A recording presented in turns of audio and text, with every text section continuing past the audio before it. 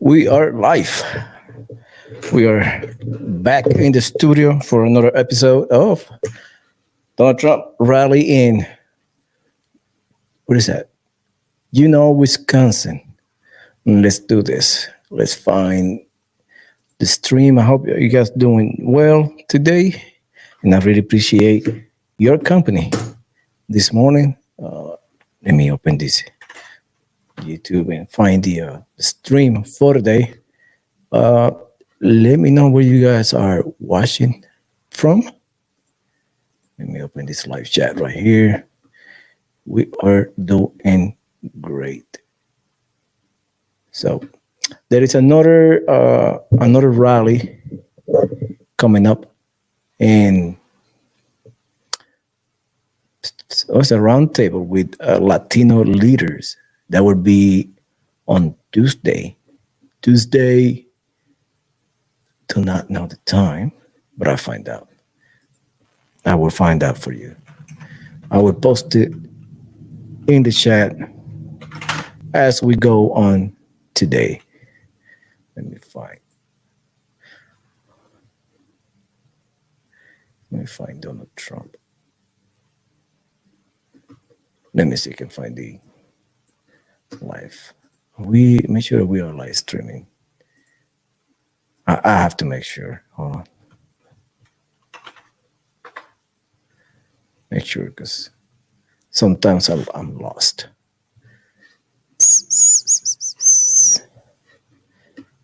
Vamos a ver. Let's see.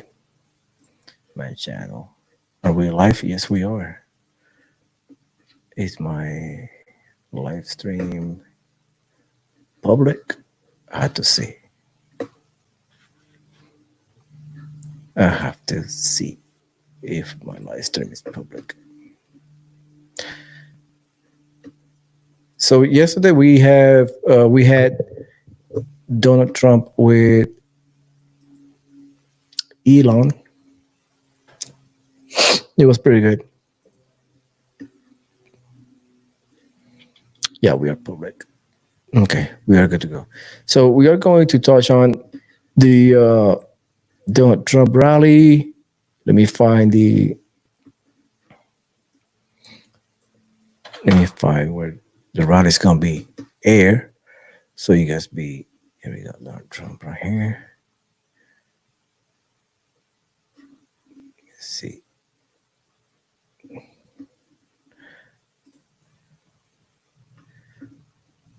Yeah, it's gonna be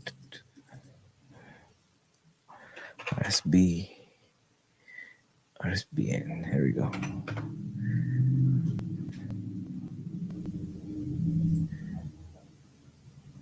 Let's see if I think they're already up. I believe I have to check on that. Let me see. I think they're already they're already going. Okay, they're giving the news on RSBN. Let me patch it through that so people can watch it, listen to it.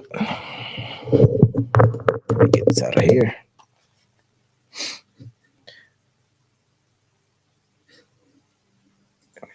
Fix the audio.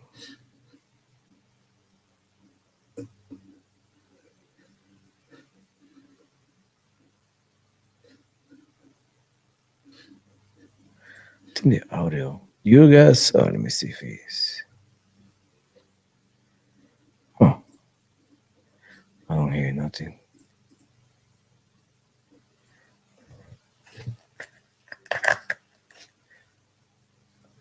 Let me check it back.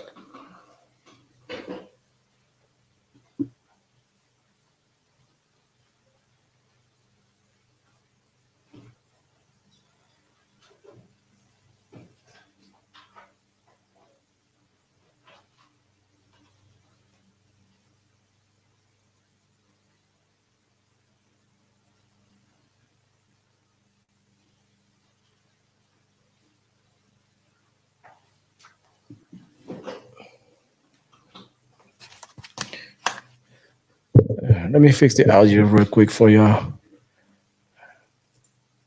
Gotta gotta fix this. Tisha James in New There we York go. should be ashamed of what she's done, because other cases where people actually need their liberties defended, these prosecutors have gone towards lawfare to make themselves famous, to make a political statement, and clearly they're failing in the process in order to slow down President Trump and the MAGA movement. Alina Habba, along with other wonderful attorneys, his defense team defending President Trump. I think about Alan Dershowitz and many others who, Pam Bondi, especially during the impeachments, how great they were for President Trump and defending the Constitution and law and order from radicals trying to pervert our constitutional system. And President Trump and the MAGA movement will prevail from all of this lawfare. There is no question about that. So much happening the last couple of weeks in the news and throughout our country. Our prayers are with those in the Southeast, especially Western North Carolina, hit so hard by Hurricane Helene, which became a tropical storm, but it went through these areas that traditionally, it was a strange weather pattern, and they normally don't get hurricanes in Western North Carolina. This is a mountainous area. I'm very concerned about certain reports where eminent domain is being used by certain companies to go in and land grab where people had owned for generations. It's disturbing to think about this. Western North Carolina has a large amount of lithium, and we know that there are companies trying to push these EV mandates on the American people, and in turn become more and more and more rich. The Republican Party needs to get aggressive, and some have been very aggressive about this, but as the turn of the century with those large monopolies, the Republican Party and Teddy Roosevelt were there to stand in the way to showcase the fact that monopolies are illegal, they are wrong and immoral, and we need to do the same thing again with these large conglomerates. We see several companies that make a vast amount of wealth and own several others and are just gobbling them up in the process, limiting Americans' free speech rights and their due process. And speaking about election interference, President Trump having to deal with that on a regular basis. The true threat to democracy are these DAs, these rogue prosecutors who are clearly making election interference happening. But we heard from Lara Trump just yesterday in Butler and her wonderful husband, Eric Trump, that they are pushing back at the Republican National Committee. She is the co-chair, doing a wonderful job. Look, in North Carolina, 747 ineligible voters were taking off of the rolls. You have the state election board in Georgia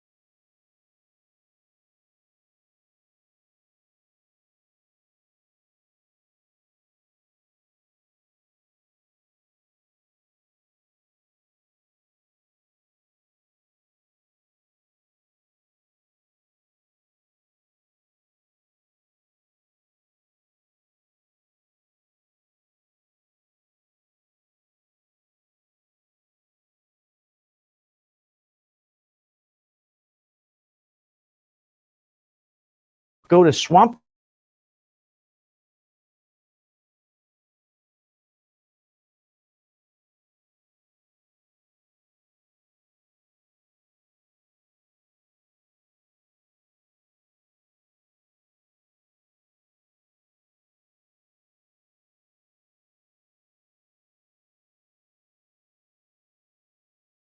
early voting in person open statewide. Most counties open earlier. See, they're a little bit different there where they do a county by county system.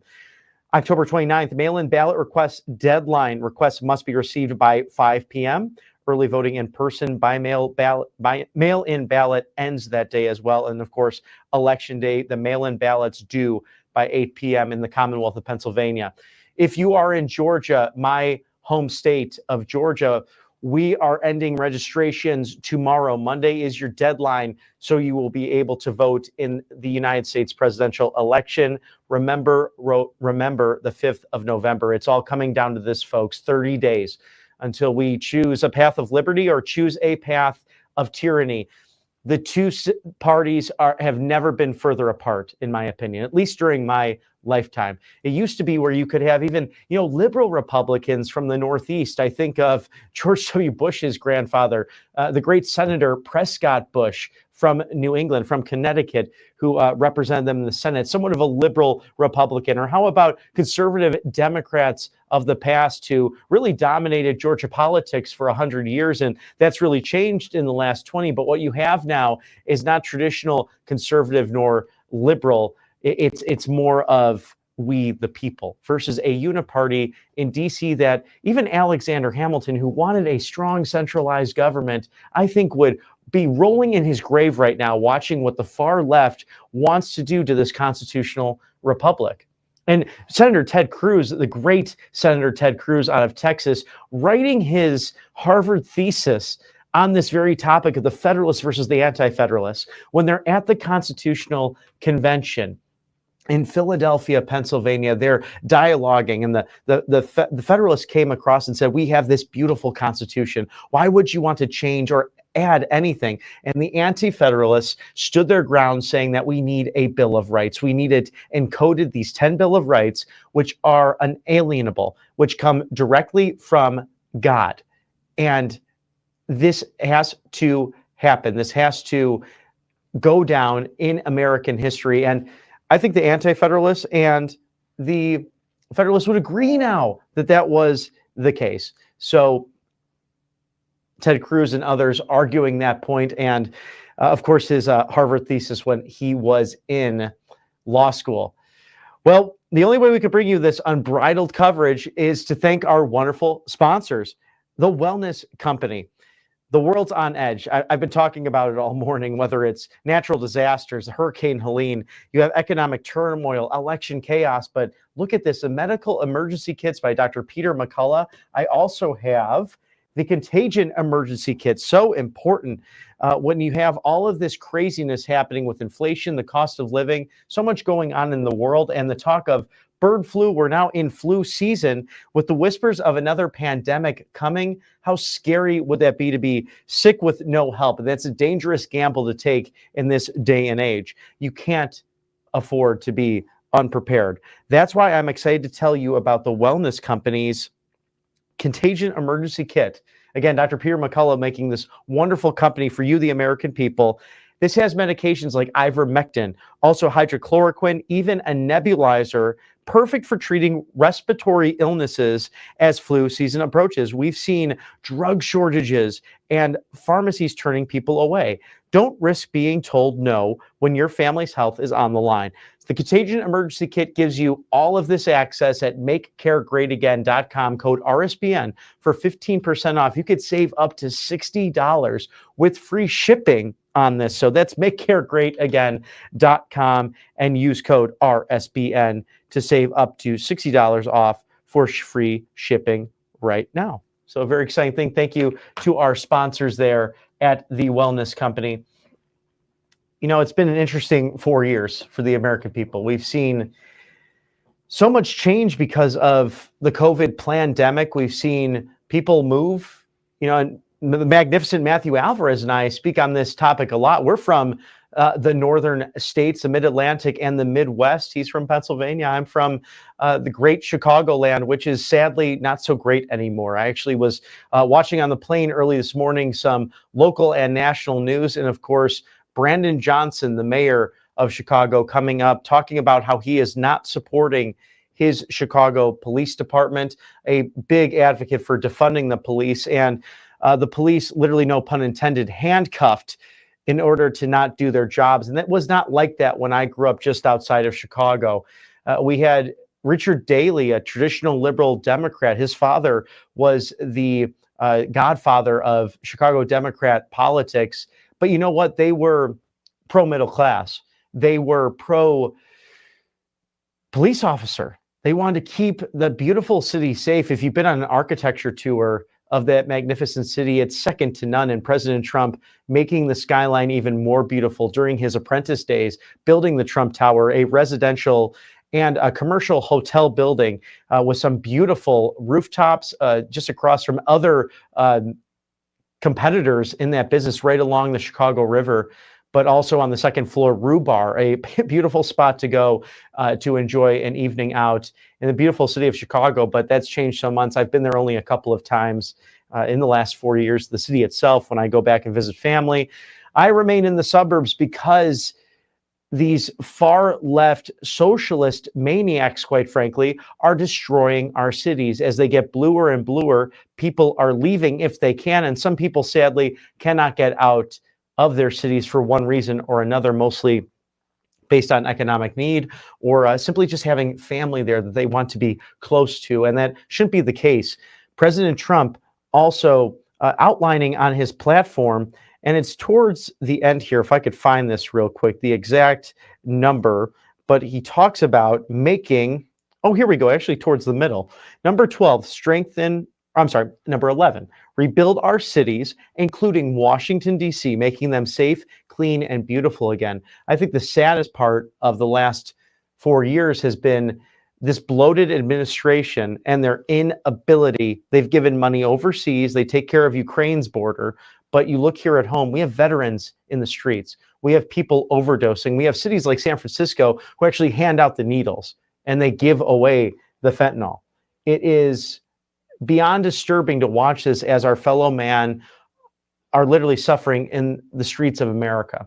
And you can see improvement, and there's some credit where credit's due, and he's political most of the time, but I can actually point to Atlanta, Georgia, as dangerous as it is. There are areas that have gotten slightly better since COVID, and that's because you have Mayor Andre Dickens working with Governor Brian Kemp to try to keep, the Buckhead area safer than it was before. And there's still troubles there, but at least there's a pro-police presence.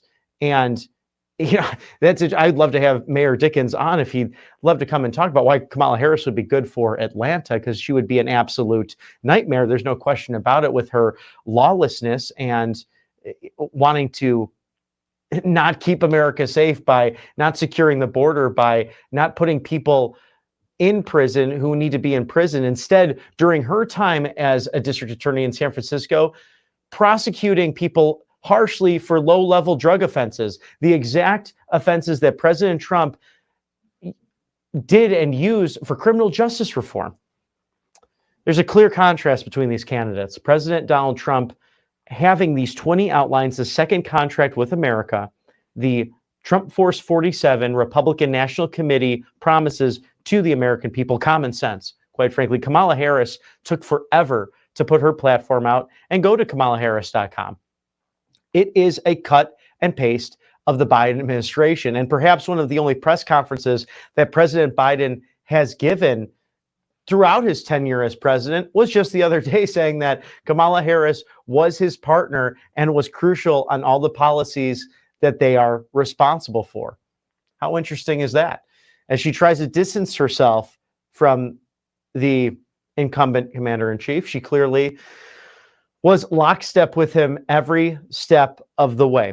Kamala Harris, it would be a second term for Joe Biden, and perhaps I would believe the fourth term of Barack Hussein Obama. And we don't need that for America. What we need is Donald Trump common sense. What we need are people like Lauren Boebert, Marjorie Taylor Greene, again, Matt Gaetz, I just think of Doug Collins, who was with President Trump and Governor Kemp surveying the damage in Evans, Georgia, in eastern Georgia. How great was he for Congress? And so we have such an opportunity here to put MAGA patriots back into office. And that's a great segue to one of our sponsors, freetrumpbook.com, and a wonderful organization. Mike Huckabee, his team, former governor of Arkansas. You may know that his wonderful daughter, the former press secretary for President Trump, is now governor of Arkansas, I believe the youngest in the country, and a big win for Arkansas, by the way, against the volunteer state, the Tennessee, the beautiful Tennessee number 4. Oh my goodness, that was a big game yesterday. But freetrumpbook.com. The mainstream media has never been fair to President Trump, and that's impacting our kids' learning about him. There's no question about that.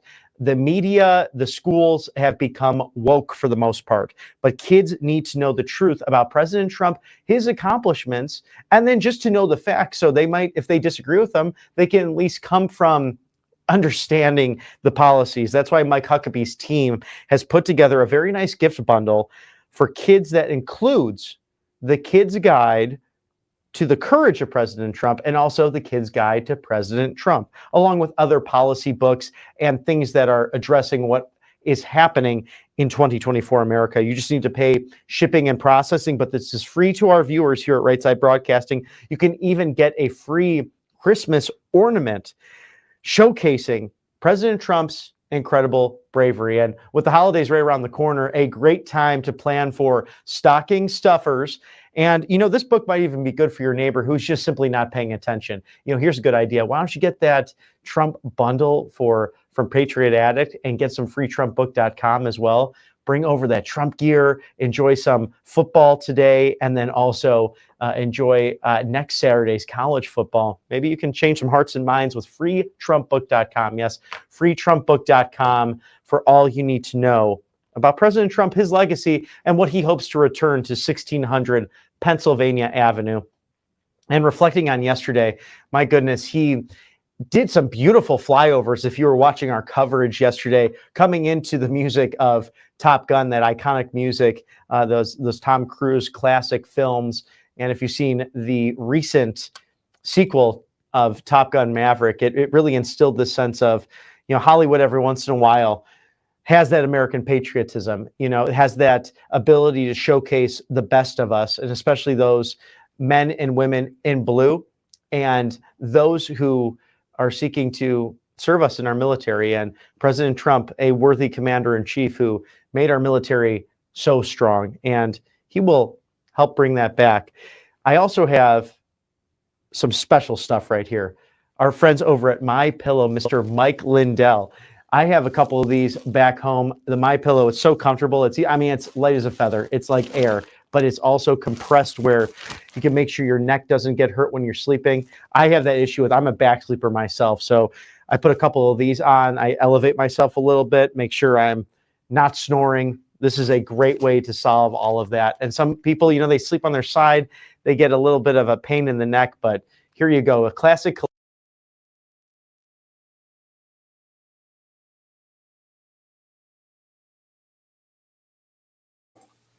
Well, right now, they once they finish with this promotion, I'm going to show you something very special. I'm going to show you something from this gentleman right here, Anton. He is on the forefront of finding out what's going on in North Carolina. So I'm going to just share the screen with y'all so you can see what I am talking about right here. Let me just share the screen. I'm going to make this bigger. And let me put this right here in this window right here so I can monitor what's going on. So we're going to listen on his reaction of this lady talking about what's going on in FEMA in the North Carolina Appalachian hurricane disaster. Listen up. no power, no food, no water, no nothing. We were spending $400 a night on a hotel due to price gouging in the surrounding areas because they know that people have nowhere to go. We applied for FEMA, myself and my sister applied. My sister applied first. She got denied. I said, okay, let me try. I applied. We got denied. So we have both been denied FEMA assistance. So everyone's saying FEMA is helping $750. And by the way, that $750 wouldn't even cover 2 nights at this hotel. So I just want everyone to know that FEMA sucks. And President's doing nothing, and we are stuck here. I am blowing through all my savings in a hotel to escape a natural disaster. So fuck you, FEMA. And by the way, do not donate to Red Cross, donate to Samaritan's Purse or to me because we are bringing supplies in. Donate to the victims directly. I'm not taking any of the money for myself. I don't like accepting anything. We are sending truckloads in from a friend who lives out in Greenville. So, and when we get to go back, we will bring a full truck of supplies. So don't donate to these big organizations because we're not getting any of it. And that makes sense. And I always say be careful not to donate to charity or be careful with charities that you donate to. When I go and I give, a lot of times I'll donate to the Salvation Army because I believe in their cause. But I am also keenly aware that most of these organizations, and maybe even the Salvation Army, I haven't even looked into the Salvation Army, so they use the majority, over 90 to 95% of all the resources for themselves. Staffing, buildings, all of that. Like the same way that you start a nonprofit and you run it and you pay yourself a salary and things like that is the same way that it happens when it comes to these other nonprofits and organizations. Think about it. A church is a nonprofit, but the majority of the church's resources don't necessarily go to the community. It goes into paying salaries and building facilities and parking and airplane and all of that stuff. So basically it all can be written off as expenses and charged back to the organization as long as the organization is still contributing something, or they can say that they're doing something for the community, then that then qualifies them for their nonprofit status. So when y'all give into these organizations, and I can't speak to the ones that she's talking about, but I would more than likely say that it's true based off of my research of these types of organizations, you got to be careful. And what you see happening on the ground in Asheville, because this woman is from Asheville, is you see people donating and contributing. Truck drivers, they saying that the load boards is empty and that there is no government assistance as far as shipping things in to get things done. You see people helping people on the ground that is a part of the community or not from the community coming in and doing the work, bringing awareness. These large news organizations, they're not really capturing what's happening on the ground. And I don't know if it's because they're paid off or they don't want to lose sponsorships or whatever. And so I've largely just taken what large news organizations are saying, do my own research, see what the people are saying, thanks for social media, and then see what's happening on the ground and then draw my own conclusion. And what the people are saying overwhelmingly is that, listen, I don't know what y'all talking about. First of all, $750 is hard to get. It's little, but it's hard to get. And we're being denied. And there's loops and red tape and all of this stuff that you got to go through. And you still going to probably get denied. And we draining our savings. And we drowning. And we don't have nowhere to go. And they're underreporting the amount of people that actually are no longer here with us. So how can I not hold the federal government accountable? How can I not hold Kamala Harris and Joe Biden together? You know, when I see them do a rally over in Michigan, right? When I see Magic Johnson jump on the stage in Flint and repeat a bunch of talking points and say, hey, we need to come together. No, we don't. We need to save the people that already need help instead of helping people that's not from here. You're not going to convince me to close my eyes in order to justify my vision. Hey, close your eyes and just trust them. They just, no, all I got to do is look at what happened in the last 3 years versus what happened in 4 years before that. And what happened in 4 years before that is we had no new wars. We had a president that was fighting for the core values of America and making sure that our borders were protected. We had more money going into the people's pockets, and we had stability in the region and across the nation. And so until we got the pandemic, And then we see what happened over the last 3.5 years. We ain't even got to go to the last 3.5 years. Let's just pay attention to what's happened in 2024. You know when they showed up? When that port went down. Why? Because it helped their political interests. And they didn't want another disaster on their hands while they were running for president and vice president of the United States of America as far as the Kamala Harris campaign. So while you see her spinning the block, honestly, they got an office to win. They are not focused on these people. They showed up a week later. Trump had already been on the ground. They showed up a week later. And Mayorkas slipped up and said, listen, man, we spent the majority of the money on a lot of what's happening with the migrant crisis. Don't tell me this fake news. You can go on the website. You can go to FEMA's website and see where the money is being allocated. And then they want to say, oh, $750. So you can spend all of this money to fund everything that we don't want. But when people finally need help on the ground, not that people haven't needed help the whole time, because our veterans been homeless. Homelessness crisis is out of control. She wanted to talk about price gouging in grocery stores. We need more money, not less of it, for ourselves, because we the people that paid into the fund. I pay an egregious amount of taxes. You telling me if I lose everything and I get displaced, I don't get no help? But people that's not from here, they have been getting food cards and EBT and all of that. They figured out how to make sure they get free hotels. This woman got to spend her own money. And I'm supposed to believe you over them? Why? Because you said it and you didn't do anything, but the people on the ground is actually suffering? Why would I believe them and not believe you? It's people on the ground. Literally, they spending their own money to save other people. And there's places that you still can't get to. Roads are still, it's one way in Asheville and one way out. Notice how this year, all of these small towns that usually get no visibility, weather forced or not, they all starting to come to the forefront. Asheville, in different ways, Asheville, Springfield, all of that stuff. Have you noticed that? Notice how all of the visibility is not even going to the major cities anymore, because let's be clear, like largest, biggest Midwest city, Chicago, they just signed another $100 million contract for a staffing company to support the migrant crisis. And that's not the only company that's benefiting off that. We don't even know who owned that company. We don't know where the money is going. We don't know nothing. They building $150, $160, $200 an hour for staffing services. It's all one big game, man. They sold you out in order to enrich themselves and keep power, while at the same time telling you to support them because somehow, some way, they're going to bring the community together. When? Where? How?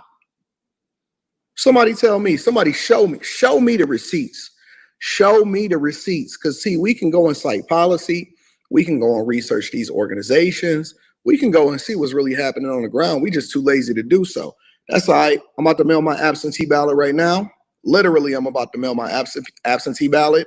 And y'all better start waking up, bro.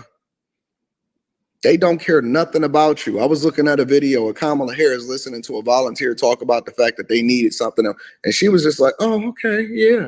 And they don't care nothing about you, bro. Nothing at all. Sell this whole community. They about winning for themselves, not winning for the people and then benefiting as a result of it. You get the accolades afterwards, not before. She ain't did nothing for nobody. Nobody. But y'all still talking about identity politics, and they got Magic Johnson. He can't even get his own household in order because he put up a bunch of triple doubles. We supposed to believe him and how we supposed to vote, right? He can't even get his own family in order. When did we start listening to Magic Johnson for life advice on how it is that we should vote? Put up another celebrity. No, we just need to see your receipts of how you moving on the ground. You showed up a week late. Make sure y'all hit a like for the algorithm, subscribe to the channel, and turn on your notifications. Make sure there you have it, man. It's truth. Truth. I'm going to show you another. I'm going to show you another one. This basically just came out. It is from the national desk. This news came out 21 minutes ago. The volunteer using chainsaws to do work after the Hurricane Helene. Let me share the screen with you so you can see it. Let's watch this video.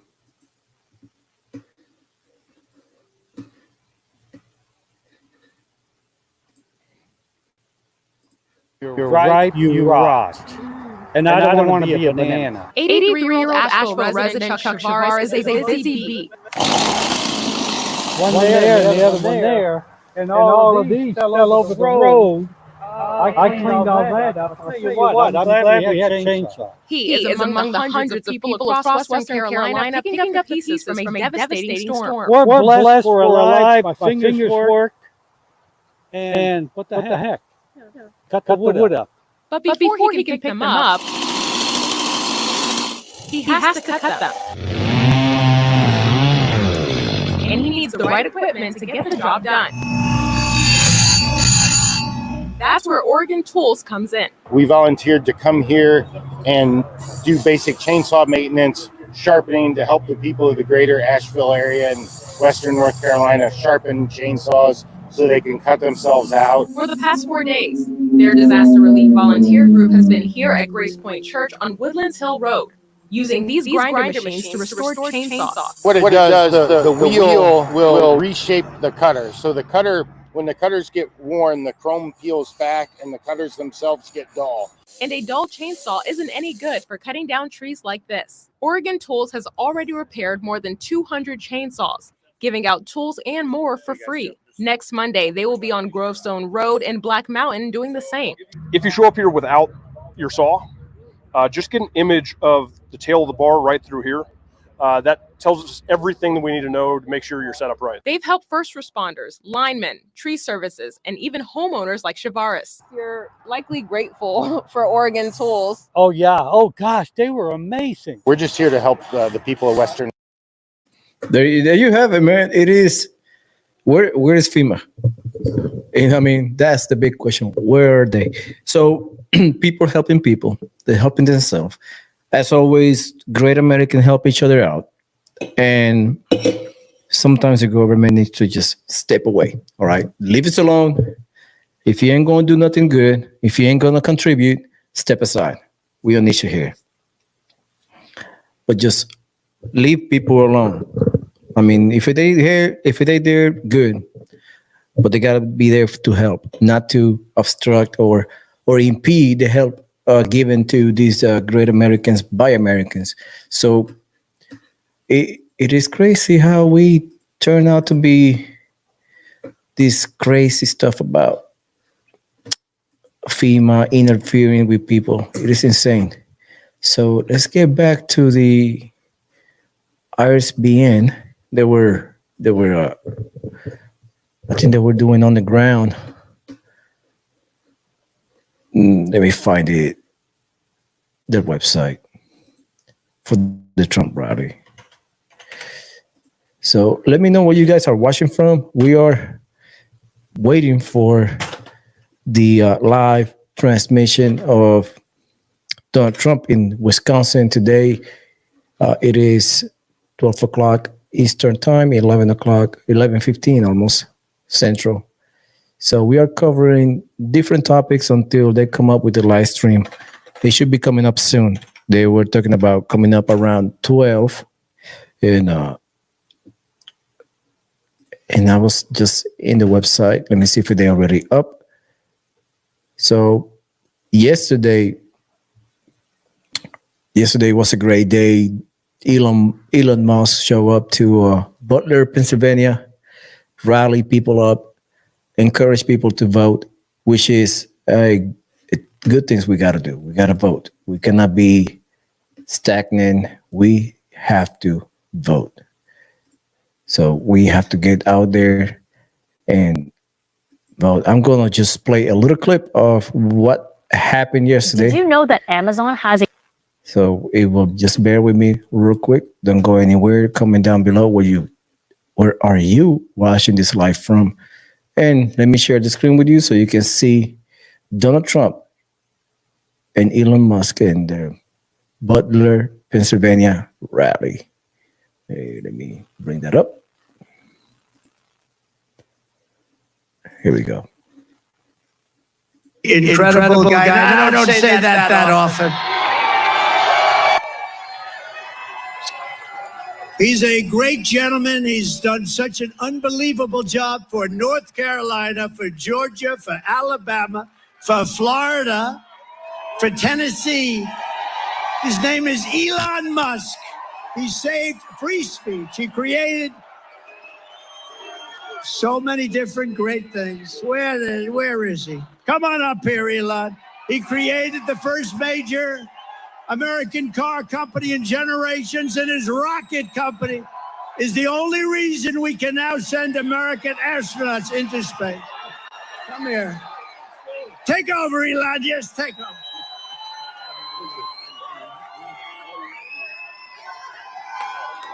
Hi, everyone.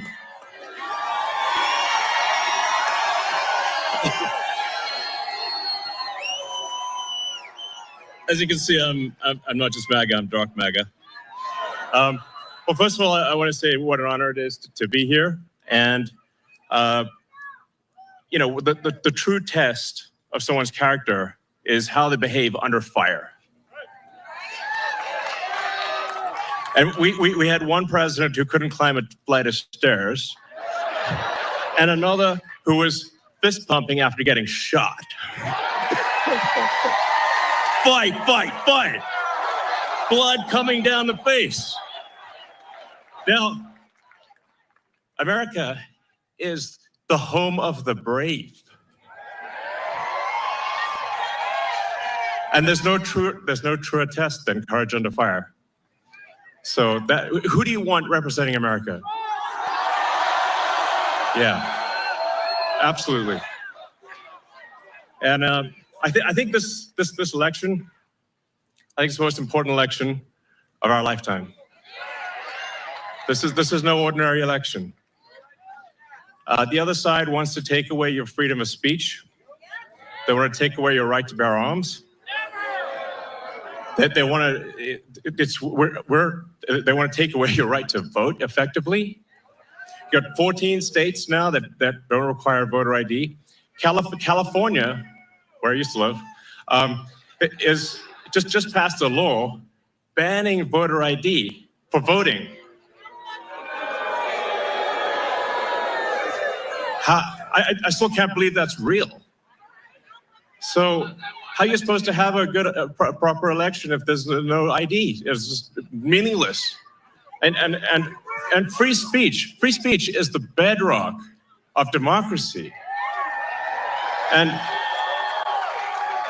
if people don't know what's going on, if they don't know the truth, how can you make an informed vote? You must have free speech in order to have democracy. That's why it's the First Amendment. And the Second Amendment is there to ensure that we have the First Amendment.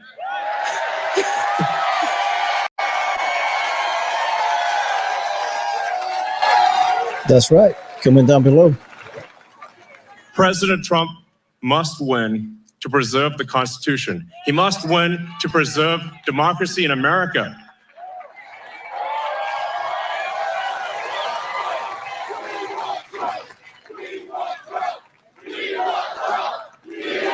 Yes.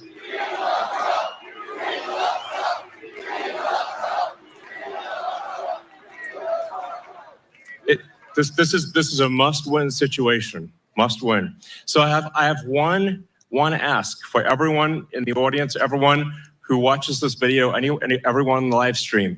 There's one request. It's very important. Register to vote. Okay, and get everyone you know.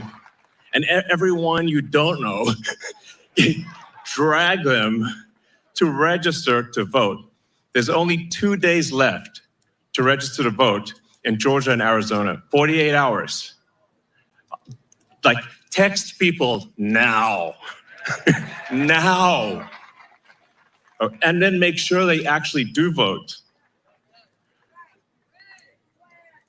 If they don't, this will be the last election. That's my prediction. Nothing's more important. Nothing's more important. So get everyone you know. Everyone. So speaking to people out there, everyone in the crowd, I think, is already convinced. But for people out there that are watching the video, watching the live stream, you need to get everyone you know, at work, your friends, family, text groups, your social media, everything.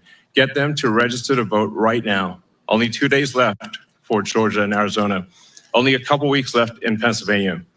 And if they're not registered to vote, it doesn't matter at that point. Register to vote. I'm being repetitive for a reason, okay?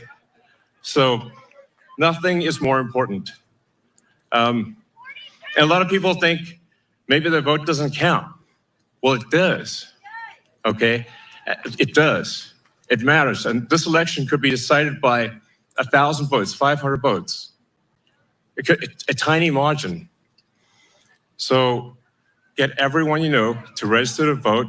I believe that's swapthevote.com. I believe that's the site. And double check that your registration is good. Don't take it for granted. I'm just being repetitive about this point because it is the one takeaway more than anything that will matter is getting those registrations and then getting everyone you know to actually vote. That is what will decide this election, especially in Pennsylvania.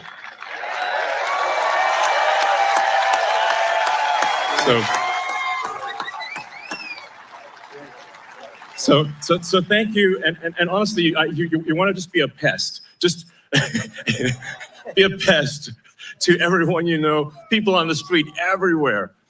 Vote, vote, vote. Thank you very much, and a very, very special hello, Montana. I've been traveling all over. Now, I'll tell you, I know Montana better than you know. I was all over your state today. Everything's 2 hours. When are we going to be there? 2 hours, sir, 2 hours.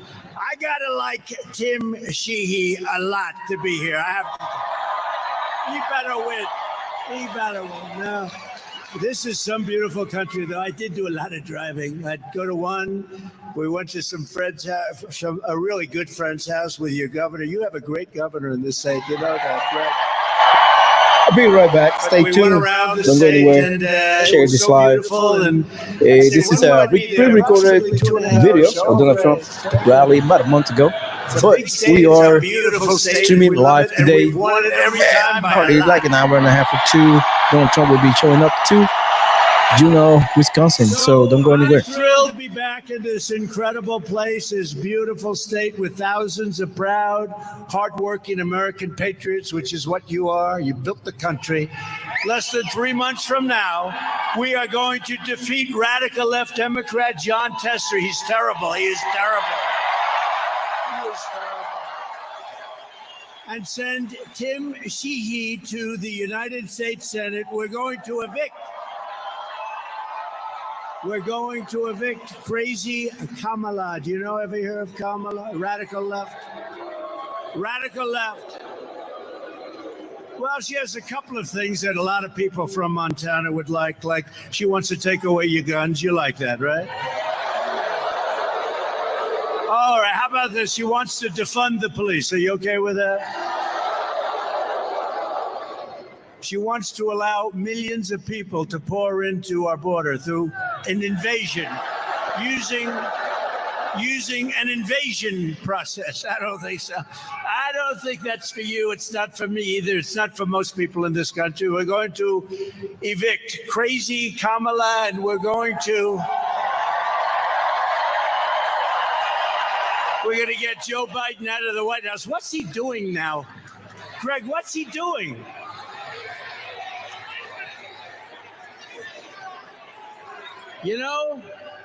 He wanted to debate. If we didn't have a debate, he'd still be there. Can you imagine if we didn't have a debate? Why the hell did I debate him? How did he do? Do you think he's happy with it? I don't think so. He's not too happy. They took it away from him. They really did. They took it away. The guy had 14 million votes. She had none. But I'd rather run against her. I think she's easier to beat. I really do. I believe it. And we are going to make America great again. We're going to make it so great. This election is about saving our economy, ending inflation, securing our borders, restoring respect for our nation. We're no longer respected. Preventing World War III, especially for all these young people, these young, beautiful people. We don't want to get them into World War III. And stopping a 1929 style depression, because that's what's going to happen. You saw what happened last week.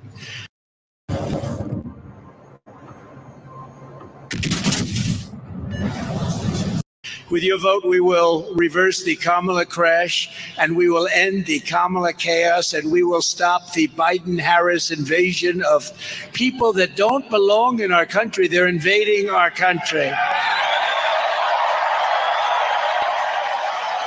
Kamala Harris, you know, it's interesting. Nobody really knows her last name. If you ask people, do you know what her last name is? Nobody has any idea what it is. Harris. It's like Harris.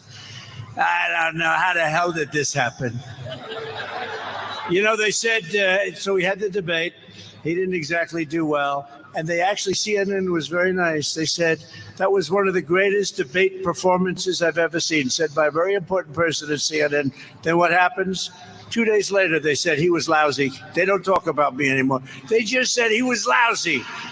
And he was pretty bad, you have to admit.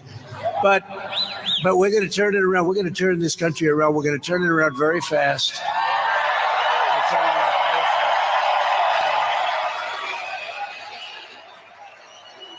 And Kamala is not up to the job. He's not up to it. Neither is Tester up to it. You know, Tester, everyone thinks like he's my best friend. He's never voted for me once, and yet his commercials is, I like Donald Trump very much. I love his pride. I love his border stance. He votes against the border. He voted against funding of the border. He said, I love his stance on energy. He voted against our energy programs. He votes against us 100%. He's voted in favor of crooked Joe Biden 100% of the time. He did it last time with the election. We had the same problem. You remember, he comes out, everyone's saying he really likes your policy a lot. He doesn't like. He's a radical left lunatic, just like Kamala, and we got to elect him. We got to get him in. Got to get him in. Since becoming a presidential candidate, she has refused to do a single interview. You know why? Because she's dumb. Or hold a single press conference. She won't hold a press conference. She won't do it. She won't do it. She doesn't want. And they're easy questions, you know, because the press, look at them back there. Look at all of them. A lot of press. They're rigged. They're rigged. They're fake news. You know, I looked and I get these tough questions from the press all the time, and I look at the questions that Joe got, right?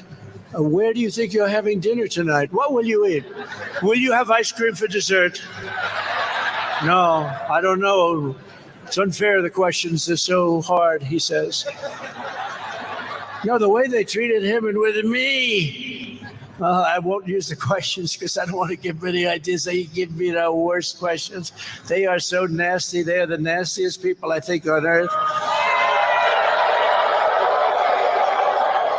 And Kamala gives the exact same speech over and over again. Over and over. The same exact words. One of the people put it up, like they put 6 of them up, and it was like every single word is the same. The same.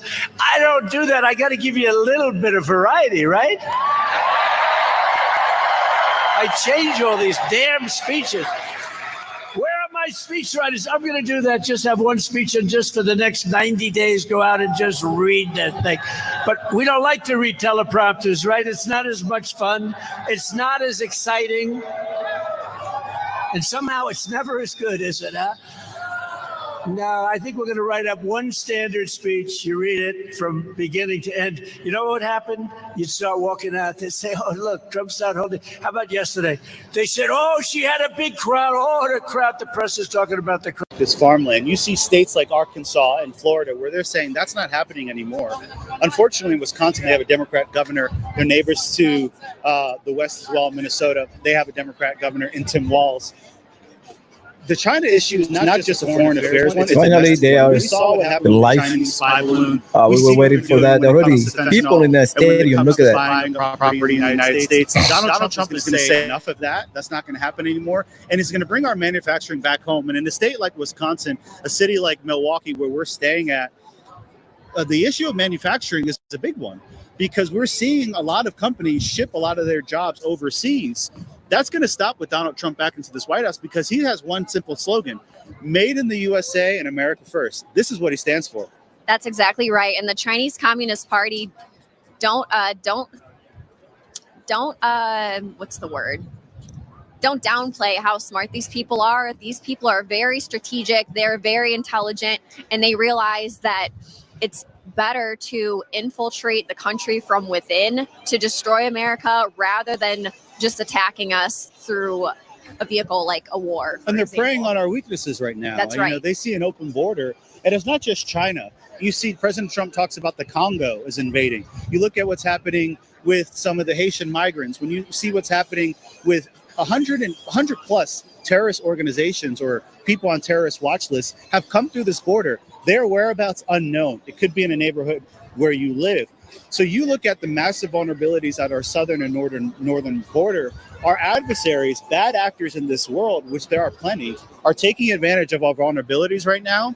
And the reason why we need President Trump back into the White House is because he's going to secure the border on day one. He's already talked about how he's going to do that. So without a secure border, we don't have a secure nation. I think a lot of people are understanding that. We talked to a number of people on the line, and one of their biggest issues is the immigration issue. I was really impressed by the interview you had with a young Hispanic couple or siblings that said their parents did come here illegally. They are now legal citizens, and they're voting for Donald Trump because they understand that what they might have done was not the right thing to do. But they're also realizing that we cannot live in a country where we just have millions and millions and millions of people pouring into this country, not to mention the crime that we've seen happen with that, the strain on resources when you look at hospitals and schools, and just the overall sense of our sovereignty.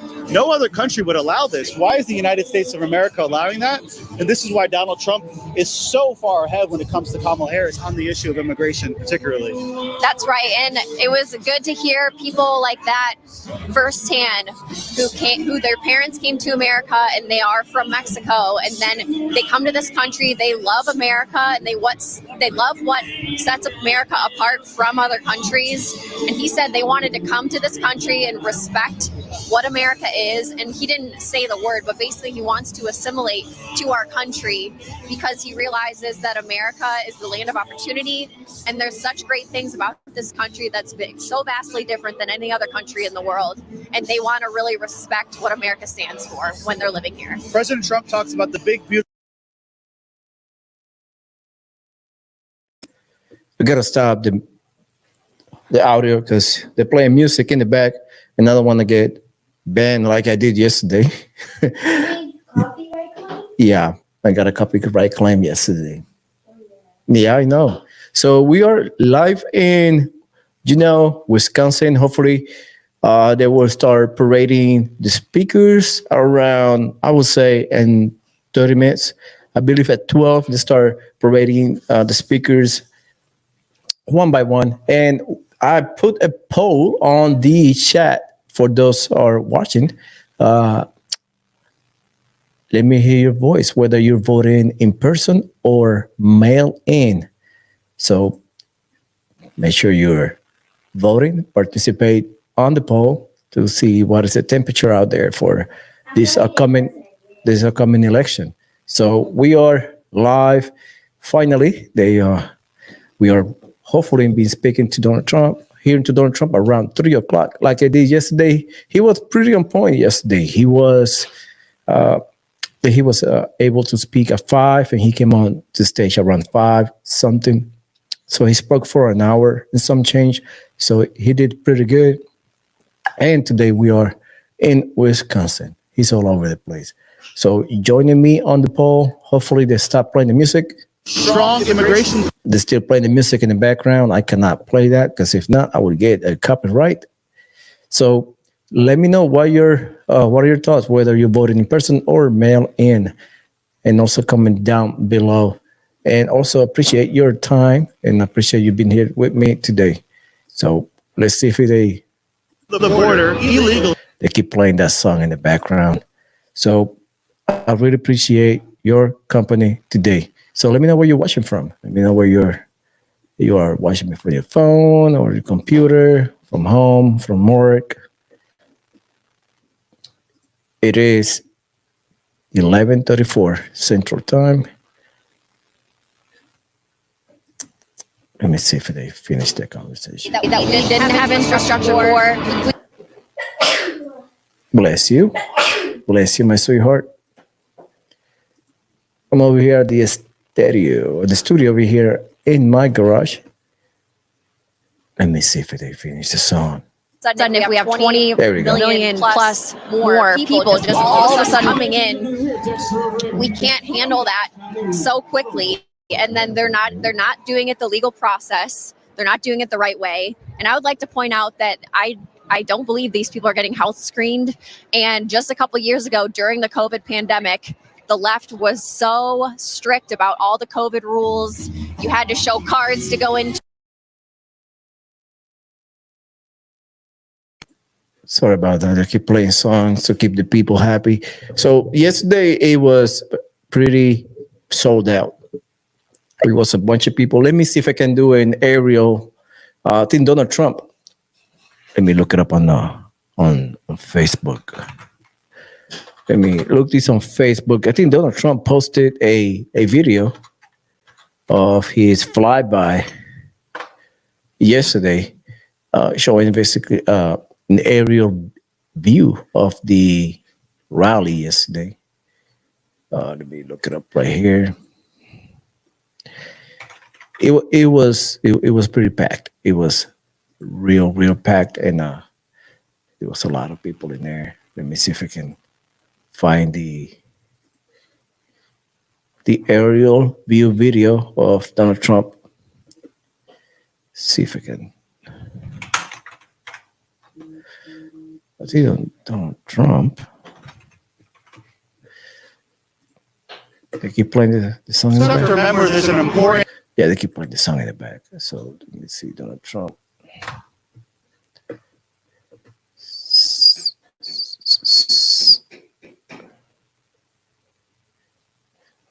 Yeah, let me show you this real quick.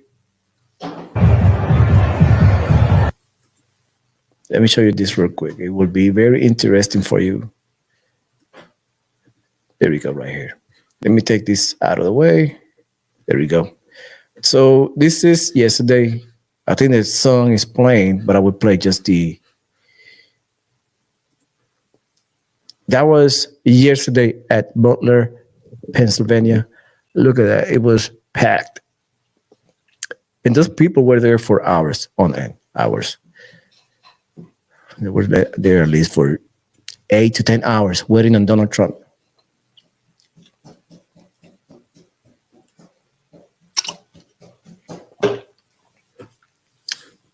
That's crazy. So we're expecting the same in Juneau, Wisconsin. Let me see if they stop playing the music. In this country, they keep playing the music in the background. So that was yesterday, Donald Trump, and I will see if he posted aerial view of the what happened, because I know he posted something earlier. I need to find it. Here's a speech from an entire video, but here's a speech from half an hour or so. But it is next big speaker.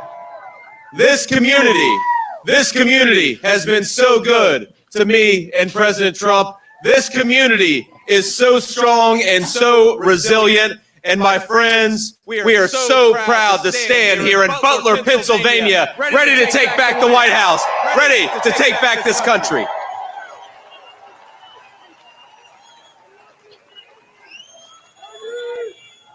Now, 84 days ago, of course, on this very field, an assassin tried to fill our hearts with terror.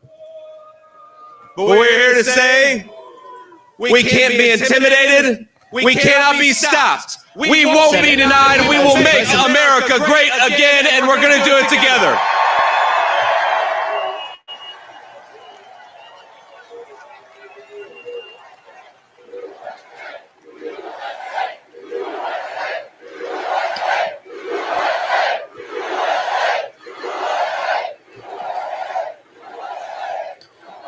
Now, my friends, I know you'll join me in saying we're going to remember July 13th, 2024 forever. Many of you were here, and it is a testament to your courage and your patriotism that you're here again today.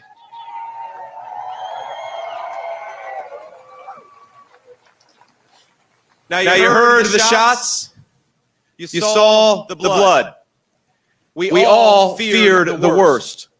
But you knew everything would be okay when President Trump raised his fist high in the air and shouted, "Fight, fight."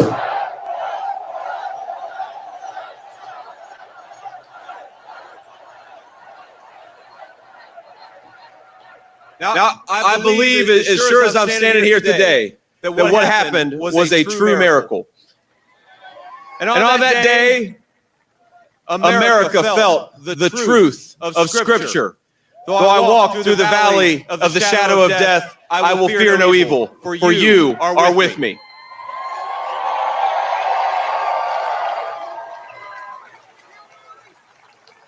I truly believe that God saved President Trump's life that day. And I believe that God is with us right now and watches over this incredible nation every single day.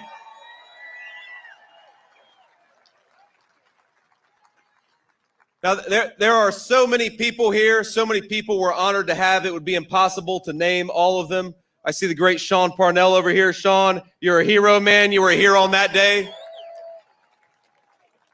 We're joined by many first responders, elected officials, and other distinguished guests. And as we gather on these grounds, once again, my friends, we especially thank God for the two great Americans who were wounded and survived in July. That's David Dutch and James Copenhaver. God bless you guys.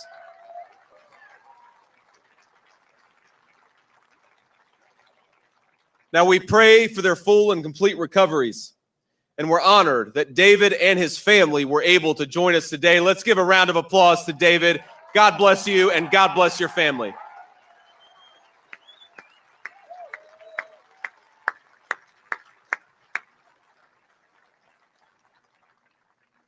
But our hearts are heavy with sadness, knowing that there's one hero who's not here with us today, and that's, of course, the great Corey Compertori.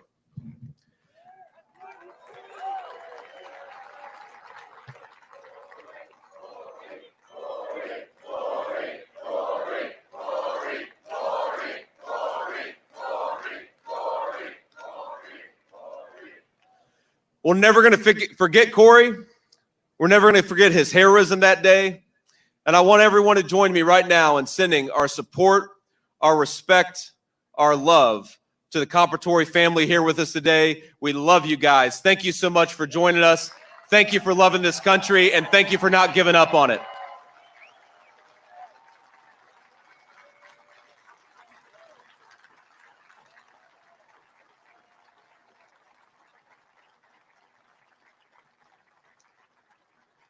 Now, after the heartache of that day, our nation hoped to turn a page.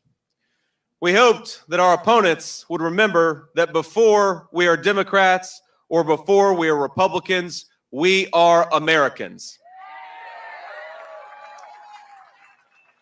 But sadly, our opponents have not heeded Abraham Lincoln's words and listened to the better angels of our nature. Even after that terrible assassination attempt that took one man's life and nearly took many others, they continue to use dangerous, inflammatory rhetoric.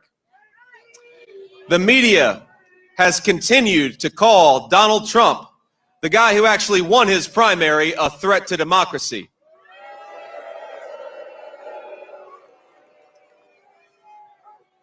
A Democrat senator called Donald Trump an existential threat to our democracy. Kamala Harris said that he was attacking, quote, the foundations of our democracy. And I think you all will join me in saying to Kamala Harris, how dare you talk about threats to democracy? Donald Trump took a bullet for democracy. What the hell have you done?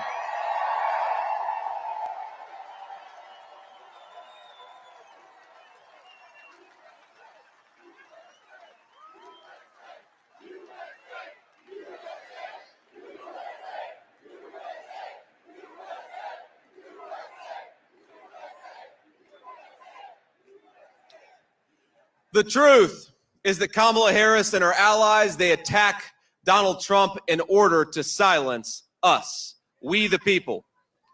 They have declared war explicitly on the First Amendment to the United States Constitution. Kamala Harris proudly says she wants to censor the internet, and Tim Walz said there is no guarantee to free speech. What do we think about that? But we all know, my friends, we all know that censorship is only the first step. Just look at everything they've done to President Trump. First, they tried to silence him. When that didn't work, they tried to bankrupt him. When that didn't work, they tried to jail him. And with all the hatred they have spewed at President Trump, it was only a matter of time before somebody tried to kill him. And that's exactly what happened, not just here in Butler, Pennsylvania, but just a few weeks later in Florida. 3 weeks ago, while these guys still go out there and attacking him as a threat to democracy, another gunman armed with an AK-47 style rifle tried to finish the job.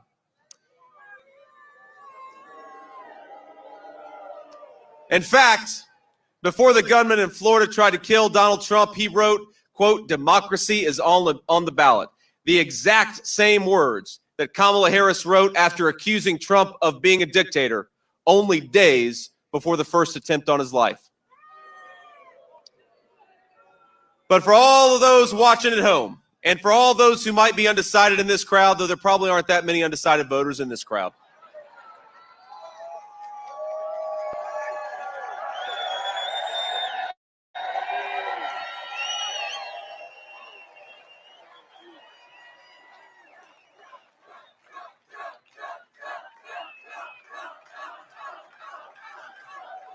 I want to say, you know what's so incredible? You know what's so incredible? It's how Donald Trump responded to all of this. Because despite being shot here in Butler, President Trump immediately called for national unity. And I'll never forget, my friends, what he told me after the second assassination attempt. It was probably the first person that he called that Sunday.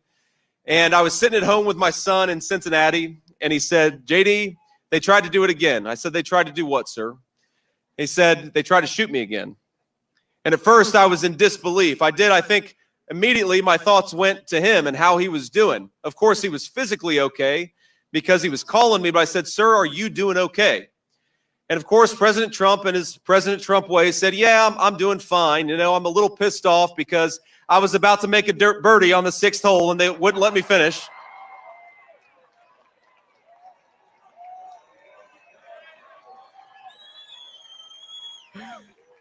But it made me think. It made me think about the leadership qualities we want in a president of the United States. And so I'd like to ask you, who would you rather have facing down, Vladimir Putin and Xi Jinping?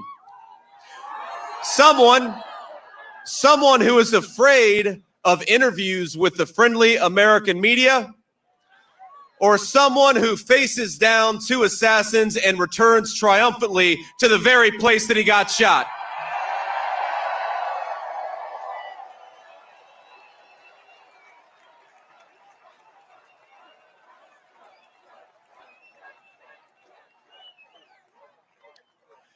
Now, some of you may have seen that I had a little debate with Governor Walz a few days ago.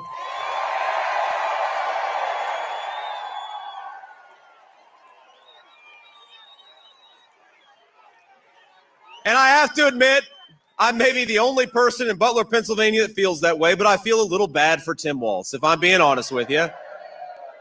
Because Tim Walz has to defend the indefensible.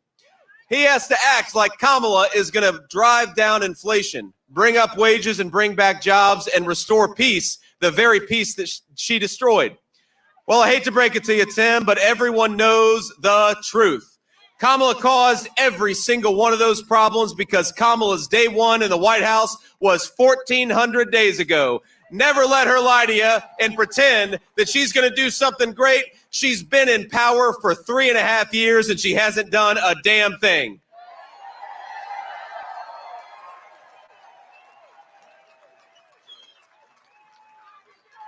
And I hate to say it, but Kamala's record of failure is somehow only getting worse. Just a couple of days ago, I visited an area of our country ravaged by Hurricane Helene. The Appalachian region of Virginia, and we know the Appalachian region of this country has been left behind and ignored by a generation of American leaders. But what started out as a natural disaster is becoming a man-made disaster. When Appalachia was underwater, remember, President Biden was sitting on a beach and Kamala Harris was at a San Francisco fundraiser. That is not leadership. That is a disgrace.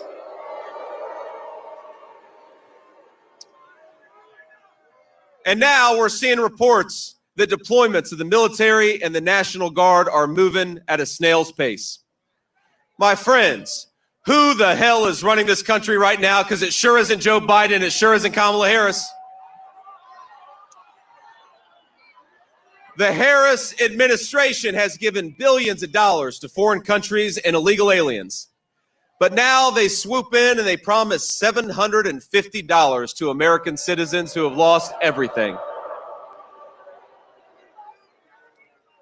To everybody watching, to everybody at this rally, I want to say, I promise you, when Donald J. Trump is back in the White House, we're going to have a president that puts America first.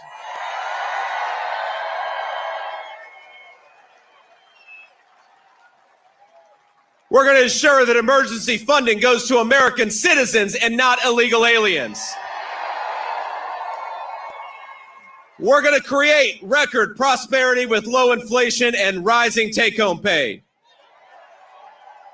We're going to secure that southern border, stop the drug trafficking, and send illegal aliens back home where they belong. We're going to drive down.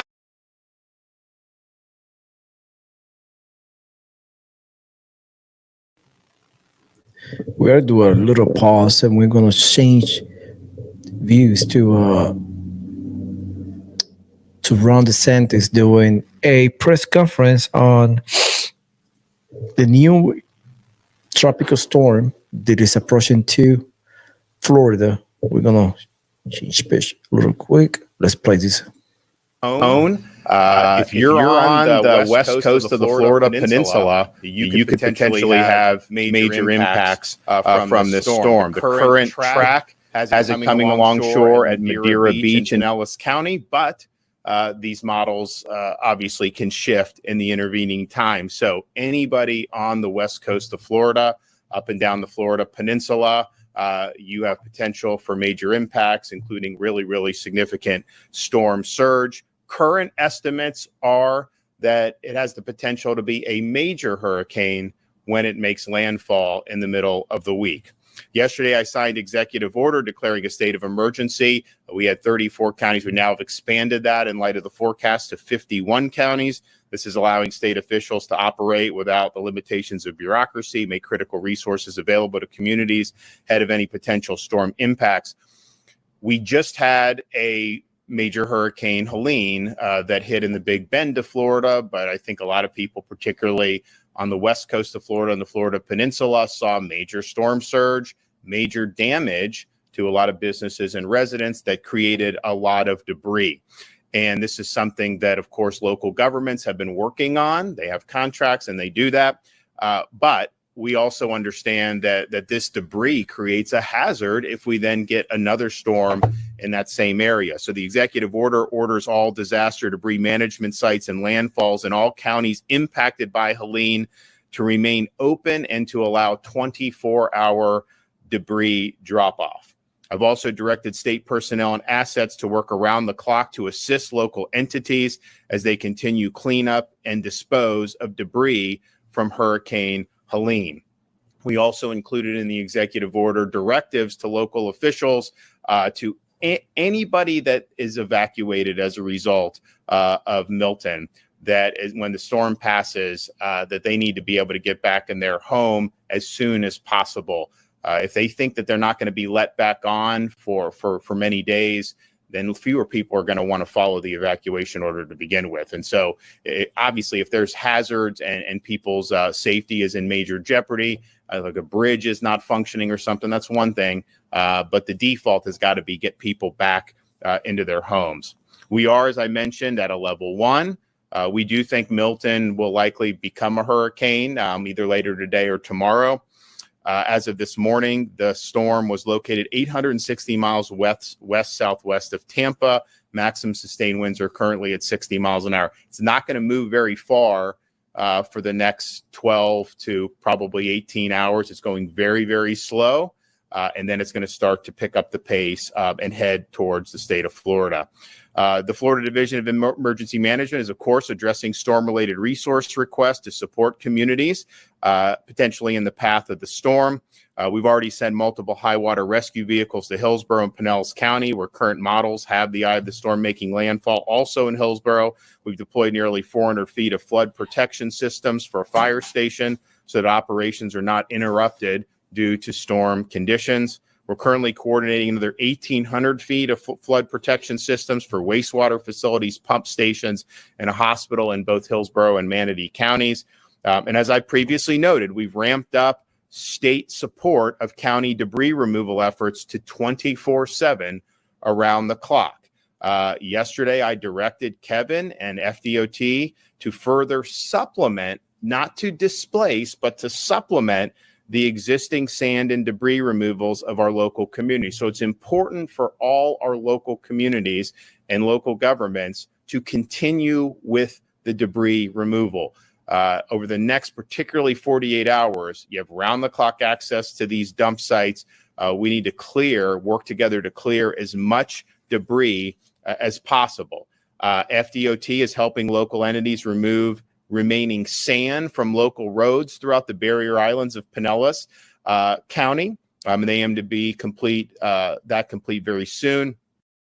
If you're not making $158,000 per year, but you'd like to, the Florida National Guard, the Florida State Guard, additional FDOT personnel, and the Florida Highway Patrol have been activated and deployed to aid in debris removal and to provide logistical support to local entities. Over 800 guardsmen are currently deployed for debris removal. A majority of those are in Pinellas County, and we will soon have up to 4,000 guardsmen for this time-sensitive debris removal mission. It's also important to note, Kevin has the authority. We are opening these sites 24/7. There's some scuttlebutt trying to say the DEP, Florida DEP, is not allowing that. That is not true. Everything is going forward. These things need to be open, and they are going to be utilized. And so we have, and Kevin and his team are coordinating with all the local EM directors to inform them of the waste and landfill sites that have been ordered to remain open 24/7. And we're surging assets to be able to do that. So all available state assets that, and people understand our state agencies have missions, normal missions in the course of normal business. All assets that can help with debris removal are being marshaled to help remove the debris. So if FDOT has dump trucks in Seminole County that can be used to help remove debris in the barrier islands of many, they're going to do that. We are using every resource at our disposal to help our local communities get the debris off. Look, there's been some good work that's been done with this since Helene, and I know a lot of the local communities have taken this serious. And I've seen progress just by going around and visiting, but you also have some areas where there's a lot of debris that's there. So you get hit with a major hurricane. What do you think what's going to happen to that debris? It's going to increase the damage dramatically. And so Kevin and his team have been working on this weekend. We're going 24/7 to be able to do. And if you think about clearly all day today, all day Monday, and then hopefully most of Tuesday or maybe all of Tuesday. I mean, if it hits Wednesday evening, you'll probably start getting some effects, maybe late Tuesday night. We'll see. And this can shift. But this is all hands on deck to get that debris where it needs to be. Final note. We have instructed assets currently assisting in North Carolina and Tennessee to return the necessary equipment and personnel home ahead of Milton's landfall. So State Guard, National Guard, FWC, Highway Patrol, FDLE will be home, manned up, ready to deploy in Florida should those assets be needed to respond to Hurricane Milton. Power restoration. was the quickest restoration. I think there were 2.4 million restorations, and it got down to within less than a week. I mean, I think there were a couple thousand accounts in areas where the needed to be rebuilt, but it was a really great effort. The co-ops did a really good job. Duke did a really good job. This potential restoration effort, if we do have an I-4 storm, you are going to see a lot of power outages. I mean, that is just something that I think people should prepare for. We already have a lot of crews coming into the state of Florida. They're going to be staged in different parts of the state of Florida, and they are going to be going as soon as the storm passes. But this is something that potentially would be greater power outages than what we just saw with Hurricane Helene. So Floridians should just be prepared for that. No, if you're anywhere near that cone, certainly you should prepare to have power interruptions. That's just the reality of what we're dealing with. But there is massive amount of resources that are being marshaled. And I think it's Kevin and I's judgment that you're likely to have greater outages for this. Even if it doesn't end up reaching major status, you're still likely going to have greater outages on a Hurricane Milton than we just did with a Category 4 Hurricane Helene. And of course, Milton could end up being a major hurricane as well. So you have time to prepare all day today, all day Monday, probably all day Tuesday, to be able to put your hurricane preparedness plan in place. Make sure your gas tanks are filled. Make sure you have enough water and non-perishable food to last you as long as the power may be out. Clear up loose objects in your yard. Obviously, the big debris piles, you need that to get hauled away. But anything other than that isn't debris, make sure that you have that.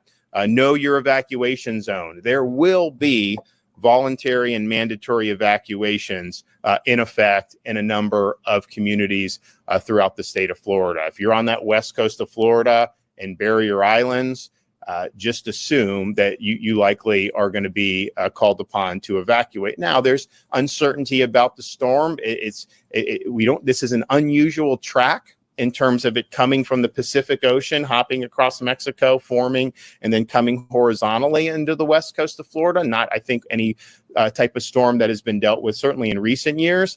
When these storms hit, the areas that are on kind of the dirty side of the storm, they're going to get more storm surge. And so if you look at Tampa Bay is very vulnerable to storm surge. I mean, we just saw a storm 100 miles off the coast generate 4 to 6 feet in a lot of places of that.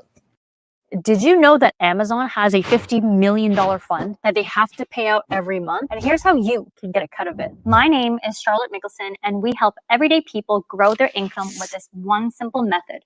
And we're pretty darn good at it.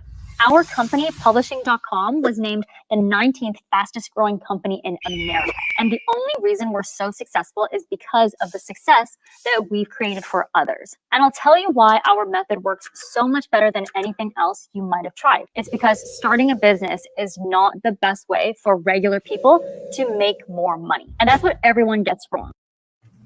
If the Tampa Bay's on the dirty side of the storm, it's likely to generate storm surge in excess of what Helene did. If the storm is further south and Tampa Bay is on the weak side of the storm, it may be that the storm pulls water out of Tampa Bay. So there's a wide range of possibilities that can happen there. But bottom line is you're potentially looking at storm surge that was more significant than what we saw in Hurricane Helene. You do not have to get in the car and drive 500 miles. You're going to be able to have places to evacuate within your own counties.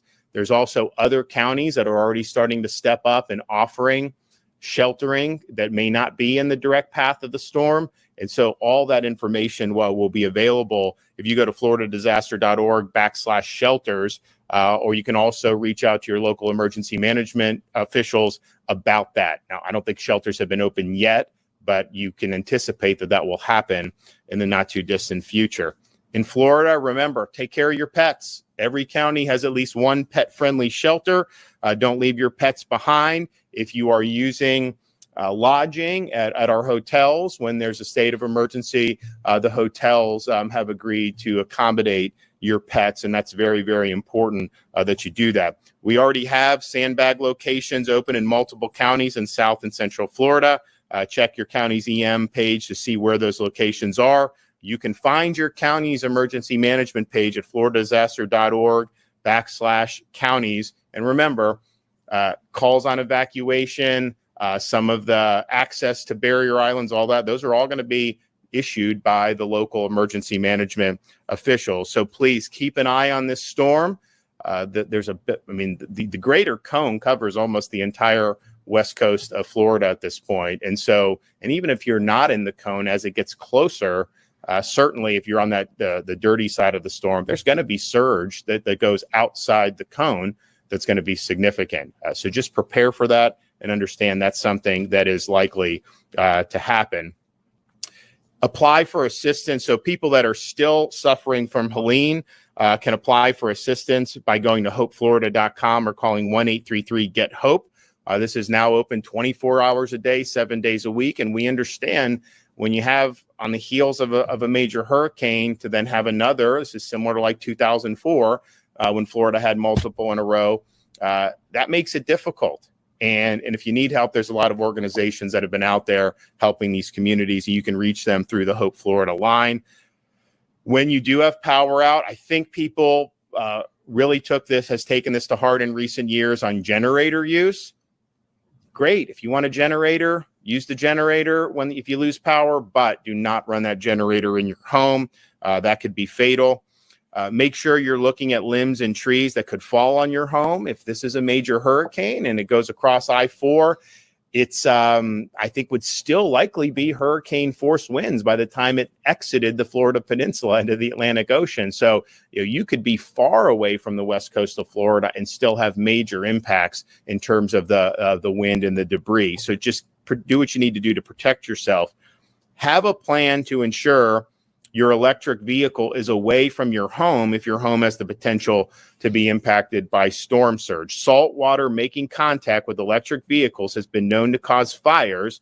So please take the appropriate precautions to get your EV out of potential storm surge areas. And just know, if you evacuate and you are in one of these low-lying areas that's susceptible to surge, if you have that EV in the garage down there, and you get 4, 6, 8 feet of storm surge, your home may handle that well, but if that EV catches on fire, you could lose your home through the fire. These are very difficult fires to put out. So just please take appropriate precautions. Emergency alerts save lives, so please have multiple ways to receive those alerts and act immediately when you do receive them. Stay safe on this. You do have time to prepare. The storm is not going to come today or tomorrow, or likely on Tuesday as well. So we're looking at more of the middle of the week. So you have time to do what you need to do. But this could potentially be a major hurricane. No matter what happens, it is going to have impacts to the state of Florida. I don't think there's any scenario where we don't have significant impacts at this point. So please do what you need to do to keep yourself and your family safe. I want to thank Kevin and his team and everyone for you kind of ramp up for a major hurricane. You do response. They did a great job responding. And with the rescues, our local governments and law enforcement and first responders did a great job. Massive mobilization of pods. All these other things have been great. And, you go through that, you're kind of running around the clock, and then you got to ramp it back up again. And so I think the morale is good here. And I know in these communities that have already been hit, it's not easy. Not easy to have to go through this again. It's very frustrating when you've worked hard to recover from Helene and you still have so much more to do there, to think that we could get hit by another one. But we'll get through it. We have marshaled all the resources that are available to the state to prepare, including on this unprecedented debris removal mission, including power generation, restoration, search and rescue. Everything is on the table to be able to respond in a robust way. Okay, Kevin? Houston, prepare for an out-of-this-world adventure. Space Explorers, Good morning. I want to express my thanks to Governor DeSantis for his swift action in declaring a state of emergency well ahead of the hurricane's landfall. He did that more than 96 hours in advance, which allows us to be very effective in our response. I want to just make sure that everybody knows we've been working this scenario. Long-range models have been indicating something for about the last 14 days. So the state emergency response team planning section has been working this particular scenario as well as other scenarios for at least 2 weeks now. So that's what's making us very effective in the response. Before hurricane season ever began, our team knew to hope for the best and prepare for the worst, meaning that we were more ready than ever to respond to multiple storms in this season. No stone has been left unturned in preparing for this storm, and our private sector partners have been performing at a high level to address the complex logistical preparedness needs this threat poses. Thanks to their effort, we are working around the clock to get our preparations in place, and I need all of you to now do the same. I urge Floridians to finalize your storm preparations now, enact your plan. I highly encourage you to evacuate. We are preparing, and I have the state emergency response team preparing for the largest evacuation that we have seen most likely since 2017 Hurricane Irma. But to that end, I want to go back to our basics. Evacuate if you are in an evacuation zone. If you are not in an evacuation zone and your house was built in conjunction with the Florida Building Code, which pretty much throughout the state of Florida means after 2004, you may be better just to stay in place. If you're dependent on power, you will need to evacuate. If you're dependent on a special set of circumstances, you'll need to evacuate. But if you're not one of those individuals and you're inland, not in an evacuation zone, it may be better for you to just stay in place. I know that many Floridians are still trying to recover from Hurricane Helene, and your plans for Milton need to reflect that. Did you go through all your water? Did you go through all your food? Did you go through all your pet food? Do you need to get new batteries? Please make sure you're doing that today. Make sure your entire family knows the plan, including seniors and children. Make sure you have enough supplies in your disaster supply kit to last each member of your family for at least 7 days. Don't forget that the pets need to be included in that plan, and be sure to include supplies for them as you get ready to evacuate. If you or a loved one have access or functional needs issues, please register today with Florida Special Needs Registry at floridadisaster.org/SNR. That's S as in Sierra, N as in November, R as in Romeo, to provide to your local first responders ahead of the potential storm impacts. When you do this, your local county government will ensure that somebody actually comes to your house, picks that person up, and gets them to where they need to go. Now is the time to determine if your home can withstand the hurricane force winds, and if it cannot, as I've already mentioned, you need to evacuate. You can visit floridadisaster.org/KNOW, that's /no, to find out if you live in an evacuation zone. As we talked about 2 weeks ago, flood zones are different than evacuation zones. Please make sure you're paying attention to your evacuation zone, not your flood zone.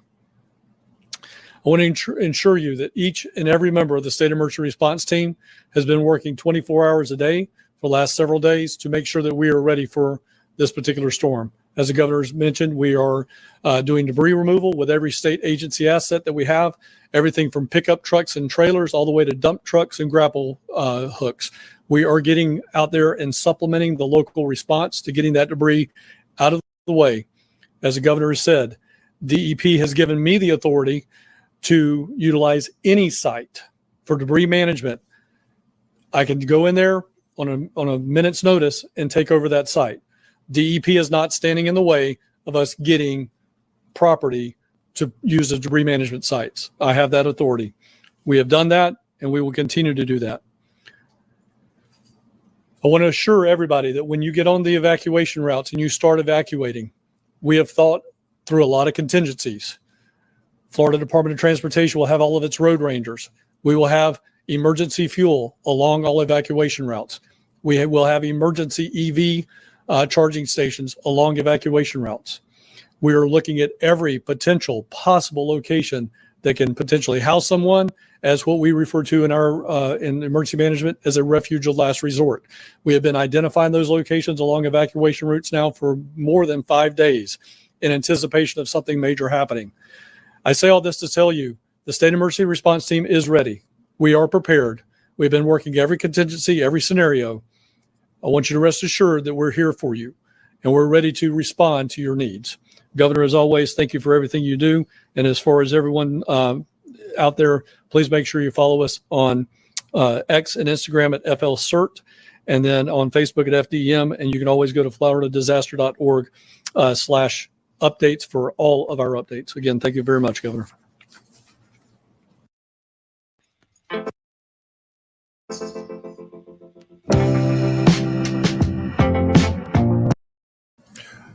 So you have time. You have today. You have tomorrow. Probably Tuesday as well, but certainly Sunday, Monday. You have time to put your plan in place. You have time to make the appropriate precautions. As Kevin said, there are going to be calls for evacuations that will come in areas that are in the eye of this storm that are susceptible to the significant storm surge that we anticipate that this storm will generate. So heed that call. I mean, the one thing that I think people that have been through these storms will tell you is even in a major hurricane, if you're in a structure and you're hunkered down with the wind, you may be able to get through that fine. It is possible. But when you have that surge, there's just it's Mother Nature, and you're not going to win that. And it's incredibly powerful. And we just saw with Helene, there were homes in the Big Bend of Florida, right there on the coast, who had no damage from Idalia, which was just shy of a Category 4 that hit last year. And some of those were totally wiped off. It's because of the surge, because the surge was so much stronger in this storm than it was a year ago with Idalia. And so we just saw a lot of surge, the barrier islands in Manatee, barrier islands in Pinellas, coastal parts of Pasco. And that was significant. But this storm has the potential to generate even more surge than that. So do not mess with that. That's something that's really, really serious. And again, just don't get wedded to where the landfall is being predicted right now. If you are a little bit 30, 40 miles north, that does not mean that the storm can't toggle. If you're further south, it doesn't mean you're not going to get impacts. The cone at this point effectively can bring it almost anywhere on the Western Florida Peninsula. And yes, most of the models have it somewhere in the center part, but these things can shift.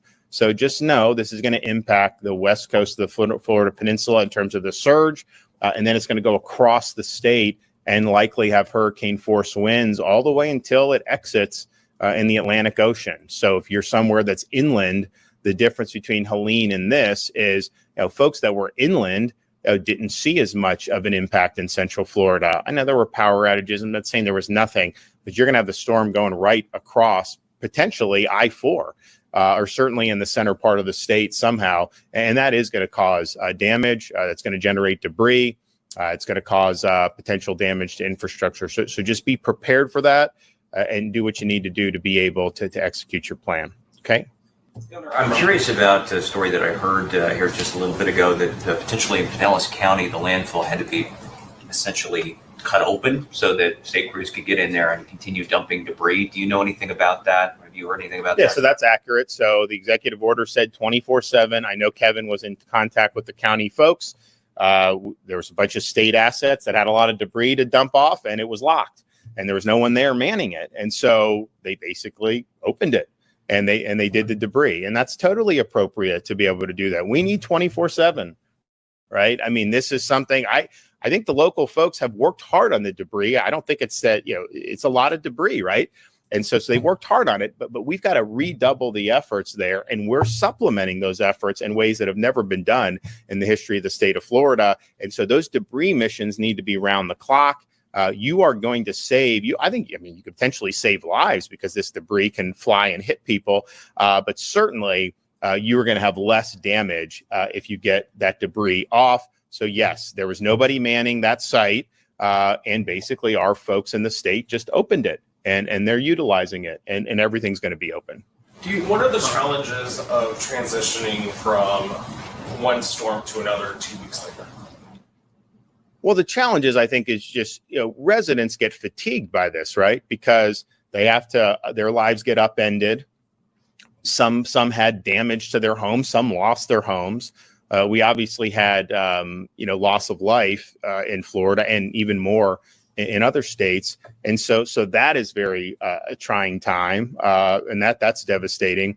And so you get through that and you're resilient. And I think Floridians have been, but then to see another one kind of on the horizon. As Kevin said, this is something we've kind of been monitoring, but if you go back when this first was being discussed, it was kind of like in the same area where Helene was, and they're like, well, maybe not, maybe rainstorms, we'll see. And then you kind of had this system come across from the Pacific across Mexico, and it's just created this. So we've kind of known that something may happen, but it was like maybe something was supposed to already happen. I think initially they thought it would happen this weekend, right? And so that didn't happen. And so you're like, okay, maybe you're fine. And then you see this form and then that. So I just think from a emotional perspective, I think it's tough. I think people they do get fatigued, and that's totally understandable. From a preparedness or operational perspective, we've assumed that this was going to happen. I mean, you have to assume that as soon as we saw there was a potential, we were already figuring out, okay, what do we need to be doing? And we had no idea if it would hit Florida for sure, or what the track would be.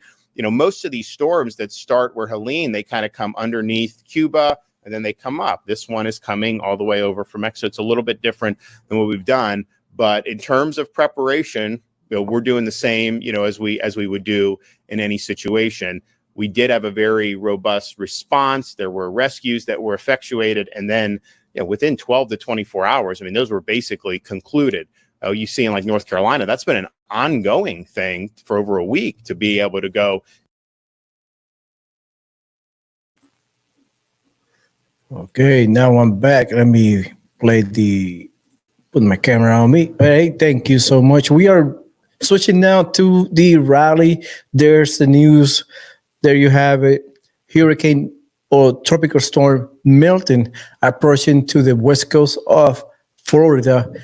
Should be hitting landfall in the next couple days. I mean, this is insane what's going on with the weather. Now let's jump off to the rally in. You do your job. Here we go. We jump into the rally and we're going to listen to the first speaker of the day. Kamala Harris will be out of a job.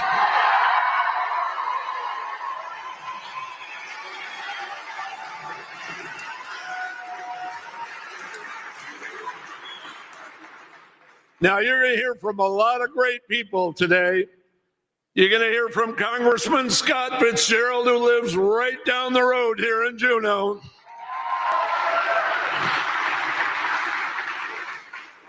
You're going to hear from and meet someone who's the first Republican in over 60 years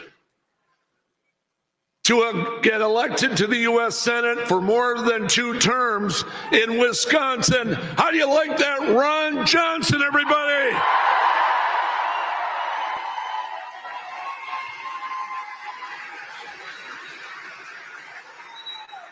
And I mean to tell you, friends, I am sick and tired of Tammy Baldwin flying out to cancel out Ron Johnson's vote,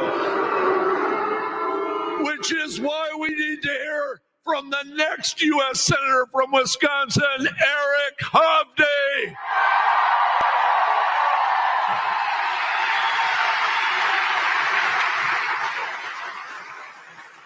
Now, we only have 30 days left. And at some point, you can run all the TV ads and all the radio ads and do all the mail and do all that we want to do. But I'm going to just take 20 seconds to do this. Just in case some of you missed church this morning, just in case, I want you to turn to someone you know, someone around you that you don't know, and introduce yourself and tell that person where you are. Do it right now.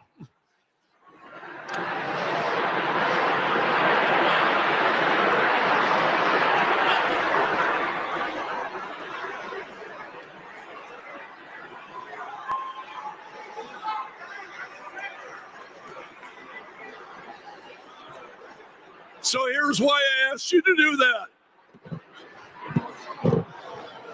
Here's why I asked you to do that, people. Number one, we're not going to win this election by just talking to people we know. We have to talk to people we don't know. There are hundreds of thousands of people in this state who think like us, they act like us, they live like us, they believe like us, but they don't vote. So that's number one reason. Number two is a reminder to all of you.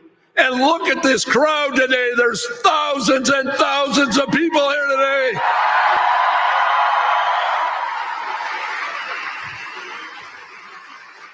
So my second reason to have you do that is to remind you of one thing. If we're going to save America, you and I, we're in this together.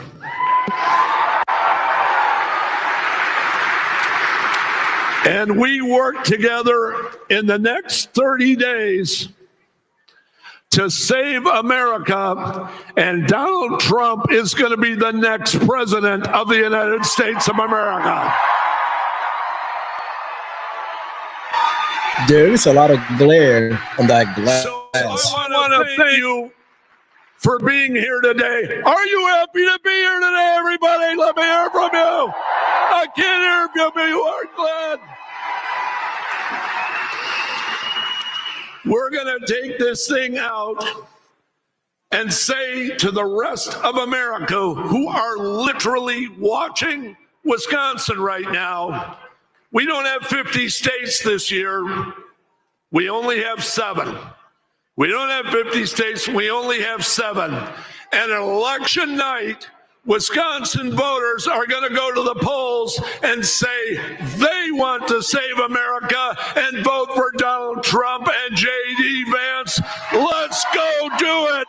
Thank you, everybody.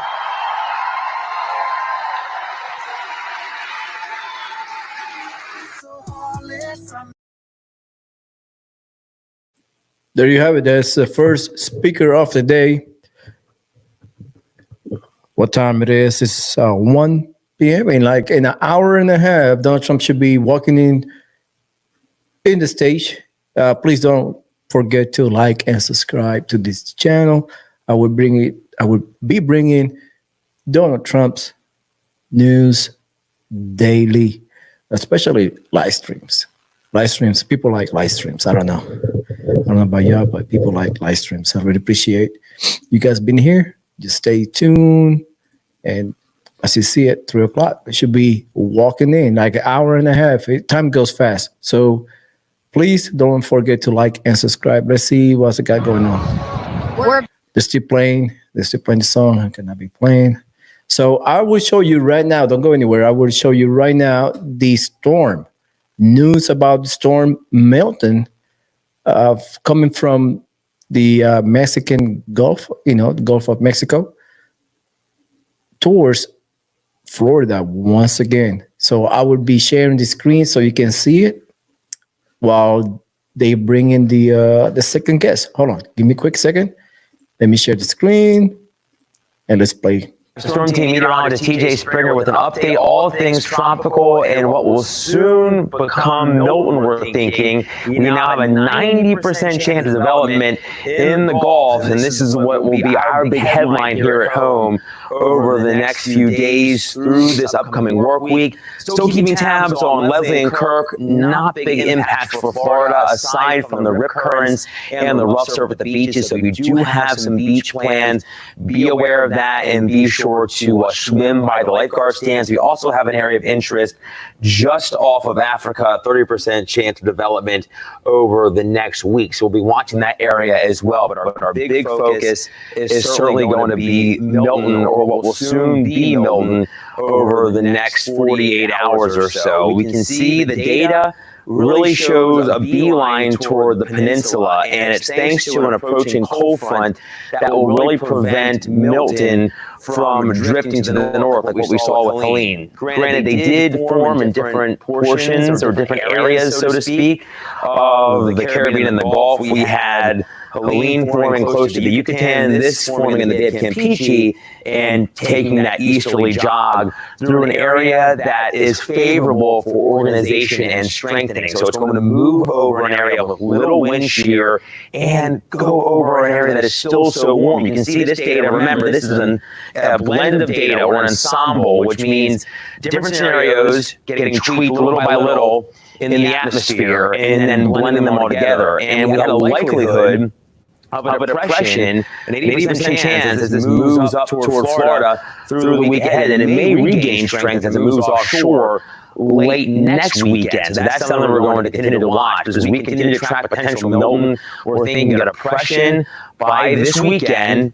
I'm thinking tomorrow, the system, as we hit on, going to move through a favorable environment. That lack of wind shear, all the warmth in the Gulf going to be big factors in that strengthening, and we're thinking impacts here locally by the middle part of next week. So in terms of timelines, outer rain bands likely moving our way by Tuesday, and then we're thinking of a potential landfall with Captain Jason Beck to lead us in the Pledge of Allegiance.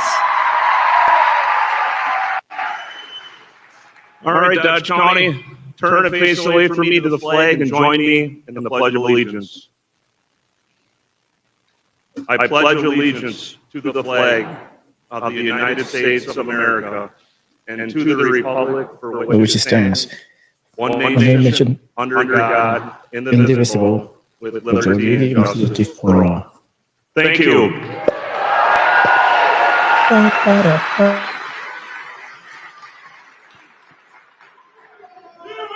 Ladies and gentlemen, please welcome to the stage Vice Chair of College Republicans at the University of Wisconsin, Allison Wuzinski, to sing our national anthem.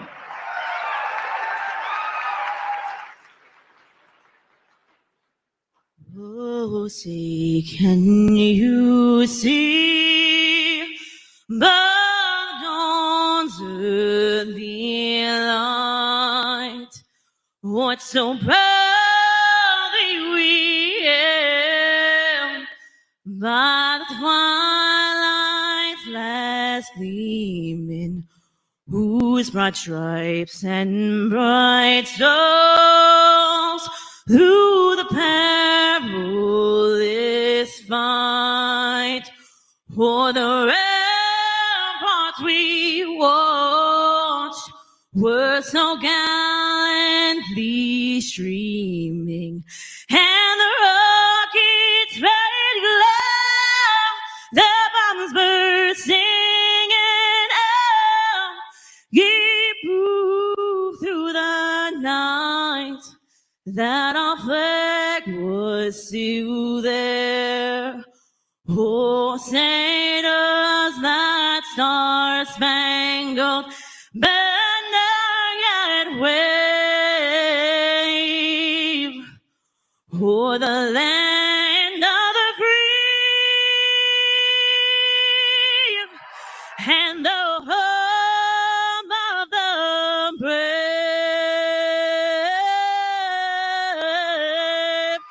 USA, USA, USA, USA, USA, USA, USA, USA, USA, USA,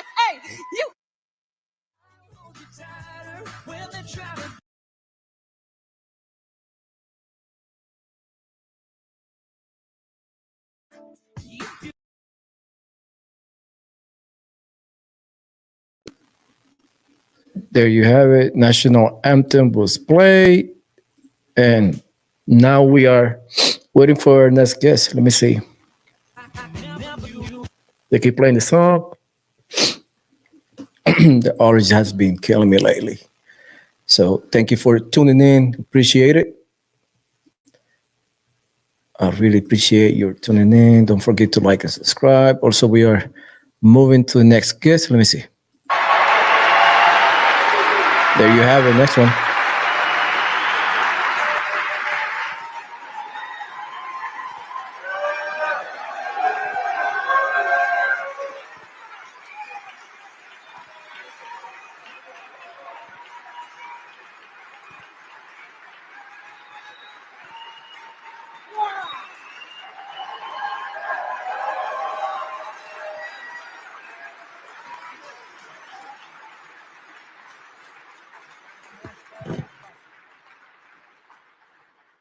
Thank you. Thank you so much. I would ask that all of our veterans remain standing.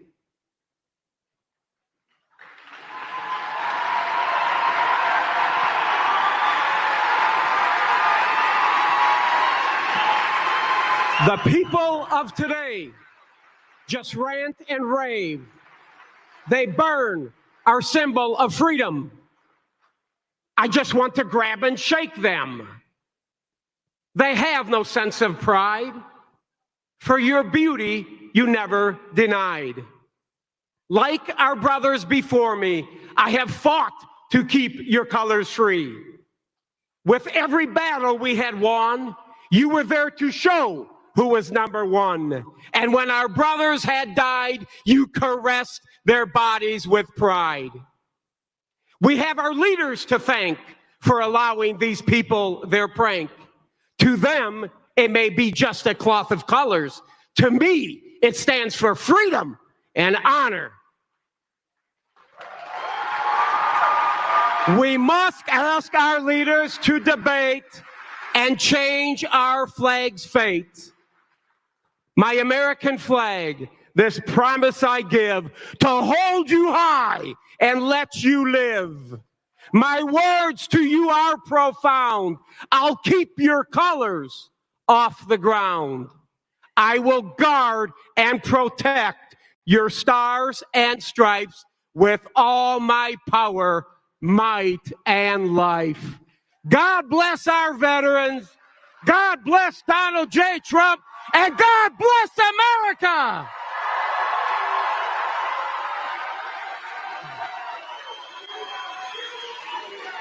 USA.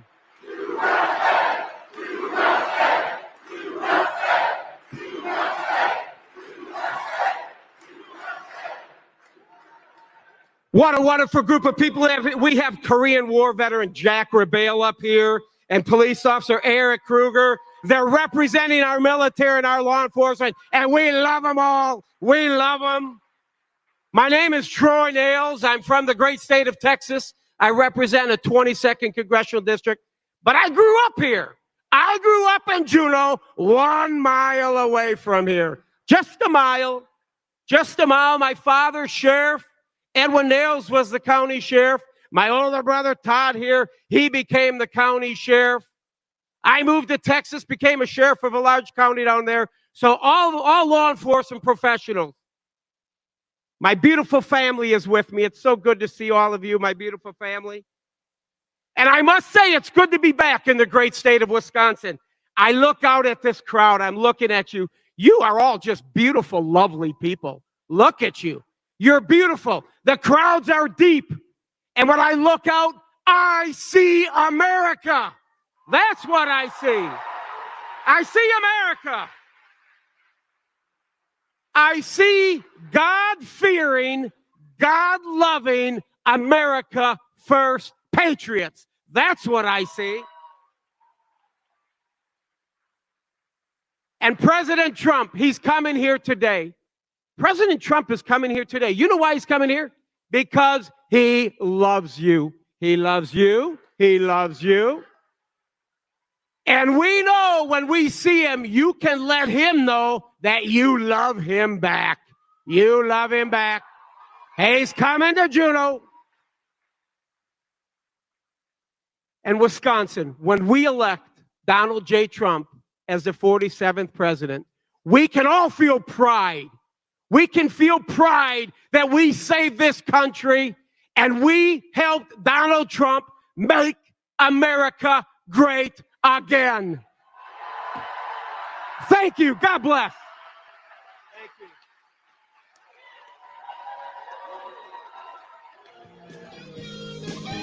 you.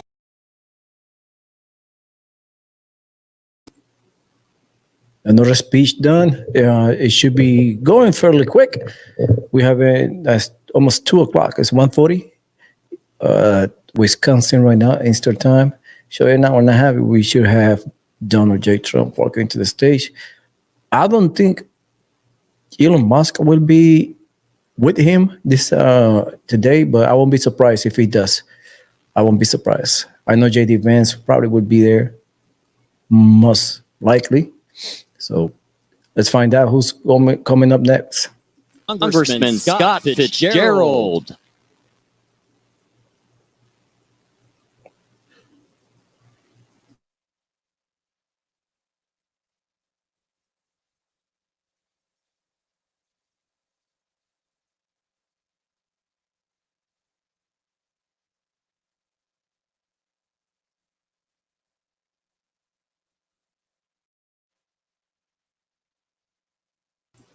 I think the audio went bad. Let me see. How we doing today?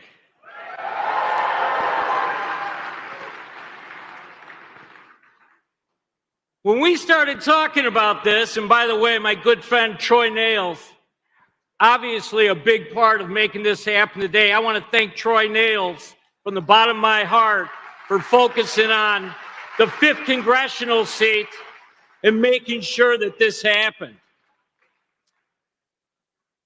Welcome to Juneau. Welcome to Dodge County. Welcome to Wisconsin. It's good to see everybody today.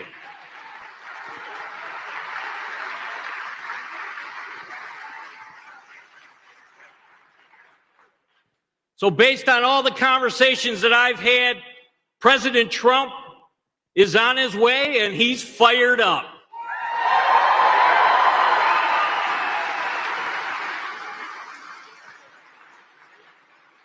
And I know we've already had a short discussion from Chairman Schimming about what we need to do in November to win this race. Make sure we turn out, because guess what? I've been to Madison. I've been to liberal Madison, and they're going to show up. We need to do the same thing, because we are the firewall. We are the firewall to keep this country independent and free. Don't believe this democracy talk.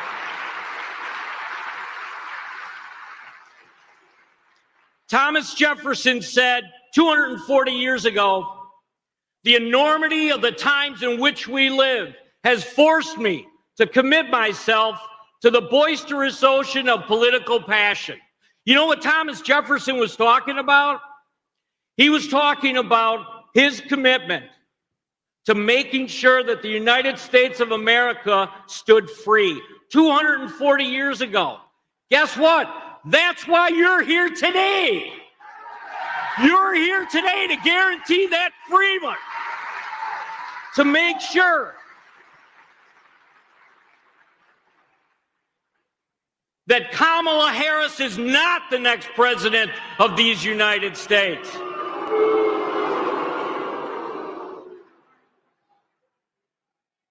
I've been to the border.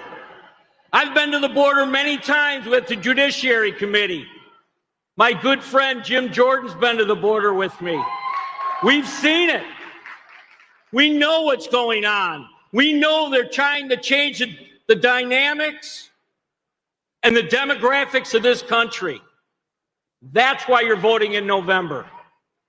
We know about inflation. We know what Biden did. That's why you're showing up in November. So God bless each and every one of you that showed up here today for Donald J. Trump in the 5th congressional seat.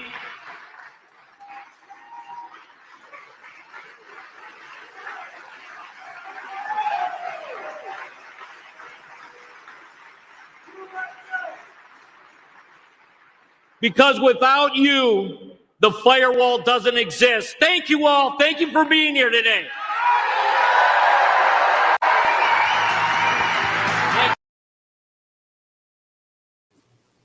All right, that's the congressman. He already complete his remarks.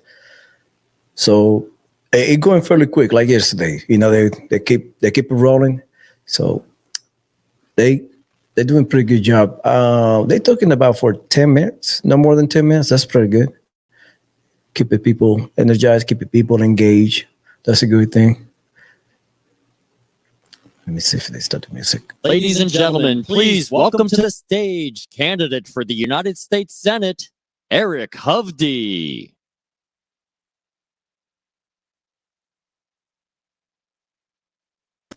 I guess they're doing me a favor of not playing the songs. It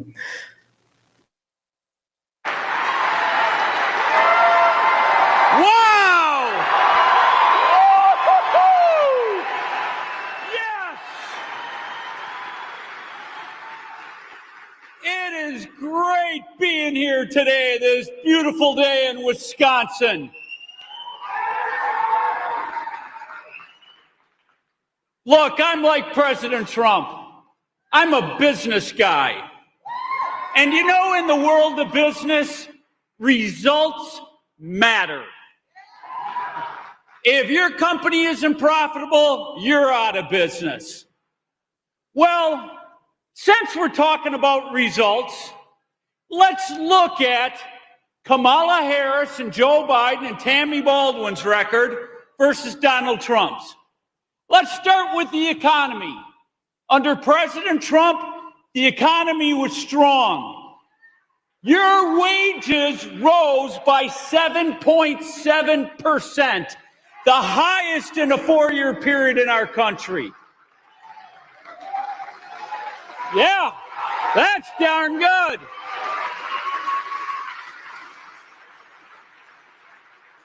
Under Joe Biden, Kamala Harris, your wages have declined by 2.2% because of all that inflation they gave you.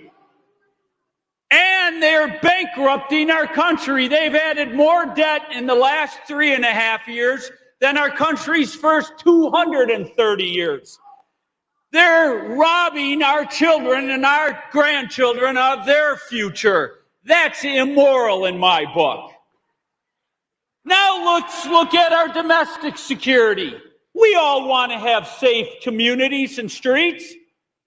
What did the left do? Push the dumbest idea I've ever heard in my life. Defund the police. Attack law enforcement.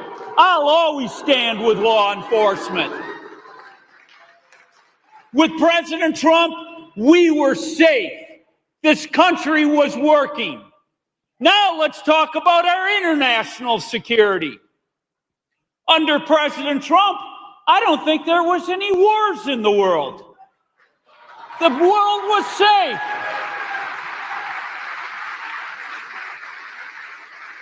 Under that botched withdrawal from Afghanistan, one of the most embarrassing moments of my life, our adversaries moved. Putin on Ukraine, the Ayatollah through their proxies, Hamas and Hezbollah in Israel, and China has become more aggressive. That's what they've done to this world. Now let's listen to their whole spin on defending democracy. You know, I don't ever recall President Trump trying to censor Americans. But the left sure the heck wants all Americans to be quiet, and they want to censor you. They've used our justice system and have weaponized it. They've turned our courts into political theater. They've tried to deny ballot access. And I don't know if all of you know that about my race, but a bunch of Democrats got together to put a Democrat plant under the name American First on the U.S. Senate ballot. So when you show up and you see that, that's a Democrat plant. So that's what they do to our democracy. They're attacking it. They're eroding it. Look, folks, I'm standing here today for all the same reason that's brought all of you out. We love our country. We love this great place we call home. That's right.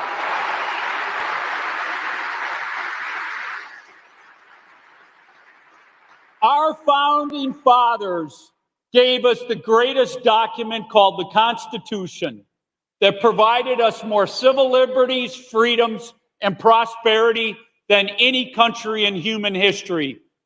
But what the left is doing to our country, it is robbing us and eroding our great country. We have to take it back. It's not a question. We can't take 4 more years of Kamala Harris and Tammy Baldwin, who want to push having boys go into girls' bathrooms, guys playing in girls' sports, giving illegal immigrants cash payments, and they're not even taking care of our veterans or the people that were devastated by that hurricane. Everything they've done is weakened our country. We can take it back, but it's going to require all of us, every one of you. You have to go out and work. Grab your friends, grab your neighbors, talk to everybody you know, get them to the voting booth, because with your help, we can restore this country. So are you ready? Are you ready to go back and restore America? Then let's go fight and make America great again.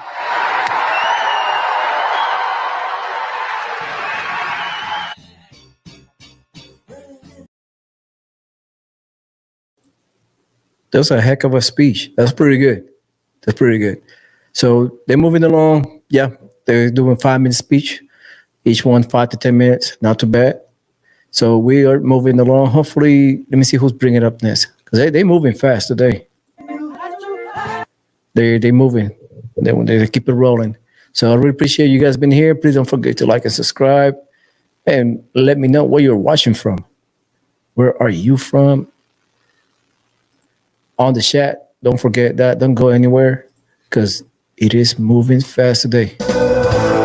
So I'm here in the North Houston, Texas area, and the pollen is out there. Allergy season is in full power. So a lot of people getting allergies, including me. So it is pretty bad. So we are following also what's going on with Tropical Storm Milton. It is moving towards Florida. Should be hitting landfall in the next couple of days.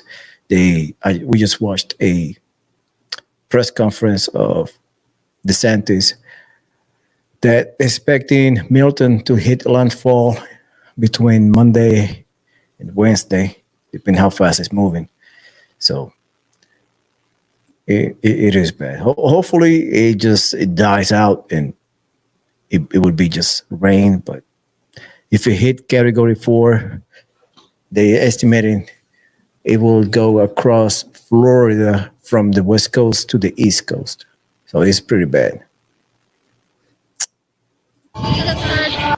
So let's see if we can go back and watch the another Ron DeSantis. Let me see if we still get going on. Let me go back to it. So Load up bear on with me. savings every night with Zero Energy's. I would pass you right through it. Preparation, we're doing the same, as we would do in any situation. We did have a very robust response. There were rescues that were effectuated, and then within 12 to 24 hours, those were basically concluded. You see, in like North Carolina, that's been an ongoing thing for over a week to be able to go and rescue people out of some of those hard-hit areas. So our folks did their duty on that. They'll be staged ready to go on this. The power crews, we're marshaling that. We're going to be talking. I know Kevin's already talked with a lot of the companies, but the Helene power restoration was textbook. That was very quick. I have 2.4 million restored. And I think you got to basically to where 20,000 were out within a few days of this. And some of those harder hit areas have to be rebuilt. And so they're even doing that a lot faster than normal. So that's great. But now we're looking at potentially more outages.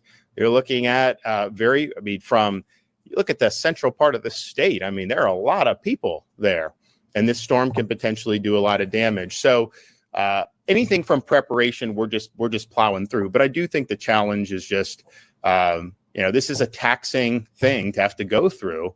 And I remember back in 2004, it was just one thing after another. And it was just, and people got really fatigued by it. Now, there were people that were out without a power for a long time there. Helene, fortunately, the power was restored very quickly. I don't think it's ever been restored that quickly after a Category 4+ storm.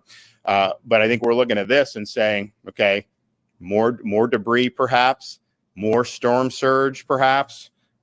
Certainly more storm surge in areas that just got the surge, but were far off from the eye of the storm on the Florida Peninsula.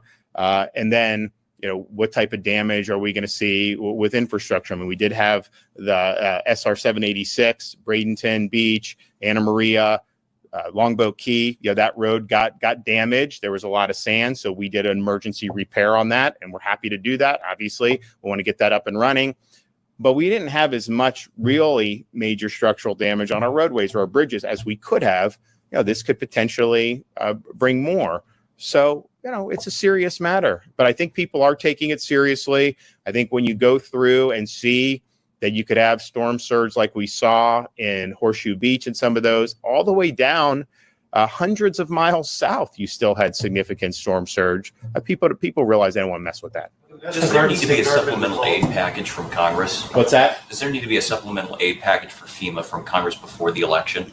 That would be a question for the congressman. what I said the other day was we submitted requests to basically just utilize the existing federal programs that Americans, have a right to access, and we got approval for what we asked for.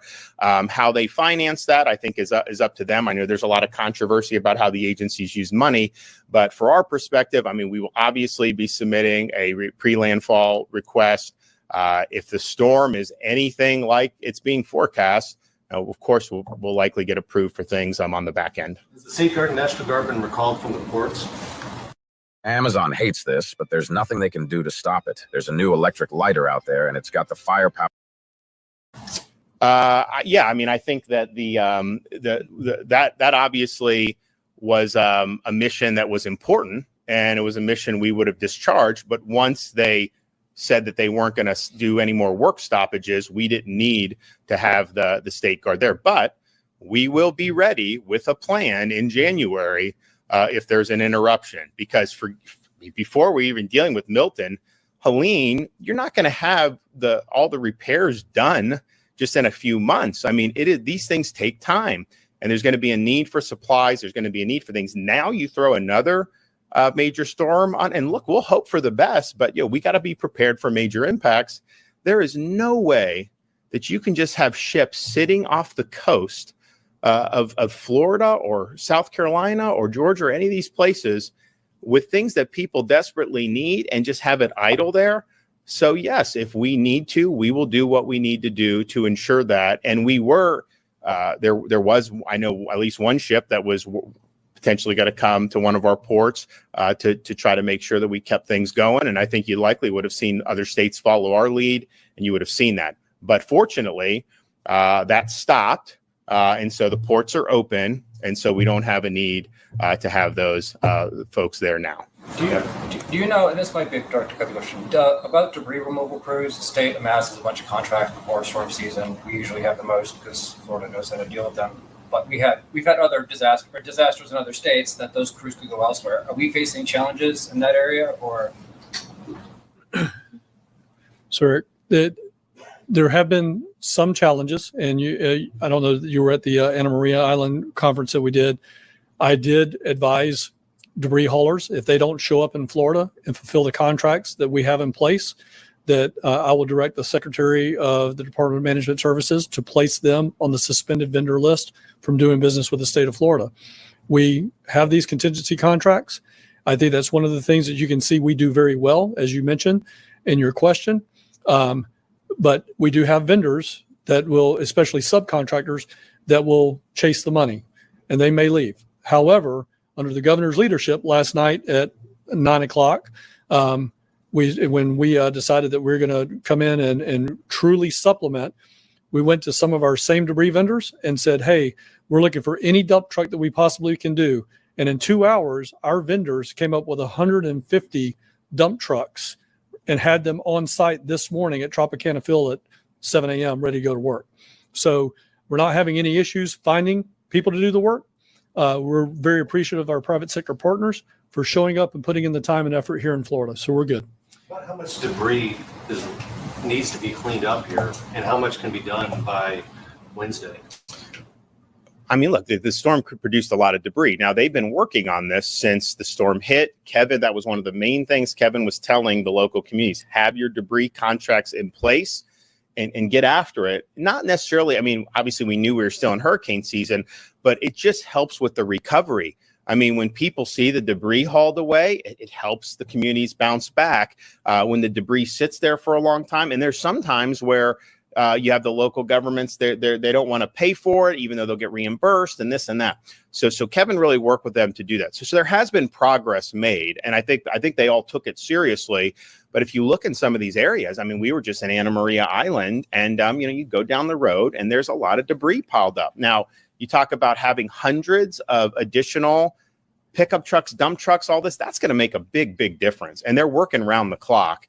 So I know that if you look at the priorities on this are clearly the Pinellas Barrier Islands, the Manatee Barrier Islands, probably coastal Pasco, I think where we were at the other day, probably some sites in Hillsborough, kind of along there. So with the resources that we're marshaling, that is going to make a difference. And I know that everyone, I think, is on the same page at the local level, and certainly we are on the state level, that we have all these other things we got to prepare for. We're sending the word out to the residents that this is something you got to be preparing for now and take the steps you need to. And we got to do all that like we would for any other hurricane, but we do have to do this debris mission.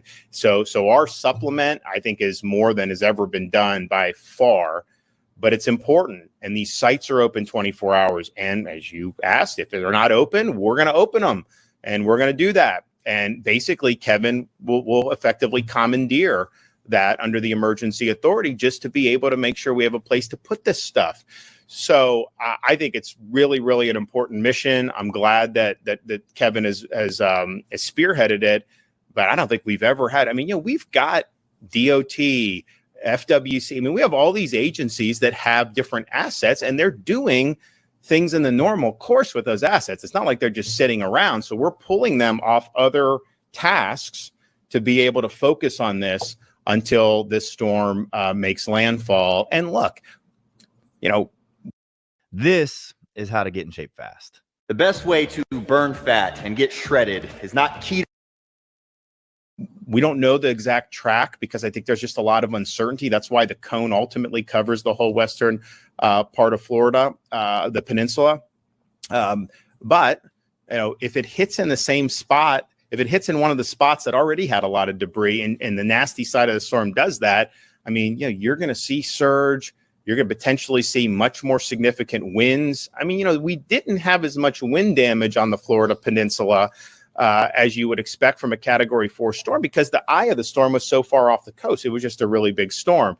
But you didn't have 140-mile-an-hour winds impacting Pinellas or Hillsborough counties. This one, if it's a major hurricane and that eye goes across, you're talking about much more significant wind damage than what we saw, in addition to more significant storm surge. So having that debris out there will absolutely be a hazard when you're talking about this. So I would just, all the local folks, I know you've been working really hard. We appreciate it, but just do not take the foot off the gas on this debris mission. You have unprecedented amount of support to help you. Let's clear. Hopefully we can clear it all. I mean, I guess it just depends on, where it's easy. If it's on a major road, like a kind of a like you can go get it. Some of the stuff in the private communities can be a little trickier, but bottom line is there's assets available. One more question, I swear. So the storm surge from Helene was like 20 feet when it hit the Big Bend, and we're saying we might see the same type of flooding if it hits Tampa Bay. So does that mean that Tampa Bay could see up to 20 feet of storm surge? Yeah, I mean, so now they're saying 10, but here's what I would just say on that. From the entire time I've been governor, you look at different scenarios, and probably the scenario that was one that is challenging in terms of the damage would be a major hurricane going into Tampa Bay just because it's so vulnerable. The Big Bend, yes, we had certain communities that were hit very hard, and Kevin and I have been there and we're helping those out. But if you look at most of the Big Bend is uninhabited. When you're talking about Tampa Bay and you talk about what even 10 feet of storm surge would do in an area that has, I mean, the greater Tampa Bay area is millions of people. that is just a level of damage, I think, that would far exceed the damage that was done in the Big Bend. It doesn't mean the surge will be that high. That's not what's predicted yet, but I think the surge is predicted to be worse than it was for Helene. Now, I've also pointed out, because I think you got to be honest with people. I know there's some that want to just say it's definitely going to be as bad as possible, whatever. I mean, I give the range of possibilities because there's a lot of uncertainty here. And I mentioned it earlier, but it is true. Tampa Bay, if it's on the dirty side of the storm, will have more storm surge than if it's on the softer side of the storm. In other words, the further south of Tampa Bay the storm goes, it's likely to take water out of Tampa Bay. If it's hitting Tampa Bay or even a little bit north, there's going to be water cascading into Tampa Bay, and that's going to create, I think, the more extreme surge elements. But there's not projected for 20, but there is going to be projected for potential major impacts, and that's why I think people on the Barrier Islands, people in coastal Pinellas, on the Maine Peninsula, people in areas in Hillsborough, and not just on the bay. I mean, you have places in Hillsborough where there'd be major riverine flooding. So there's a lot of areas. That's why we want people to know your zone, anticipate there being from your counties that there will be evacuation orders issued. Certainly, I think probably you may see some today, but I think you'll definitely start seeing them probably first thing tomorrow morning. But you don't need to have an order to do what you think you need to do to protect yourself. And so you have time today, you have time tomorrow. Hopefully you have all day Tuesday, but certainly you have today and Monday to be able to prepare and to be able to take whatever actions that you deem appropriate. So we'll continue to provide updates. We're monitoring this. I mean, these models, what I would say on Helene's severity exceeded what most models had.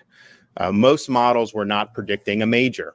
Most models were predicting Category 2 storm, some Category 3, and so kind of a weaker major, but very few were predicting a Category 4.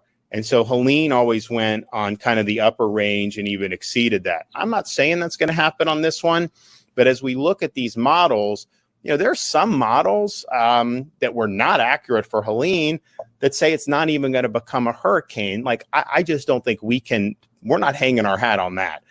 We're especially if you don't have a good track record on this. So there's a lot of range of possibilities, but I think if you look at all the data out there, major hurricane is probably the most likely outcome, even though it's not 100%. So people do have time to make the preparations, execute your plan. We'll be back with more updates. This is a big effort. This is not a good track for the state of Florida. We've, when you have them come in the Atlantic on the East Coast, a lot of times they can skirt. Even when they come underneath Florida and go up, there's always a possibility that maybe it goes a little wide to the left. Here, this thing's just coming across the Gulf of Mexico. Our state is just sticking out. We're going to get hit in some way, shape, or form. So people can just prepare for that. So we're looking at sometime on Wednesday for that. And we'll continue to update as we get more data in and the forecast changes if it does change. Thanks.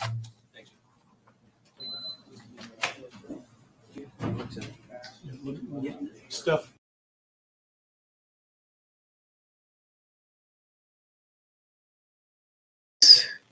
There you have the speech from Ron DeSantis on the tropical storm Milton. It is approaching the U.S. Right now is basically exiting the Yucatan Peninsula right now. So it's expecting to be in they're expected to be in Florida by Tuesday afternoon, Wednesday. So my prayers go out to them. Hopefully that never reach landfall. Hopefully just go around or dies off, because they don't need another storm in Florida. going to start going to Asia. They're going to start going to Latin and South America, where the corporate tax rates are lower. President Trump is issuing a pro-business model in this country, which is why you have a lot of business leaders coming out and supporting him, because they understand that a high tax and high regulatory environment for this country, for big and small businesses, is going to be a disaster. We've seen what the regulatory arm of this country, of this government can do. It's extremely detrimental, especially to mom and pop businesses, which we know there are a lot of. And the last issue I'll say. Gonna pause it real quick on the audio. So let me know your thoughts on that. If you are in the Florida area or not, let me know where you're from to get a kind of sense where my people watching this live from. They're from. So I really appreciate your help and your time to be with me today. We're about an hour away from Donald Trump showing up to the rally and do what he does best. It is talk to the people and get the people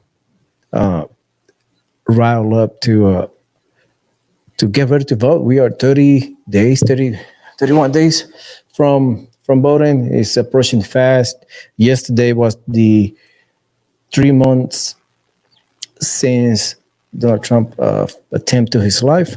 He came back to the ground zero and conduct his speech over there. So we are moving along. Let me see if they stop playing the music in the background. Years ago. They keep playing the music in the background. I wish I would have loved to play this, but they will ban me. That's what they did to me yesterday. They interrupt my live stream. So I'm not taking the risk anymore. Eat it organic. So please don't forget to like and subscribe before you exit the live stream. And that will help us a lot. So I will put something here for you. We'll have a website. If you are interested what is going on at the border, I need you to follow this link.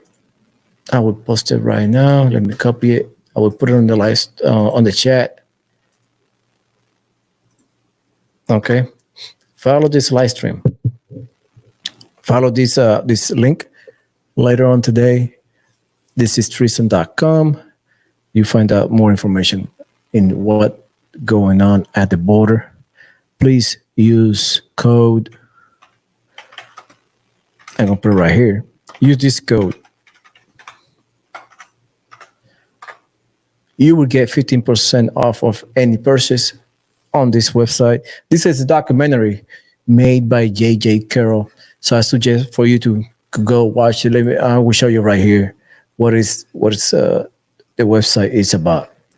All right. So you go there. There is a documentary about what's going on at the border.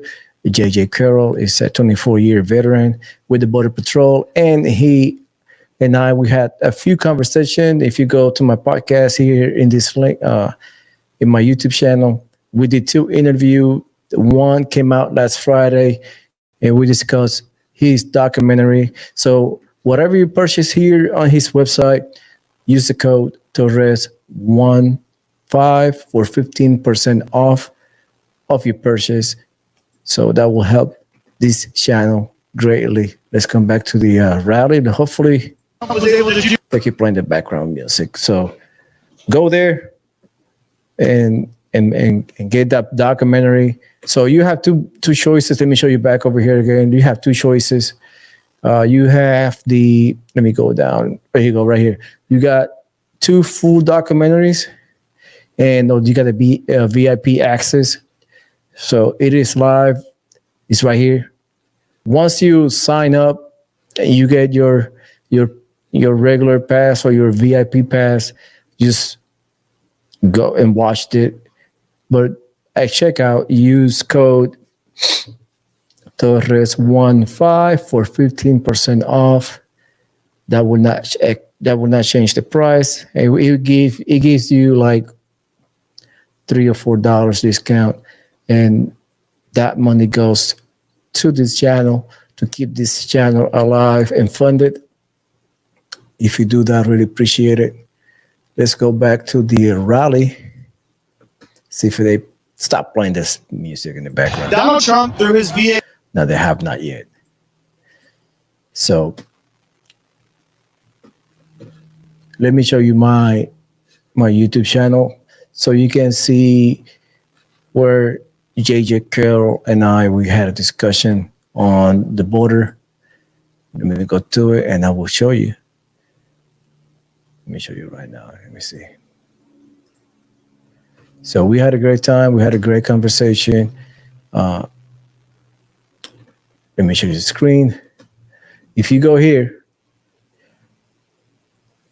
later after this broadcast is complete, you go here and JJ and we talked about what's going on the border and whatnot. So please do that. That helps us a lot. Leave your comments in the chat or the comment section below. You can go back and see that and remind yourself of all Come the back good over that here. President Trump did when he was in office and what he will do again if elected to a second term. That's exactly right. And also, I want to. That place is full, like the one in Butler, Pennsylvania. Those people have been waiting there since we've been live for about almost 3 hours, and there was already people there. So I guess it's gonna be the same of yesterday. He always bring a lot of people to his rallies. It's always sold out. So I wish they just pan out to the outside of the hangar, because I know it's a lot of people. You see the the blue thing right here, like a makeshift tarp or kind of wall, just to prevent a line of sight. Pretty smart from the Border Patrol. I think they get it more ready on his speeches nowadays. That's pretty good. So it's a lot of security, a lot of volunteers from what I see. It's pretty good. Let's go back to the chat, see if somebody's there in the chat. I've not seen. No. Okay.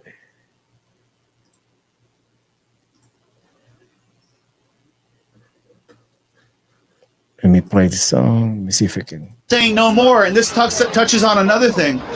Black Americans, I'm also African American.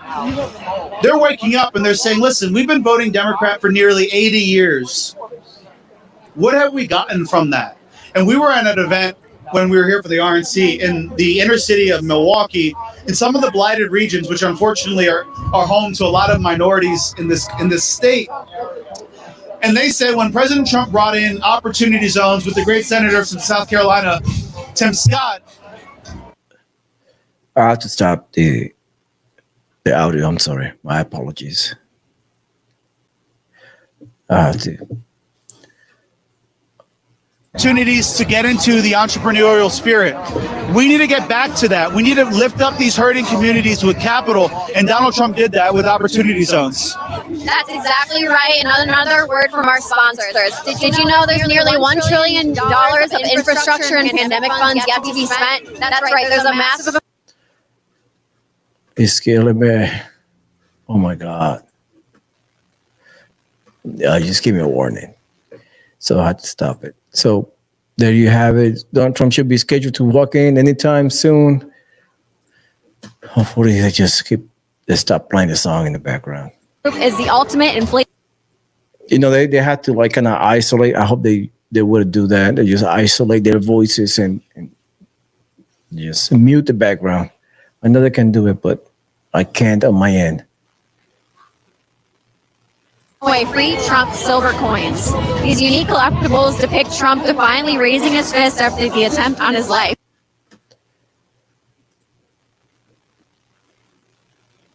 Don't forget to participate on the poll. We got a few people already participating. Don't forget to participate, whether you're voting in person or mail-in ballot. Just let your voice heard in the polls. I'm voting in person.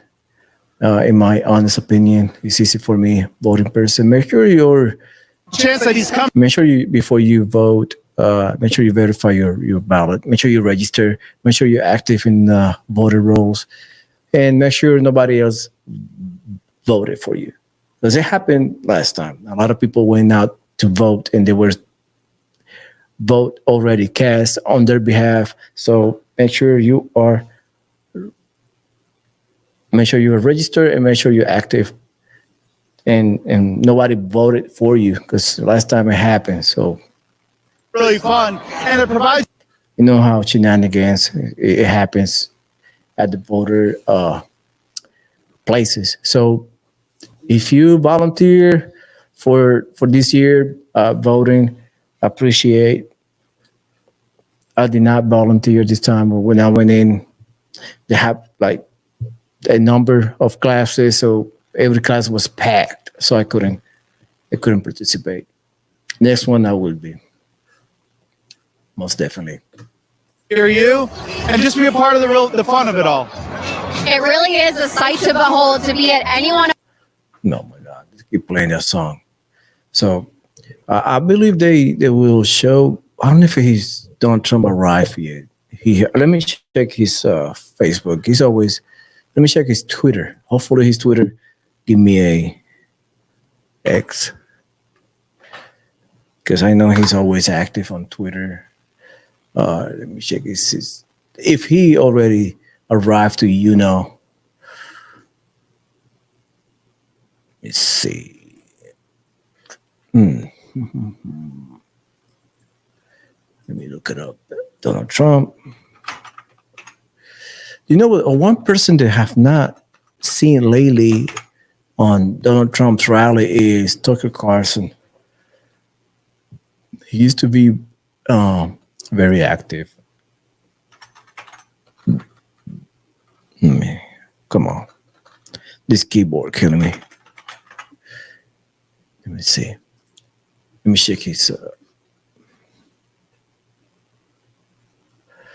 That was yesterday. You haven't posted anything yet. If you haven't, just follow Donald Trump on X. I will share the screen. Make sure you follow Donald J. Trump. Make sure you have the little check mark on the side, the blue check mark. That means it's verified. That's his. That is his page. He has 91.4 million followers, and he's only following 52. But make sure you follow him. Eligibility for voting seems to be if you have a heartbeat. That's not the way it works in this country. Yeah, now that he mentioned that, I think in California they remove the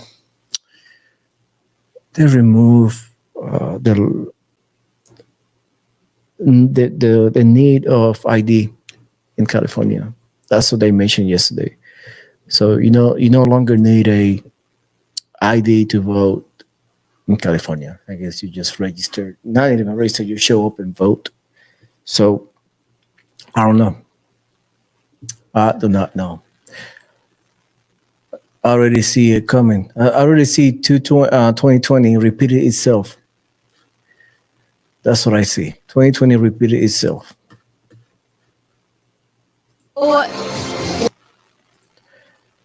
So, I don't know. Make sure you vote. Make sure you go out there and cast your vote. Bring a friend, family member, everyone to vote. Founding fathers.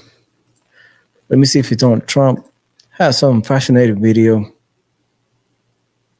Oh, yeah, there's one video here. Naming Kamala Harris as his running mate. Her views are so radical that just from a political standpoint, it was a surprising pick to me. So I think in addition to the fact that she would be a terrible vice president policy-wise for the country, it tells us something about Joe Biden. And it's very clear. She is a radical liberal. She's somebody that has said we ought to spend $32 trillion on Medicare for all. If you look at her record as well in California, she did, in fact, essentially ban gun sales with executive action. And she threatened during the primaries to do the same thing if she's elected. If she were elected here. So I do think the American people are going to take a look at this record and realize she is very much a radical liberal. Every single day, the Democrats tell us what they would do in, as Kamala Harris put it yesterday, quote, a Harris administration with Joe Biden. They would defund our police, dismantle our freedom, destroy our history, and abandon our founding values. And every day, you see the damage of years of Democrat policies. The president has said Vice President Harris is in charge of the border. Vice President Harris said she was not in charge of the border. Nobody seems to be in charge. She hasn't been there. And we have a humanitarian and national security crisis and health crisis unfolding there. No wonder. And now she's basically a full-blown Democrat, huh?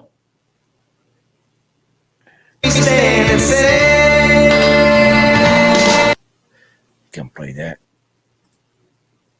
And it's your last breath, and you need that vote in order to breathe. That's what you're gonna have to do. So you're gonna have to. I'm almost finished, Mr. President. So what you're gonna have to do, you're gonna have to overvote the cheat. You're gonna have to outrun the runway, and we're gonna have to make it too big to rig.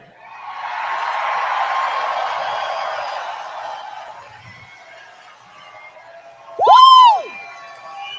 Now I can feel Diamond rising up in me, because you have to vote right so you won't get left again. Vote red. R-E-D. Remove every Democrat.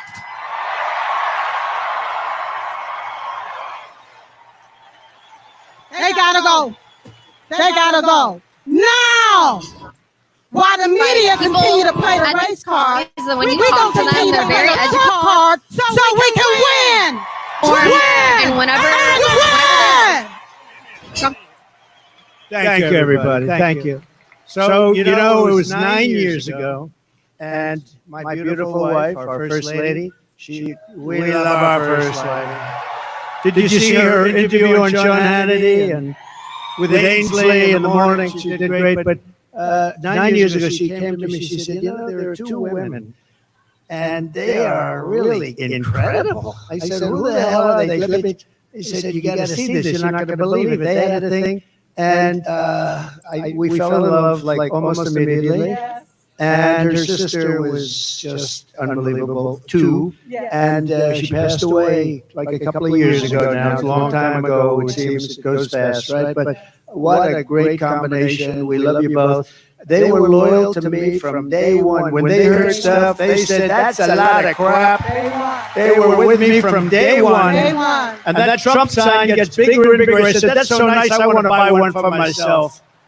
But I just, Mr. President, I'm gonna give you one. don't worry. You know what? We appreciate your loyalty, your friendship. And I saw Silk backstage. I said, I'm bringing you upstage. I'm going to bring you upstage. And we miss your great sister. And we love you. And thank you very much. So much more.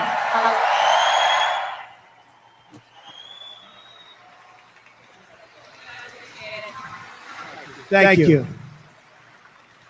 Great. All right, Mr. President, you ready? Yeah, I'm going to be very careful with this.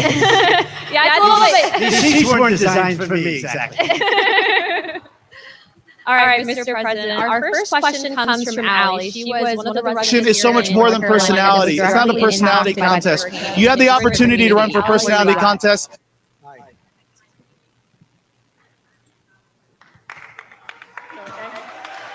Good evening, President Trump. My name is Allie, and I'm from And when you talk about our entire community has been decimated. Thank you, President Trump, for visiting the disaster sites to bring attention and donating millions in relief. Thank you, Allie. This week, we have learned that not only did 13,000 murderers illegally cross our border, but FEMA is out of money because they have been providing $9,000 to every illegal. Enough is enough. We must put Americans first. How soon will you start deporting the murderers? So let me just tell you that You're right about that. It's 13,099 to be exact. And murderers. Many of these people murdered more than one person. One did 7. These are not people we want in our country. So this was, I guess, released by somebody that loves us, maybe in Border Patrol. We don't know exactly where the numbers, but these are certified numbers. And you had 16,000 drug traffickers. You had numbers that nobody's ever seen, 645,000 criminals overall. They're in our country. Nobody has any idea. They're from places unknown. Nobody knows who they are, what they are, but we know that we have over 600,000 people released into our country, along with the ones that you were talking about, the 21,000. But of them, 13,000, more than 13,000 are murderers. And some were on schedule to die. They were scheduled for the death penalty.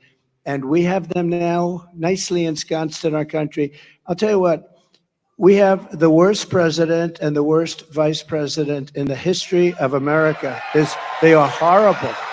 They are horrible. That could happen. And just the concept of open borders doesn't make sense. You know, we built 500 miles of wall more, and we're going to add another 200, much more than I said I was going to do. And that's why we had the best numbers ever. Oh, the chart. So you know the chart. My favorite chart, Ali. My favorite piece of paper, my favorite chart. But we had a chart. Do you have something up here that could show? Oh, I love that. I love that.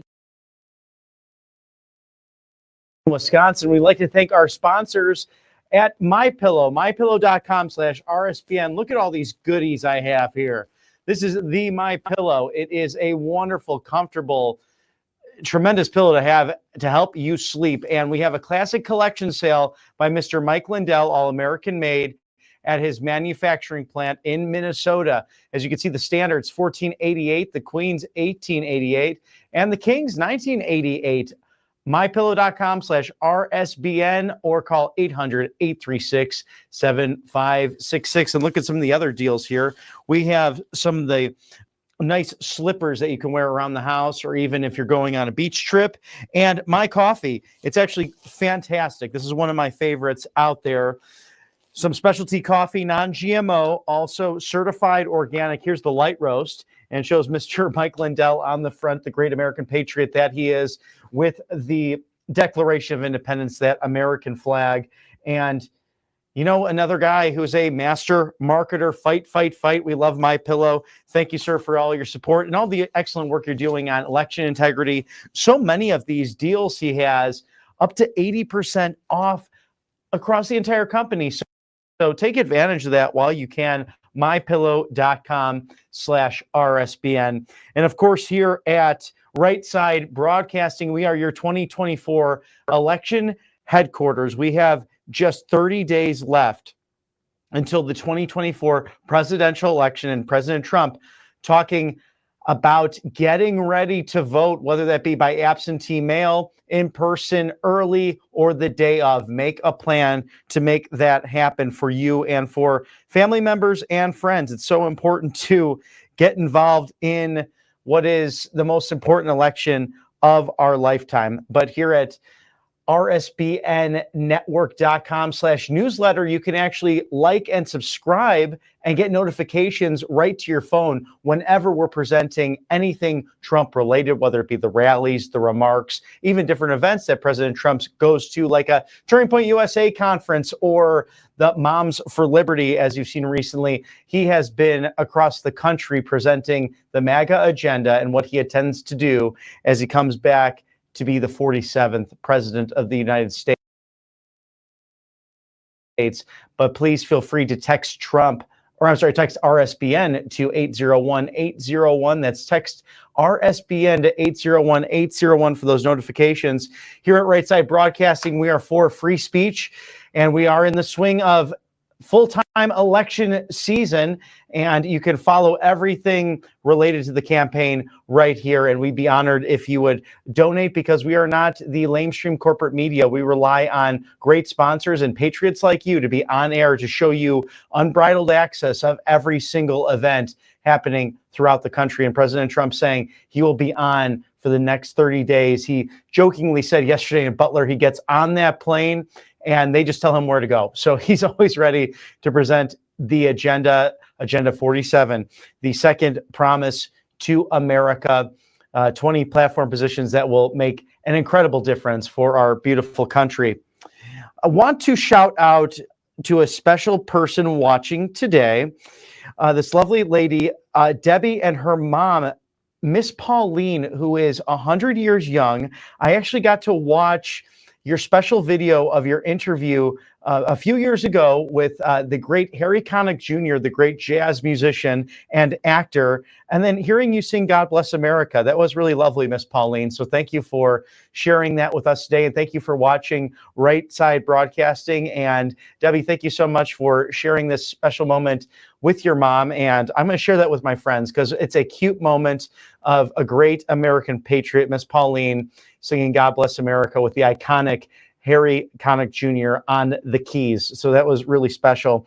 Earlier today, if you're watching any Fox broadcast, Shannon Bream had Vice presidential candidate Governor Tim Walz of Minnesota on the other side of the aisle, and he had quite the meltdown when it came to lying about their position on abortion and what he has signed into law in Minnesota. There was some pushback by Ms. Bream, and rightfully so, because what Tim Walz signed into law is infanticide. It's extreme. And then once again, he lied about the Trump-Vance position, saying they want a national abortion ban. Simply not true. President Trump has been clear on this, that he believes exceptions should be in place, but that states and localities need to decide that one way or another, whether that's by referendum or whether that's through the state legislature with legislation and then the governor signing a bill into law. So have to clarify that every day, the Trump position on abortion. And look, he's been brave about it because he's been criticized from the right and from the left on this, but he was successful because he is correct. Republicans and Democrats across the country wanted to rid the country of Roe v. Wade because it was invented judicial activism. And now this brings us back to the states. And as we've seen, Kentucky and even Ohio having surprise votes, or excuse me, Kansas and Ohio regarding that legislation and referendums relating to abortion. And Mr. Director, if you could repeat again on the sponsorships. Oh, fantastic. I love a good Trump tailgate. We are in the thick of not only election season, but football season. patriotaddictdeals.com. What a great way to show your support for President Trump at the big game, whether that be college or the NFL. And I was telling Mr. Producer when we were off camera that my flight into Pittsburgh the other day, I was flying out Friday morning, and almost the entire plane was Pittsburgh Steelers fans and Dallas Cowboy fans. And the pilot was very funny. He said, please don't fight on this flight up to Pittsburgh from Atlanta. So really enjoyed that moment. But it would have been great if someone had some Trump tailgate gear on that plane. Our sponsors at Patriots Attic just released an amazing Ultimate Trump tailgate pack. This is the ultimate collection for any diehard Trump supporter. This is packed with gear you know you'll be very proud of, and screaming your patriotism loud from the rooftops. This rally pack is great for rallies, tailgates, and any other event where you want to show your support for the MAGA movement. Own a piece of history. Limited edition Trump tailgate rally pack filled with exciting items like Trump trucker hats, bracelets, flags, beanie hats, coffee mugs, license plates, backpacks, and even keychains, and so much more. But look at that pack right there on your screen, patriotaddictdeals.com.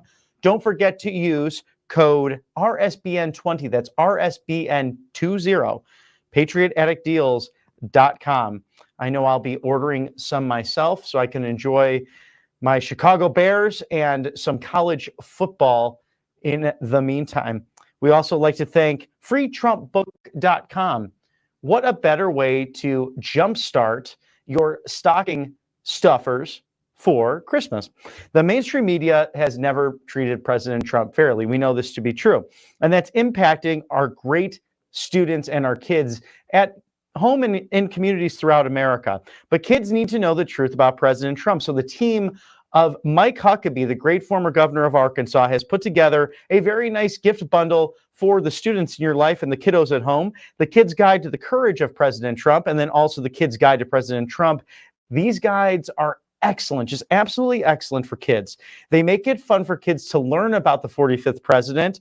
And the best part about it is it's free, and it also prepares them to see what he'll do as the 47th president of the United States. You just need to pay for shipping and processing. And you can have this by Christmas. Again, a great stocking stuffer for even the neighbor next door who may be apolitical, but maybe you should get that to them before the election. FreeTrumpBook.com, FreeTrumpBook.com. President Trump moments away from a speech in Juneau, Wisconsin, America's Dairyland. Wisconsin, a crucial state for President Trump as he seeks to become the 47th president of the United States. I'd also like to mention that Tuesday, we have a special series here at RSBN that will be forthcoming featuring pastors and prayer life in America. And specifically, this is a prayer show launching on Tuesday. It's a 4-week series joined by pastors across America to pray for our country and for the election.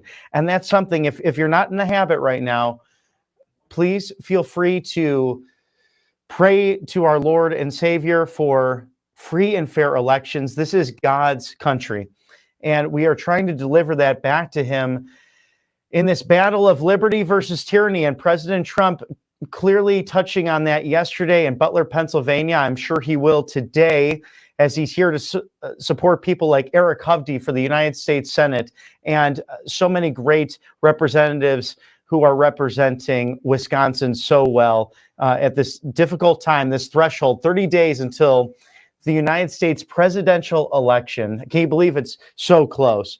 Just moments away from President Trump taking the stage. Vote early. You see that sign over there on the screen, and people packed into this hangar here in Juneau, Wisconsin, ready for President Trump to address this wonderful group of Wisconsinites. Back to Megan Kohler and Harrison Fields, live in Wisconsin. Welcome back. We're here in Juneau, Wisconsin, on the ground at President Trump's rally. He's going to be on stage shortly. My name's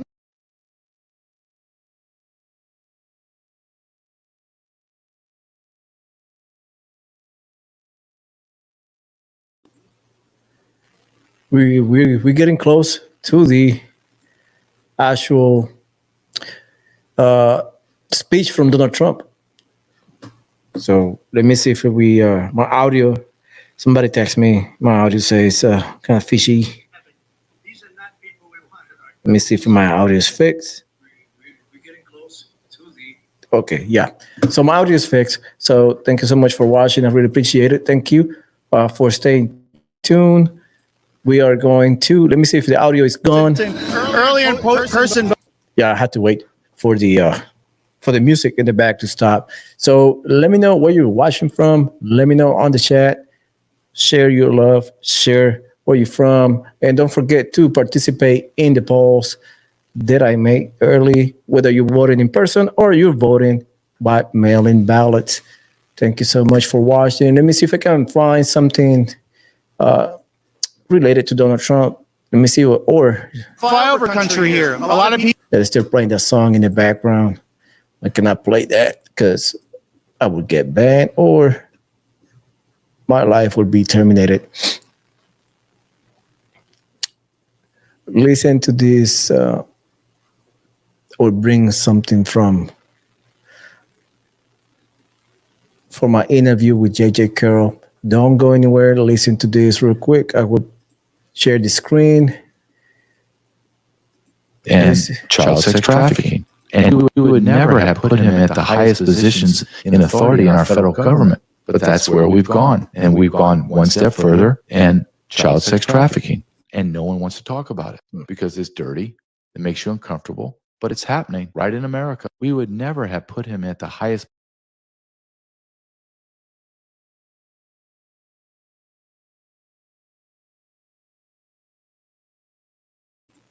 Let me share the screen. I always mess up the audio. Go anywhere. Let me see. Yep, that one. I need to share that one. Give me a quick second. Chloroquine, people away. Don't risk being told no when your family's health is on the line. The Contagion Emergency Kit gives you control. No risk. It's windy up there today. It's been windy all day in Juneau, Wisconsin. So let me know where you're watching from. Let me know where you at. So he should be walking in soon because it's already almost 3 o'clock in Wisconsin. So we should have a Donald Trump walking into the stage. They brought less people than last time. They're fixing the podium right now. So Donald Trump should be walking in very, very soon. Very, very soon. So drop your comments down below. Don't forget to participate on the polls. And let me know if you're voting in person or mail-in ballots. It's eviscerated right now. I have a question for y'all. Do you think Donald Trump will win every single swing state? There is 7 of them. I believe the poll yesterday had Donald Trump ahead in each swing states. So I believe Donald Trump, my opinion, will win at least 5 out of 7. But if he wins all of them, that would be a game changer right there. That would be a game changer. So I dropped that question for you. Comment down below. Let me know what you think about whether Donald Trump will win 7 out of 7 swing states or 5 out of 7 or 3 out of 7. Just let me know. Feels like, well, you could have fooled me because if you truly were a middle class person, you would be making life a lot easier for us, and you haven't done so. So when they say they're for the middle class, don't believe them. We know who is for the middle class, and that was Donald Trump. That's when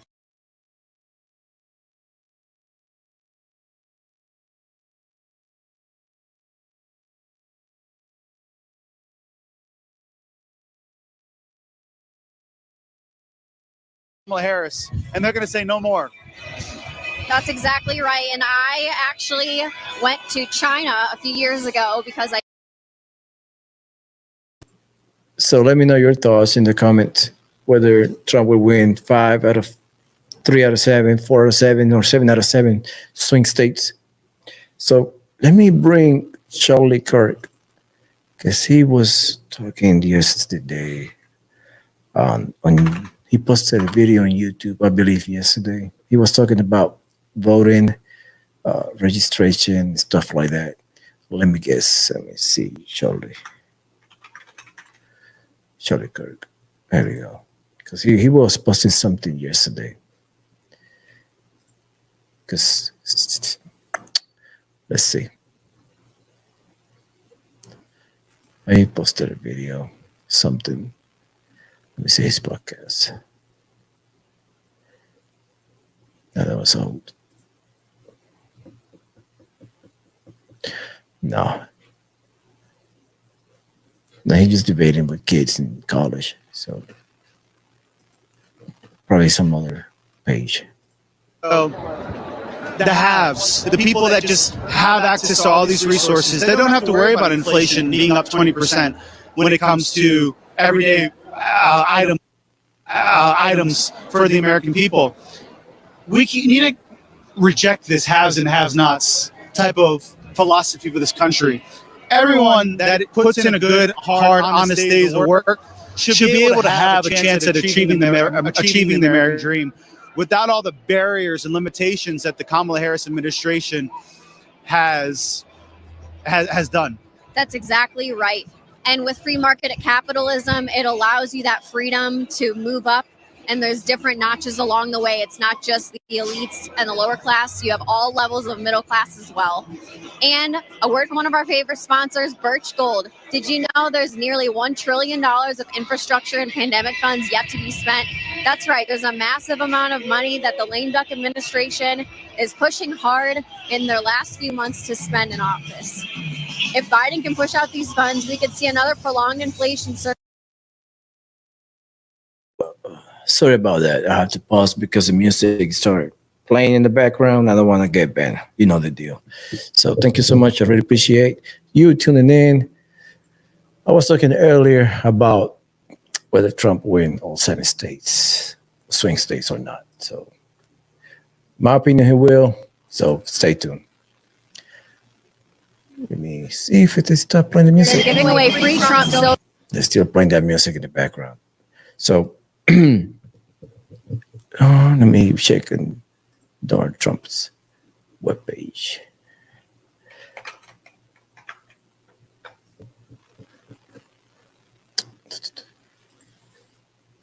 That's Trump 989898. And it's quite a windy day. Yeah, it is windy. For a couple times. We're going to. Oh my God, I keep playing that song in the background. They mute the background music earlier. It was kind of helpful, but People are excited. they're not blocking it now. So let's wait. I don't want to. I play little by little because I don't want to get the algorithm a opportunity to ban me. So don't go anywhere.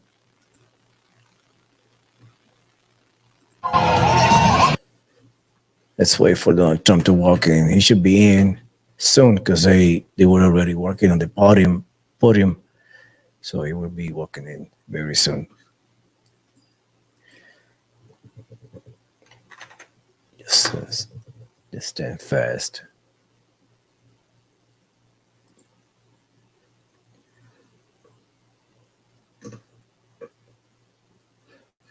Let me see if he stop playing the music. Sometimes they do. Really excited to be here. And Donald Trump is just minutes away from joining everyone here. And Yeah, he's close. The media, see, if I can find this stuff, the media can find it. Yeah. Let me see if I can find some more news about what's going on in North Carolina. So let me go right here. Let me do a quick search what's going on in North Carolina. Because it's people still complaining about FEMA ain't doing nothing. So something's going on. Let me see.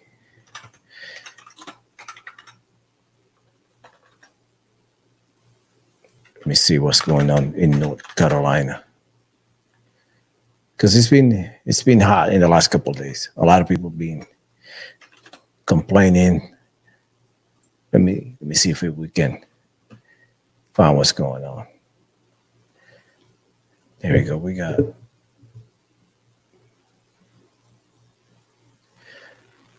old videos. Let me see if we can pull a fresh video about an hour ago. See, we have somebody walking in. Let me see. Greens up. Not yet. Let me see if we can bring somebody doing an hour. Okay, we got a short video. Soldiers. I believe the soldiers are helping in the mountains. And let me see. Okay, let me shake that. obviously, Okay, we're gonna patch you into this video. Let's see.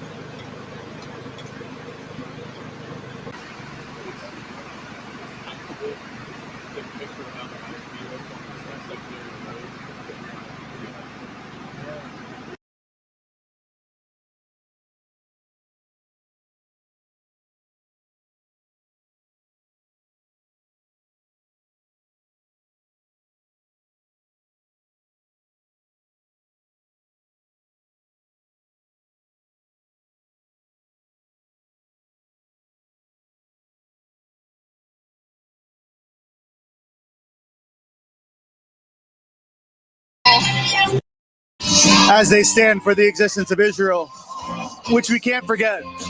You have an administration right now which is so pro-Palestine.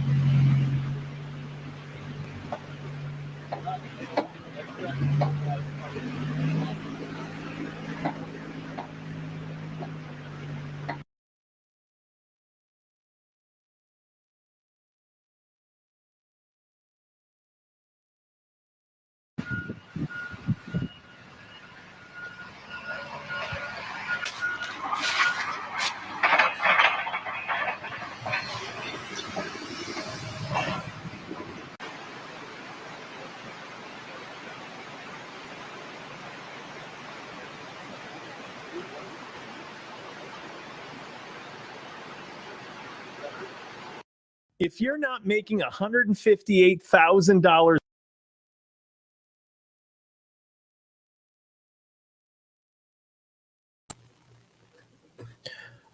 that video was a few minutes ago. It came out.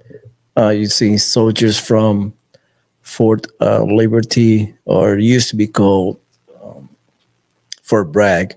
They're already working on the bridges and roads in North Carolina, trying to, rehabilitate the roads to get some help to those people up there.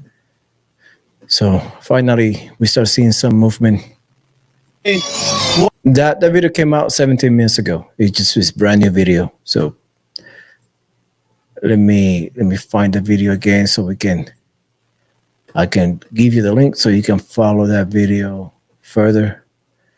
Let me look at the history. And Donald Trump should be walking in soon.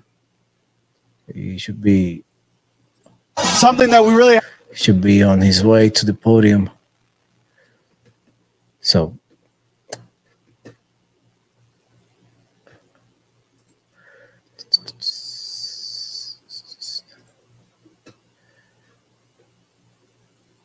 yeah, that was CBS 17.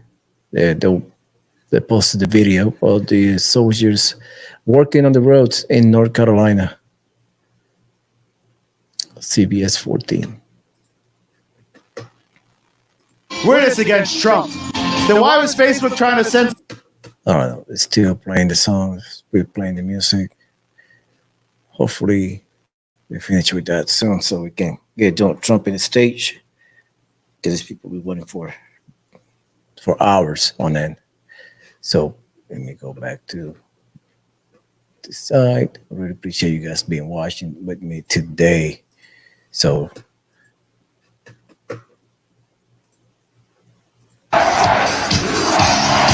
yeah, Donald Trump, they get ready to walk in. That's his song. Tune in, don't go anywhere. Donald Trump is about to walk into the stage in any minute. They're playing. Yeah, they're playing his song. So get ready to receive Donald J. Trump. Let me go back to my live stream still alive. Yep.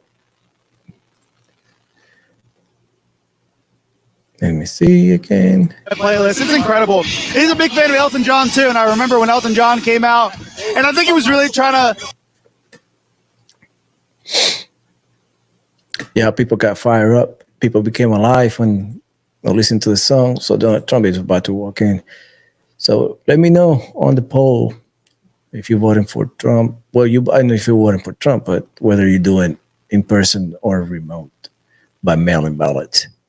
So I have another video right here on this person. It has 1 million views in a day. They're lying about the Hurricane Helene disaster. So it's 36 minutes long. Let me check on Donald Trump. He was a part of our. Still waiting on him. Don't forget to subscribe to the channel. The next live stream of the next Donald Trump speech will be Donald Trump. I believe will be on Tuesday. It will be on Tuesday. Let me verify that with you again. I don't want to give you the wrong information. So let me go back. Joy. I want to give you the wrong. I want to give you the right information. Let me see. I think it will be on Tuesday, but I saw that yesterday. I want to make sure I'm accurate from what I'm saying. Let me bring it up right here.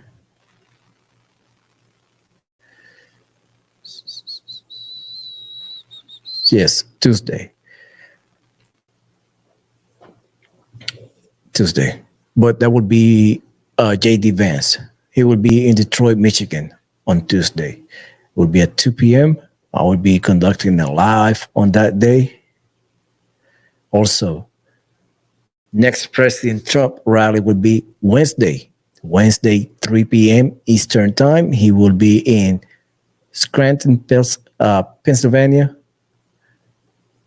on Wednesday. Later on that night, he will be in Reading, Pennsylvania at 7 p.m. And that's both in the same day on Wednesday. And then we have Donald Trump again, or J.D. Vance would be October 12th. I think somebody walking in. Let me verify the audio. Yeah, that's Donald Trump. His song. He's walking into the stage right now. So let's see.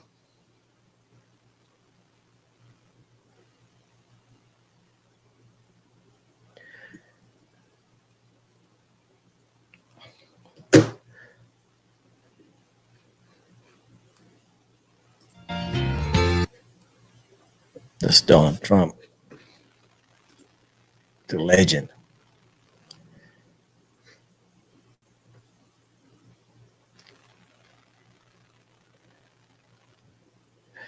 Hey, Omar, thank you for your comment. Appreciate Omar. Always trolls, but it's all right. We love him anyway. Thank you.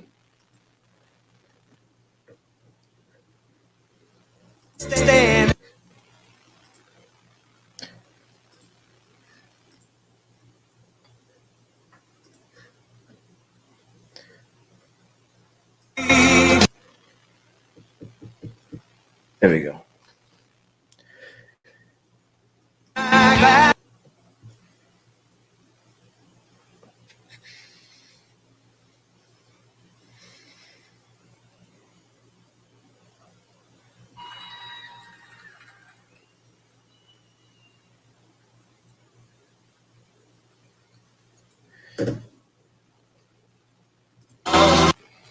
Let's start playing the song.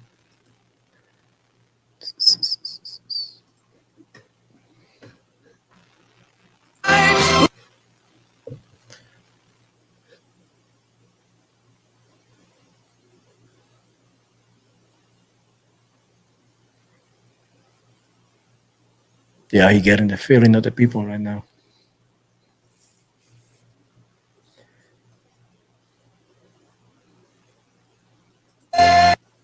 There you go. You're about to walk into the podium.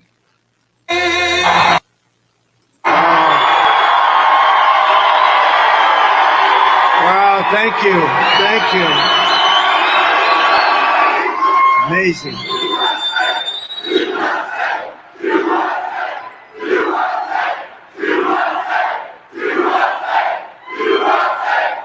Thank you very much. And a very, very big hello to Wisconsin. It's great to be back. You know, before I start, they say that Wisconsin is probably the toughest of the swing states to win. I don't think so at all. We have got the biggest crowds. They've never seen crowds like this. This is unbelievable, actually. You know, I could be anywhere right now. I could be beautiful beaches. I could be all over the world. I'd rather be right here. What's more beautiful? We are going to win the greatest election in history. And it's incredible to be back in this beautiful state with thousands of proud, hardworking American patriots, which is what you are just 30 days from now. We're going to win the state of Wisconsin. We're going to defeat Kamala Harris. And we are going to make America great again. We're going to do it. We're going to do it. And quickly. We're going to do it quickly. And when we win, it will be considered the greatest political victory in American history. You know that, right? I saw that. You know, I saw that. I've never really said it that way. I've said it a lot of different ways, but not that way. And I saw one of these Democrat, I guess congressmen in this case. He said, you know, if he does this, because we're leading in all the polls, we're leading everywhere. Leading in Wisconsin, too, by the way, which is very important. You see, because this is the ultimate poll. When you get this many people, this is the ultimate poll. But, you know, they had this congressman, he said, you know, if he does this, it's going to be like the greatest political win in the history of our country. And I said, wow, that's great. I love that. We love that, Troy, don't we? So it will be incredible. And I think we're going to have something that's going to be amazing. The world is going to be watching. And we're 30 days away, 30 days away. So you have to get it. But, you know, we had an incredible evening last night in Butler, Pennsylvania. It was a beautiful evening. It was a very different kind of an evening. It was a tribute to a very brave firefighter, you know, Corey. He was a real Trumper. Corey was a Trumper. He was a MAGA guy. He was an America First guy. He had the whole deal going with the outfits, the hats. He had everything. He was great, and his whole family is great. But he really, look at it the way I look at it, he sacrificed his life in an attack 12 weeks ago. And you have to look at what happened last night. We had over 100,000 people show up in beautiful little Butler. It's little Butler, but beautiful Butler, Pennsylvania. We had a crowd, and you know, this is a hell of a crowd too, I have to tell you. It's happening all over. But we had 100,000 people, and there was love, and I had a fantastic Christopher. I had a great opera singer, and he went up and he sang Ave Maria. You saw that. We had a short moment of silence, and then the bells rang, and they said, where do we get bells? I said, why don't we just take them off the Cathedral of Notre Dame? He said, those are good bells, and you actually have tapes. So we said, let's use them. Maybe nobody's going to find out. We had these magnificent bells ring, and then Christopher got up, one of the best opera singers I've ever heard, and he got up and sang Ave Maria during this moment of silence. It was an unbelievable evening, and we have something to show you the kind of crowd we had last night. It was really something special. So let's put it up if we can.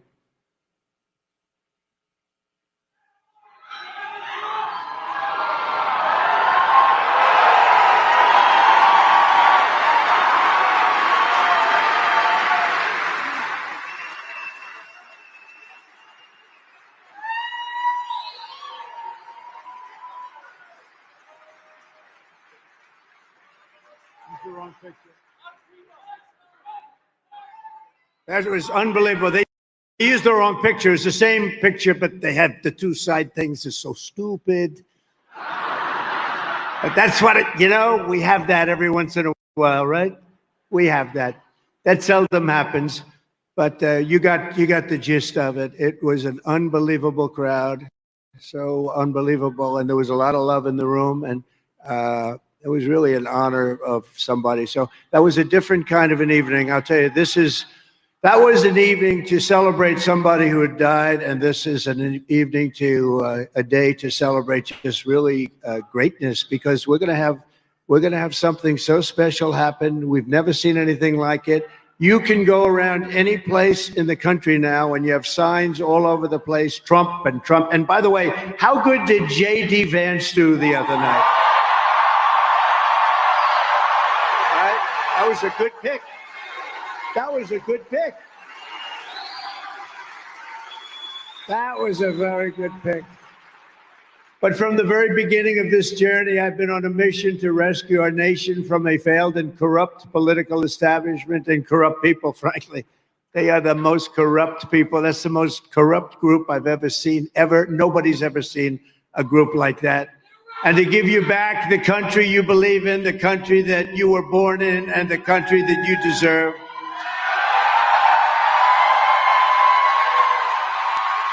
And in that mission, I will never quit. I will never bend. I will never break. And I will never yield. I'm like these guys over here from Texas.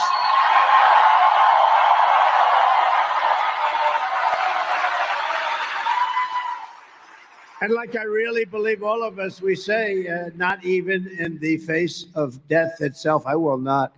This is so important what we're doing. We're saving our country. This country is in big trouble. We're a failing nation. We are a failing nation. We're a nation in decline. We're a nation in distress. And we're going to get it fixed very quickly. But you know what? If we have to go with another 4 years of these people, and she's worse. And she's worse than Biden, in my opinion. First of all, I think Biden is actually far more intelligent, if you can believe that. Can you believe? I think he's more intelligent than she is. Ay, ay, ay.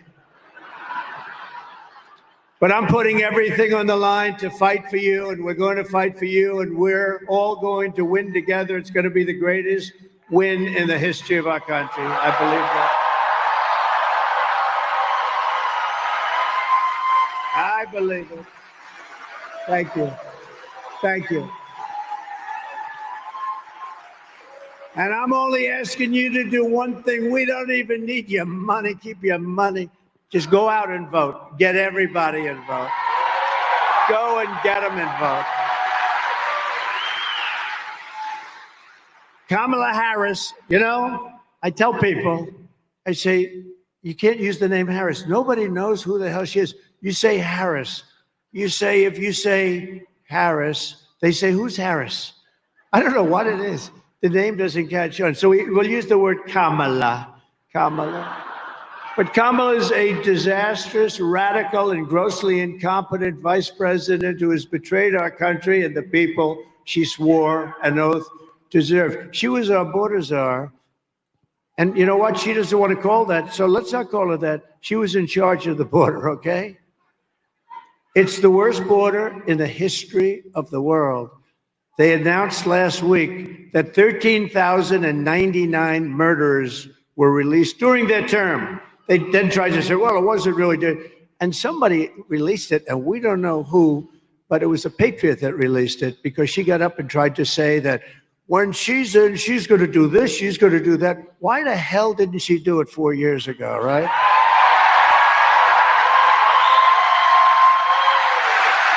But she threw open our border, destroyed the middle class, and now as our citizens are suffering from catastrophic hurricane, this hurricane has been a bad one.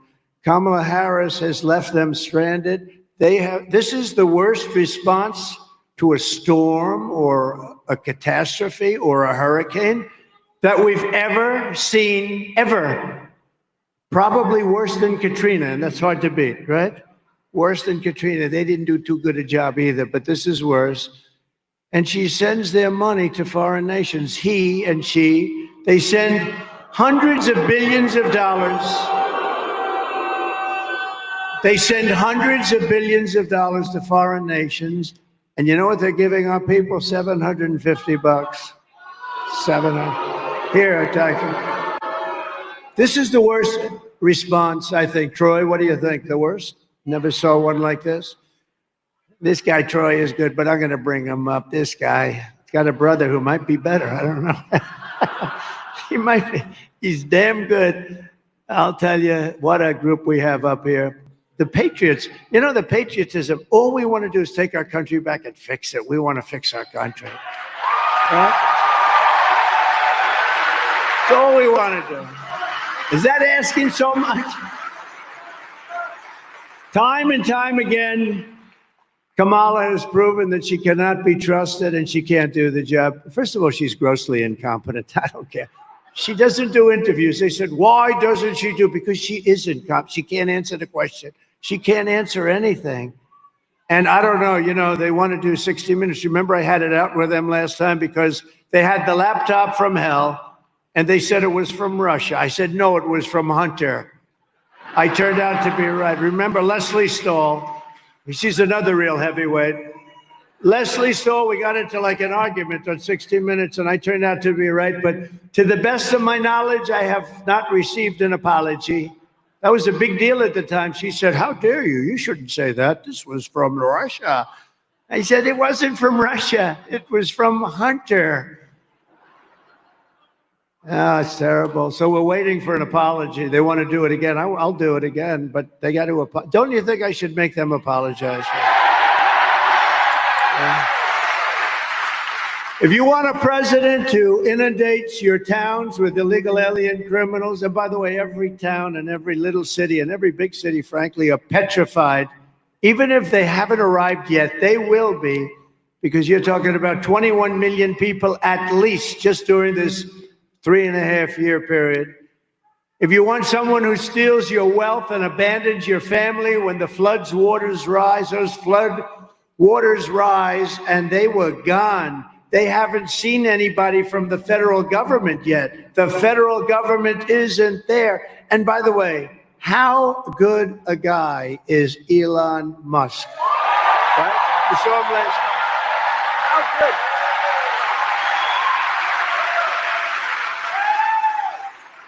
I mean, that guy, I didn't know anything about it. I get a call from a really good person in North Carolina. They said, the people, there's no communication.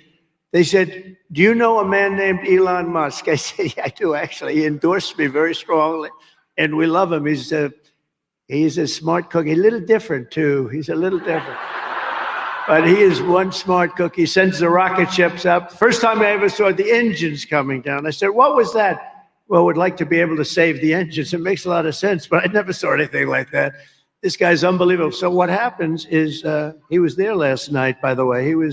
He got the biggest hand you've ever seen. People love him. But they said, do you know Elon Musk? So he didn't know. And I said, yeah, I do. Why? What do you need? And he said, they have something called Starlink. Starlink. He said, we have no communication in North Carolina. People are dying. Like 500 people are missing. It's a disaster. The federal government is doing, the White House is doing nothing. They've abandoned us. And you know, it's largely a Republican area. So some people say they did it for that reason. I don't even think they're that bad, but they probably, maybe they are. But they want Starlink. So I said, whatever it is, let's sell. I call Elon. I say, and you can't get it. It's really popular. It's very hard to get. But they need it, and they need big doses of it, like fast. And I'm calling Elon. I said, Elon, in North Carolina and parts of Georgia, and the governor is doing a very good job, by the way, in Georgia, I have to say. A very good job. But in parts of Georgia, and in real big parts of North Carolina, they need something called Starlink. I don't know what the hell it is, and you don't have to tell me because I don't want to waste a lot of time. But would you be able to get it? And we talked on the phone for a couple of minutes. And during my conversation with him, I got a call from North Carolina thanking me for getting Starlink. I said, how the hell did you do that? You're talking to me. You didn't have time. He said, well, I have a system. I think he's doing. No, I mean, he approved it while he was talking to me. Is that crazy?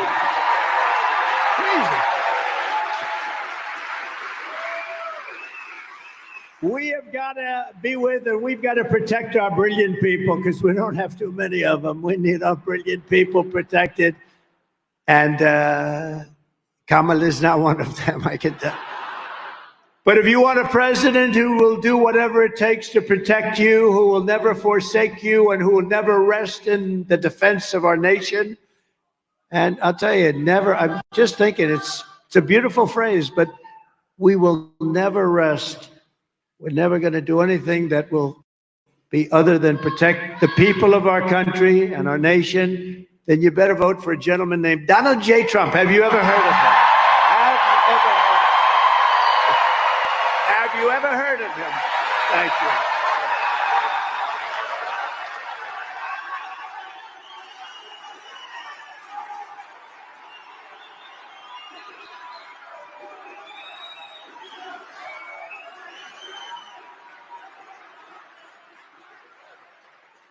Well, I'm going to always get the job done in America and for America. And one thing we always will do, and we've got to do now, because for 50 years we haven't done it, we will always put America first. It's time for us to put America first. We did it 4 years ago, I can tell you. We were energy independent 4 years ago. Can you believe it? With the lowest energy prices, lowest, everything was the best. And that's why they compare this with what it was, and people like us. We had the greatest economy in history of our country, and we did well. And by the way, I'm just looking as far as the eye can see, long beyond the fake news. That's a lot of cameras back there. But long beyond the fake news. Look at all the, you can't even see. That's a lot of people. That's a lot of people.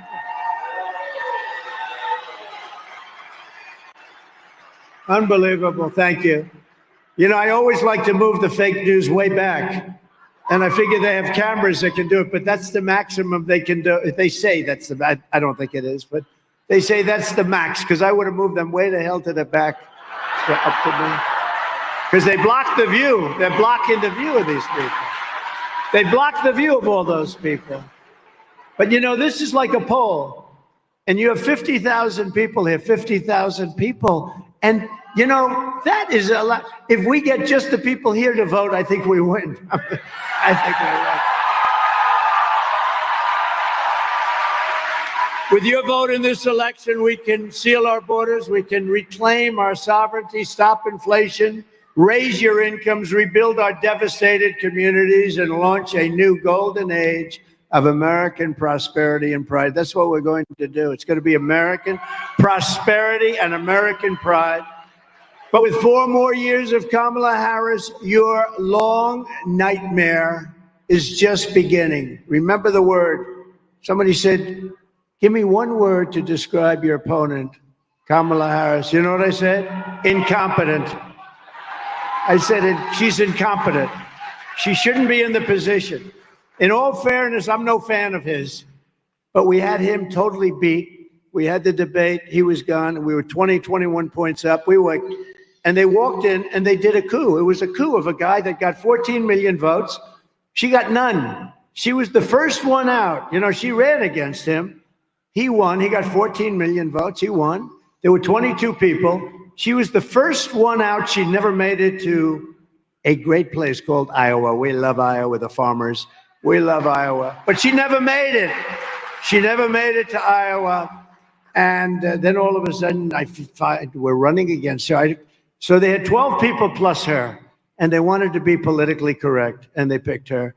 And I don't know. I actually think if it keeps going like this, like we're doing, because they said she'd have a 6-week honeymoon, and she did. She had a little bit of a honeymoon period. You know, they went from the fake news, went from calling her horrible, the worst vice president, a total disaster, couldn't speak, couldn't do anything, to being wonderful. She's wonderful. So the fake news, you know, they have the fake news as their partner, and we have a little news, but our news has been, and I never understood why they'd want this, why the fake news would want it, other than they hate our country, because I can't understand. Why do they want open borders? Why do they want sex change operations for people that are too young to even think about it? Why do they want men playing in women's sports, you know? Because we actually are now the party of common sense. I think that's what I like calling us now, right? Party of common sense. But with her in office, inflation will soar. You see where she's working on inflation? Nowhere where she has no idea what she's talking about. She's working on, I will work on inflation. Why didn't you do it again 4 years ago? Why didn't you do it again? You know, my theme with her is, why didn't you do it again? But why didn't you do it then? Why didn't you do it 4 years ago? Why wouldn't you have done this stuff? You want to do this stuff. They want open borders. So now they gave it a little bit of a closure, so the numbers look a little bit better than they did. The damage is done. We got 21 million people in here. We have 647,000 criminals released from jails and insane asylums, released into our country. The damage is done. But you say, how could you be talking about the future? The damage is done. They've got to be talking about getting these criminals immediately out of our country. We have to talk about that, and we're going to do it, and we're going to do it rapidly. Why didn't she do it 4 years ago? The economy will crash, your borders will be permanently erased, your towns will be ravaged, and our country will never, ever be able to recover from this disaster. We're going to recover fast, but if you go 4 more years, you may never recover. In fact, I will say, some people say it, I think it's very severe, but I can understand it. Some people say you'll never have an election again. This would be your last election. And I can see it. Remember, I used to say we'll be Venezuela on steroids. And that's sort of what's happening. We're Venezuela on steroids. And we're buying a lot of Venezuela oil. How about this? We foreclosed on his old, broken little plane, the dictator, the head. We foreclosed on his plane, but we buy billions of dollars of oil. Can you imagine that? It should be the opposite way, really, shouldn't it? You know, that we took his plane away, but we give him billions of dollars a month in oil. Can you believe it? We're buying oil from Venezuela, and we have more liquid gold under our feet than any other country in the world, and it's good. And they don't have oil, they have tar. They have tar. You have to melt it. And you know where it gets melted? In a refinery. You know where? In Houston, Texas. So if you're an environmentalist, all that stuff, I'm going to talk to you about this with Texas. All that stuff is going up into, we do it. It's the only refinery in the world that can do it, because basically they have a lot of tar and you have to melt it, and it's a dirty process. We have the sweetest, lightest, most beautiful stuff. It's not even believable. The only way to avoid this miserable fate for America is if Wisconsin and the entire Midwest turn, and I mean turn out in record numbers. We need,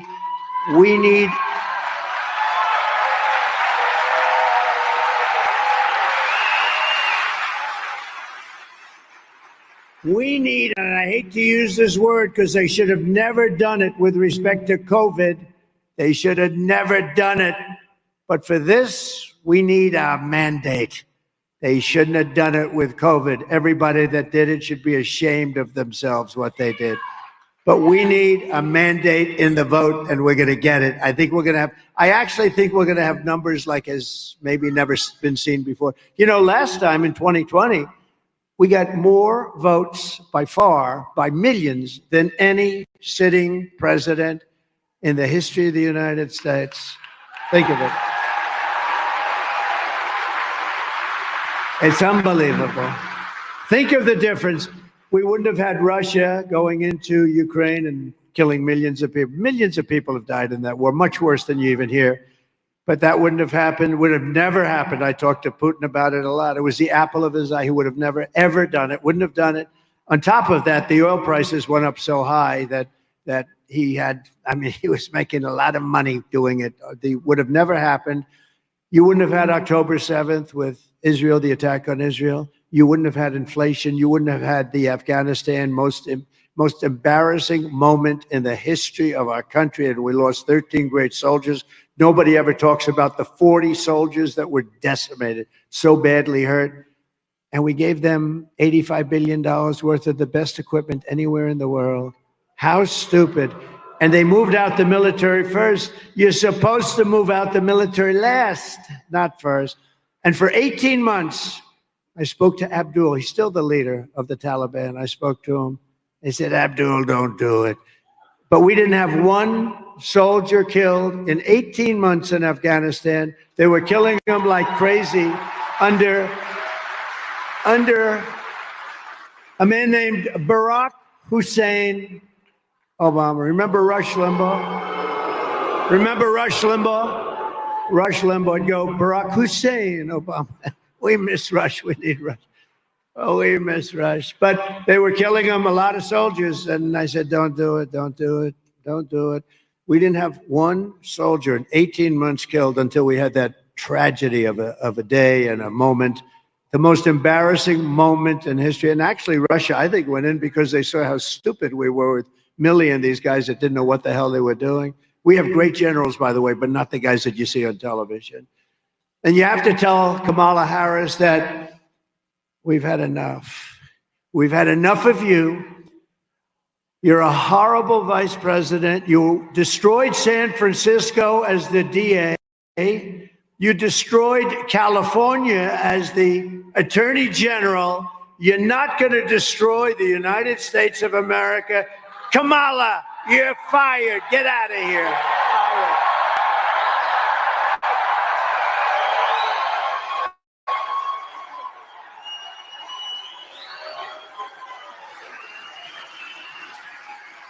We're not going to let him do it, Troy. We're not going to let her destroy our country. Dummy, did you see where the teleprompter went off yesterday? She didn't know what the hell. My teleprompter, I don't even use it. That's why I don't actually use it too much. But, you know, when you do this stuff a lot, teleprompters break. She had a bad moment yesterday. It broke, right? And she kept saying the same number over and over. I said, what's wrong with her? And maybe it didn't break. I don't know. She said it broke. But when you do this stuff, as we say professionally, you better, because I've lost it many times. I had one in Ohio for Bernie Moreno, who's doing pretty good up there. He's running for the Senate, just like Eric is doing great here. He's running for the Senate. Eric Hovde. Doing good. Good man. He's a good man. Got to vote for him. But when you do it as much, you know, it breaks. I was in Ohio. I think it was the windiest day ever in the history of Ohio. It was like Scotland. And the wind was blowing at a level that I've never seen here in this part of the world. And the teleprompters were like sails. Wah, wah. And then they blew off the stage. They blew. And we had 50,000 people. It was a great day because he took the lead right after that, a big, beautiful lead in the primary. But it was sort of an amazing experience. But you lose them all the time. And you have to be able to have a mind where you can actually speak without a teleprompter. And isn't it nice to have a president that can speak without a teleprompter? Isn't that nice? It's sort of nice. But you lose them all the time. But she was in La La Land. She was gone, and then it kicked in. She kept saying the same sentence over and over again, over. I don't know. I said, what the hell is going on? And then the teleprompter saved her. It kicked in, but it didn't kick in soon enough, let me tell you. Early voting in Wisconsin is underway now, so if you have an absentee ballot, return it right away as soon as you can. You can also vote in person using an absentee ballot starting October 22nd. And whatever you do, you have to get your friends, get them all out. You know, you have a lot of people out there that don't vote, that love us, but they don't vote. You know who doesn't vote much? Rifle owners. We are Second Amendment people, but NRA gave us their total support. We have support from every group, but NRA gave us complete and total endorsement. And during that, I realized is that because I've always gotten it from the NRA. They've been very nice to me, I'll tell you. But they did tell me that people that own guns and rifles don't vote relatively, like a very small percentage, like 15%. If you would vote, nobody could beat us. I'll tell you another one that don't vote. I love these people. Evangelical Christians. The Christian community doesn't vote as much as they should. They go to church. So now what we're going to do is we're going to go to church and we're going to get out and vote. But the evangelicals don't vote that much. And if they did vote, we could never lose an election. You couldn't lose, you know? So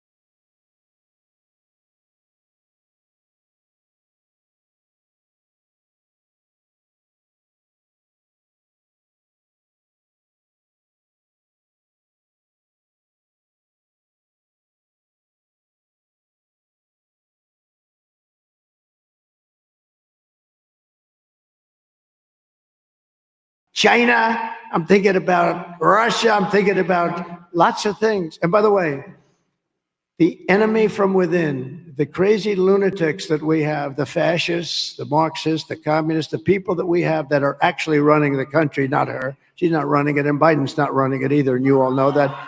Those people are more dangerous, the enemy from within, than Russia and China and other people. Because if you have a smart president, you'll be able to handle them very well.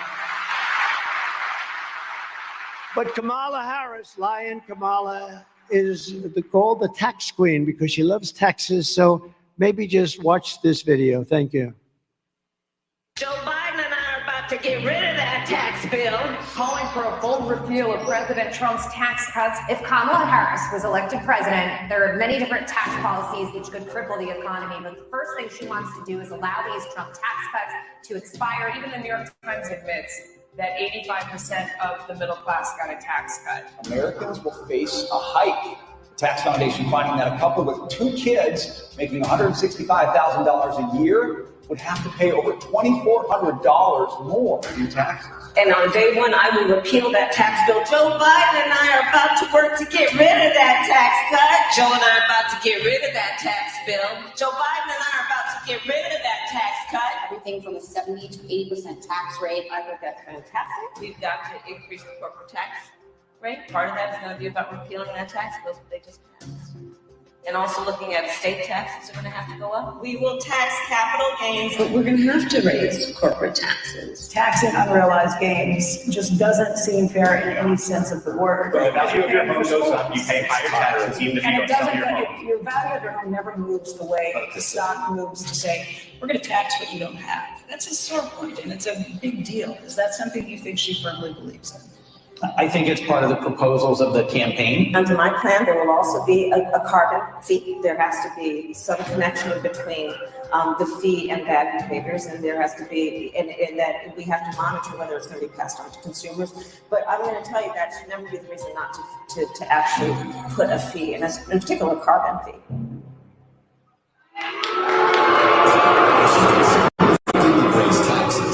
How about the tax on unrealized gain? That one hasn't even been tried. That's a communist tax that hasn't been very successful, I tell you. It's, think of it, they want to have a capital gain on unrealized gains. Think of what they're saying. You're going to pay a tax on something you haven't made. No, these are stupid people, would be driven into a depression like 1929 style depression. For years, Americans have watched as our country has been stripped of our jobs, stripped of our wealth, and seen our companies being sold off to foreign countries. And by the way, I would not approve the U.S. steel deal to Japan. I wouldn't do it. I wouldn't do it. One of the greatest companies in the world, 60 years ago, was one of the greatest countries in the world. And we have to help it. We have to make it better. We have to be able to make steel. It could happen. You have a war. And when you have a war, you need things like army tanks and ships and lots of things that are made of steel. We don't want to get our steel from China. We don't want to get our steel. You know, I put a tremendous tariff because China was dumping a lot of bad steel here. Bad steel, dirty. I call it dirty steel, not good steel. But I put a big tax. You know, I took in hundreds of billions of dollars from China. No other president took in 10 cents, and I saved our steel industry by doing it. So I'm very proud of that. But under my plan, for the U.S. economy, American workers will no longer be worried about losing their jobs to foreign nations. Instead, foreign nations will be worried about losing their jobs to America because we're taking them back. We're going to bring those companies back, and we can do it with intelligent taxing. We can do it. We can do it like they've been doing to us for years. It's very simple. And we have the place that people want to be. And it's not going to be that way always. If we keep going like this, nobody's going to want to be here. German car companies can become American car companies. We can beat China in electronic production. Manufacturers that have left us will come roaring back. They're going to come roaring back. This thing has gotten such great reviews. I'm going to explain it. It's so simple.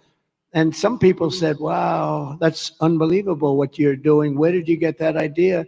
I'm going to go a little forward. I got the idea from, if you want tax benefits, you have to build in America. If you don't want tax benefits, you don't have to do. The United States will give you the lowest taxes, the lowest energy costs. We have the most energy. We have more than Saudi Arabia. We have more than Russia.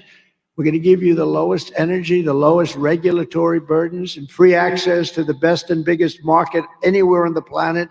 But only if you make your product here in America and hire American workers for the job. And we don't do that. You know, there's this crazy person that you just watched. She gives you a tax benefit if you make your product in another country. These people, it's so crazy. And if these companies don't take the deal, they'll pay a very substantial tariff when they send their products made in another country to us, and we will use the hundreds and billions. We will, it's really trillions, okay? But we're going to use the hundreds of billions of tariff dollars to benefit American citizens and to pay off debt, because we have to start paying off debt. And this new American industry will create millions of jobs, massively raise wages for American workers, and make the United States a manufacturing powerhouse like it has never been before. We were good, but we can be better than that if we do this. And it's so simple. And essentially, we're doing to them what they've done to us. They do it. It's so, and some of the worst abusers, I call them abusers of our country, are our so-called allies. What they do to us on trade is just incredible. It's not going to happen any longer. I guarantee you it's not. You know, they respected your president 4 years ago. Now they look at this guy, and now they have somebody that's dumber than he is coming along. It's not good. It's not good. And we can't play games. I'd like to be nice. I want to be nice. I think I'm a nice person, but we can't take games. We can't. If we lose this election, this country's finished. I really believe it. This country is finished. By contrast, the tax queen is demanding a 33% tax hike on all domestic production. You know what's going to happen? All of those companies, even small businesses, but all of those companies are going to leave our shores. Everybody wants the companies. That's what they want. It's very competitive. She even has a plan to tax the unrealized, and we're going to talk about that, but it's the craziest thing. Never been done, could never be successful. What it will do is bring you into a wonderful age of our country. 1929 depression. Everybody's going to leave. So if a company succeeds, it must give up much of its value to the government of the United States. Everyone's going to leave. They're going to take their companies. They're going to get out. You know, it used to be you moved from state to state and you'd negotiate. Now people are moving their companies to other countries.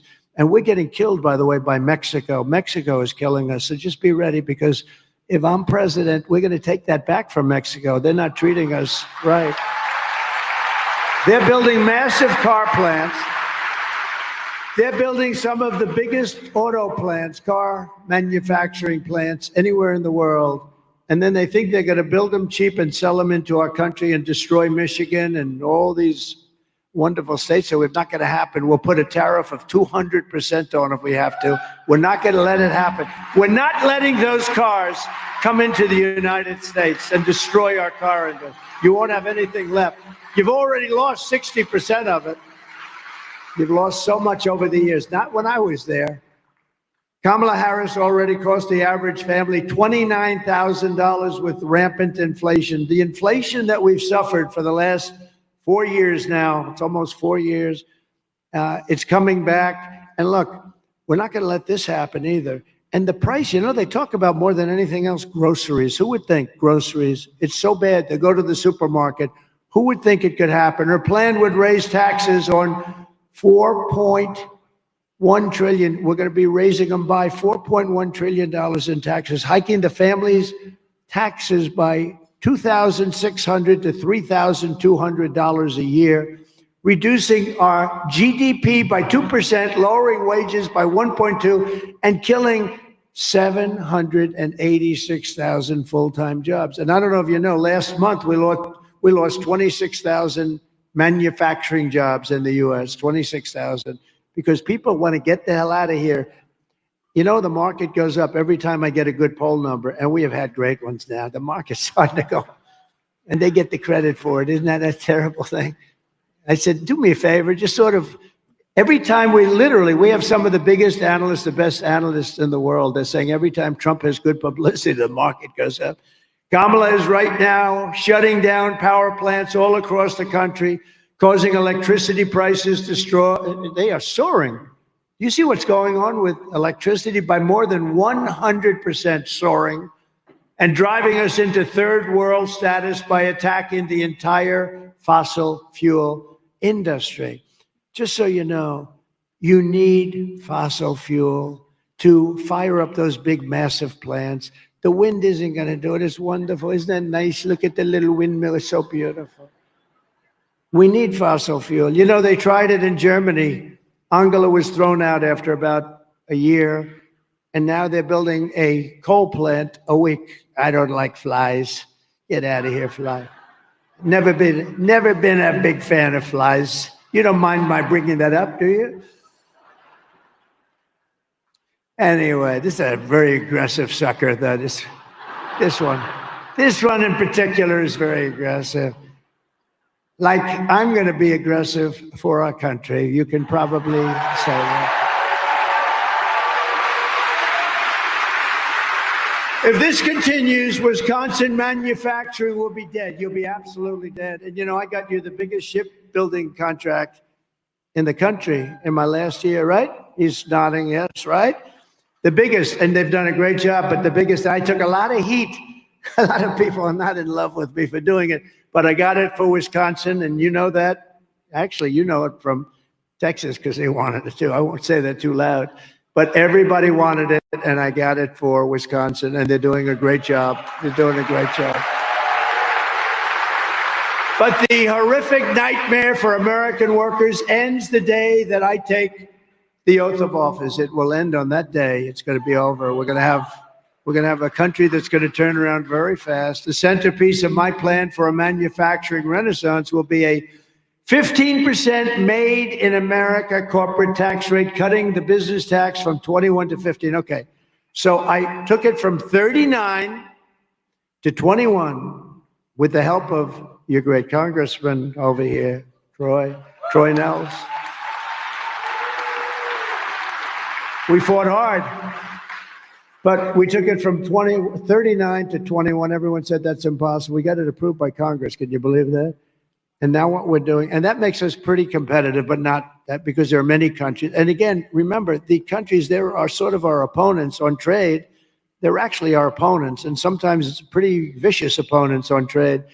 But we took it down to 21 from 39. Now I'm taking it from 21 to 15, but only for those who make their product in America, right? Pretty simple.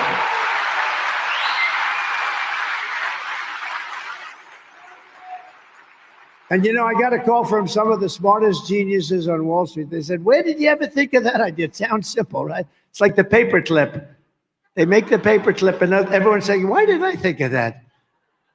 But we will protect those companies moving into America. And this is just as important, because you can't have them and then everybody comes and steals your company, steals your people, dumps your product. And so this is important, and all of our existing companies are going to be protected with stiff tariffs placed on companies that don't move in. If they don't move in, they're going to have to pay tariffs, because we're not going to let them hurt the companies that do move in.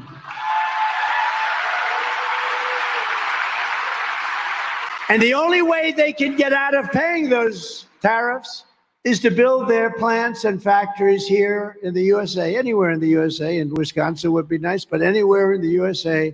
We will also cut energy and electricity prices in half, 50% within 12 months, including for all people and families, not just companies. So ready? Your energy bill will be cut from January 20th, will be cut by 50% in 12 months, okay? 50%. And I hate to say it, with your Democrat governor, you have some of the highest electricity prices and highest energy costs, is just about at the top in Wisconsin. You have some of the highest costs. So you do have a lousy governor. It's like,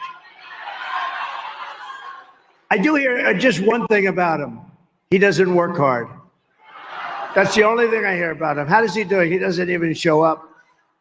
That's no good. No, he's a lousy governor. I guess they'll work on that next cycle, but he's not a good governor. We will quickly double our electric capacity. You know, if you do AI, AI is the new big thing, whatever, but AI is the big thing. But AI, to do it successfully and to be the leader, because China's already starting and very big, we need double the electricity. For whatever reason, they need massive electricity. We need double the electricity that we have right now. Who would think that? So what we have right now, you need doubled, and we will get that done. We'll have to do something with respect to the environment, because under the environmental impact statements right now, It would take you 20 years to build anything having to do with electric or anything, any form of energy. We're going to do an expedited plan where it'll be done in a matter of like weeks or months. We got to get it. We've got to get it done. We cannot do these impact statements that take years and years and years. People are working on a project. They start off as young men and women. And by the time they're old and retired, the project gets rejected. They actually get rejected.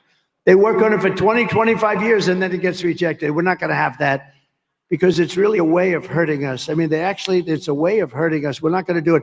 We need tremendous electric here so that people like Elon and other people that are into this whole world of this, it's a new world, but it's going to be a very big world, a very fascinating world, probably a very dangerous world. AI has got some little tricks to it that we have to be very careful with, but they need massive electricity, and we're going to provide it. We're going to be able to compete with anybody. We'll be the leader. We're going to be the leader in virtually every field. We're going to be the leader in automobile manufacturing. Think of that. And it'll happen quickly. And I have pledged to remove 10 old and burdensome regulations. And I did this. We had more regulatory cuts when I was president than any president in history by 3 times. But we're going to get rid of burdensome regulations. We're taking them off the books, and it's 10 for 1. We put in 1, we get rid of 10, and it had a great impact. Great impact. But I had the most success in history in cutting regulations. I gave you 2 things. I gave you the biggest tax cut in history, and I gave you the biggest regulation cut in history. And those 2 things gave us the greatest economy in the history of our country. We had that just a short time ago. So if you want your incomes to plummet, your net worth to collapse, your tax bills to soar, and your jobs to disappear, then vote for Kamala, because she'll do very well. But if you want Washington bureaucrats to keep their greedy hands off of your money and out of your pockets, then you have to vote for Trump. We're going to get this thing done fast. We'll work together and done fast.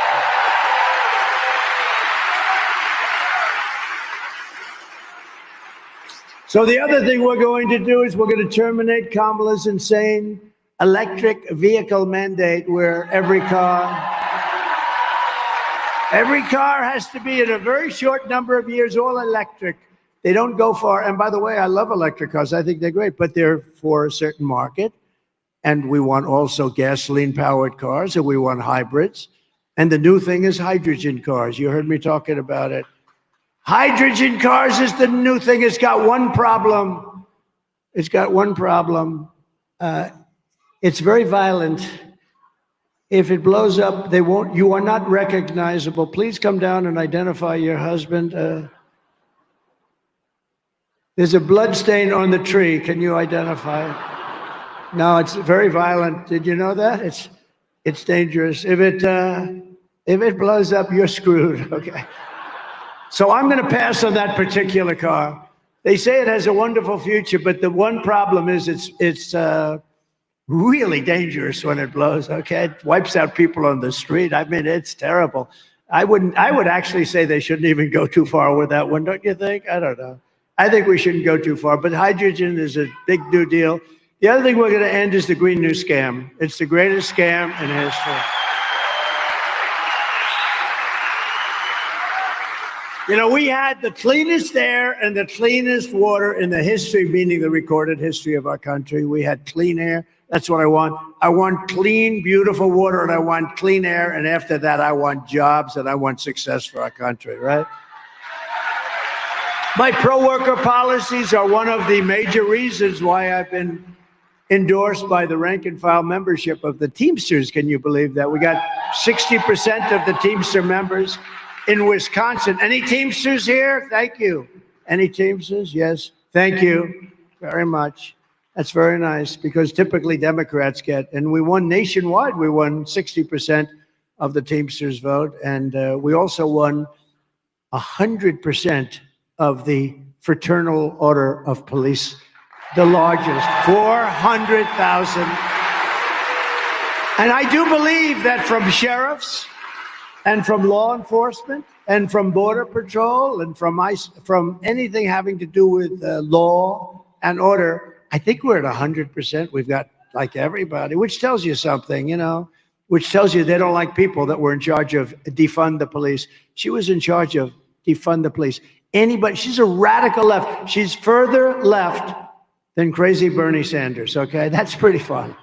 No, she's considered worse than Pocahontas, she's worse than Pocahontas, she's worse than Bernie Sanders. How the hell do you people, is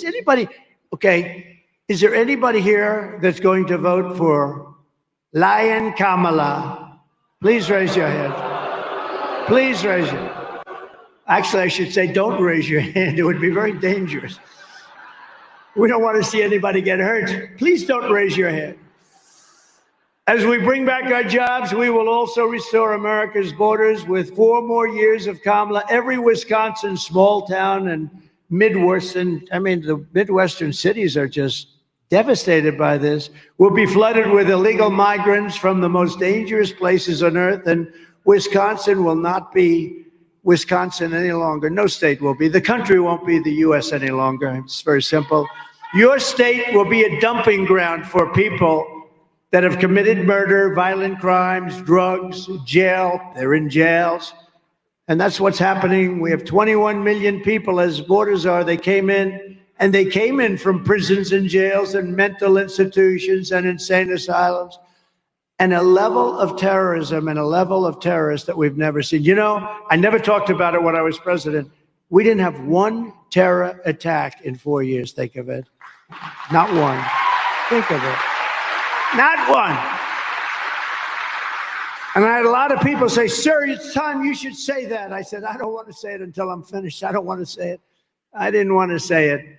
But we didn't have one terrorist attack in 4 years. 1 week ago, I was in the beautiful town of Prairie du Chien. Have you heard of it? Prairie du Chien.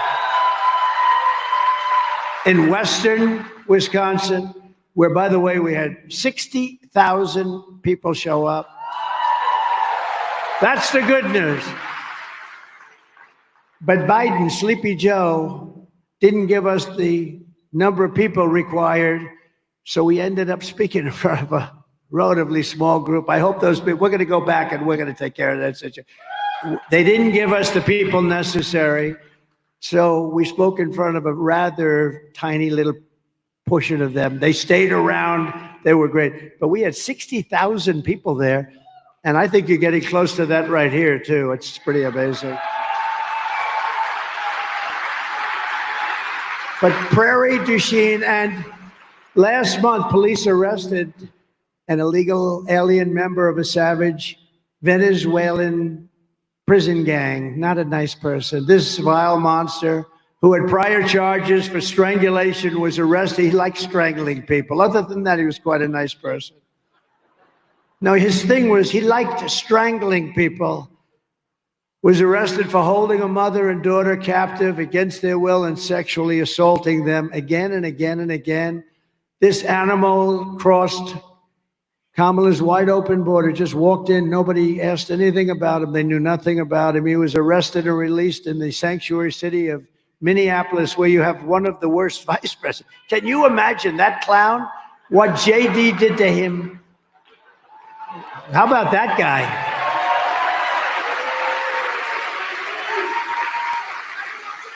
And he was immediately released by Minnesota and set loose to prey on more victims, and he did.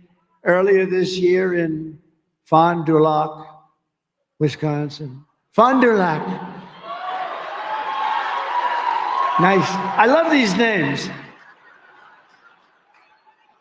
I wish they could give me a little easier names. It just, they told me that's the way you pronounce it, so I hope I got it right. But an illegal alien released by Kamala Harris was arrested for tying up and blindfolding a 12-year-old, you know this, you read it, it's a big story, a 12-year-old girl at the back of a van and viciously assaulting her in so many ways, sexually. Today, I make you this promise: I will liberate Wisconsin and our entire nation from this mass migration invasion of murderers. child predators, drug dealers, gang members, and thugs. Going to be liberated. Going to liberate. It's incredible. It would be just incredible. Thank you. Thank you. It's so sad we even have to talk about it. Who would even think we have to talk about it, really? And I think, they say the biggest topic is the economy, the biggest topic is inflation, and then the third topic is the border. I really don't agree. I think the biggest topic might be the border, because I just think, we'll solve the problems, and we're going to drill, we're going to get your energy down. The energy is going to bring everything else down. We're going to get the interest rates down. I was 2% in my administration. Now they're 10% and you can't get any money. That's killing the American dream for young people.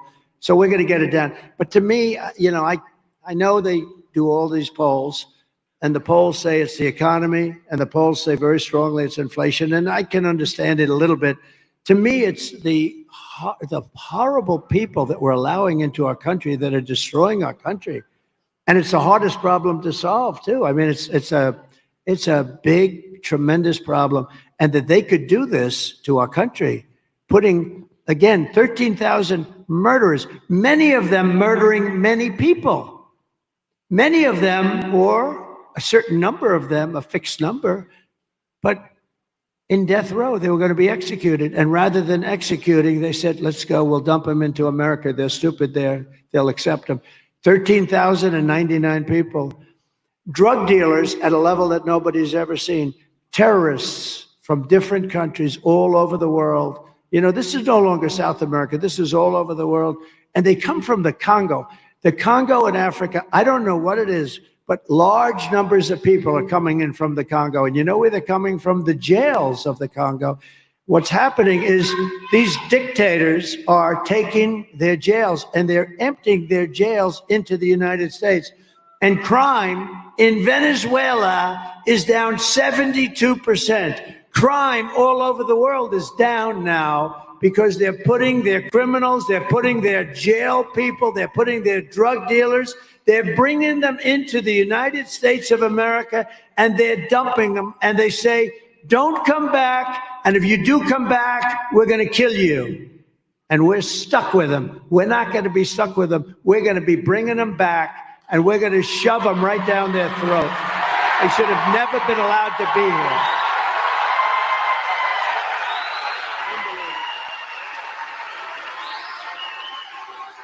It's unbelievable.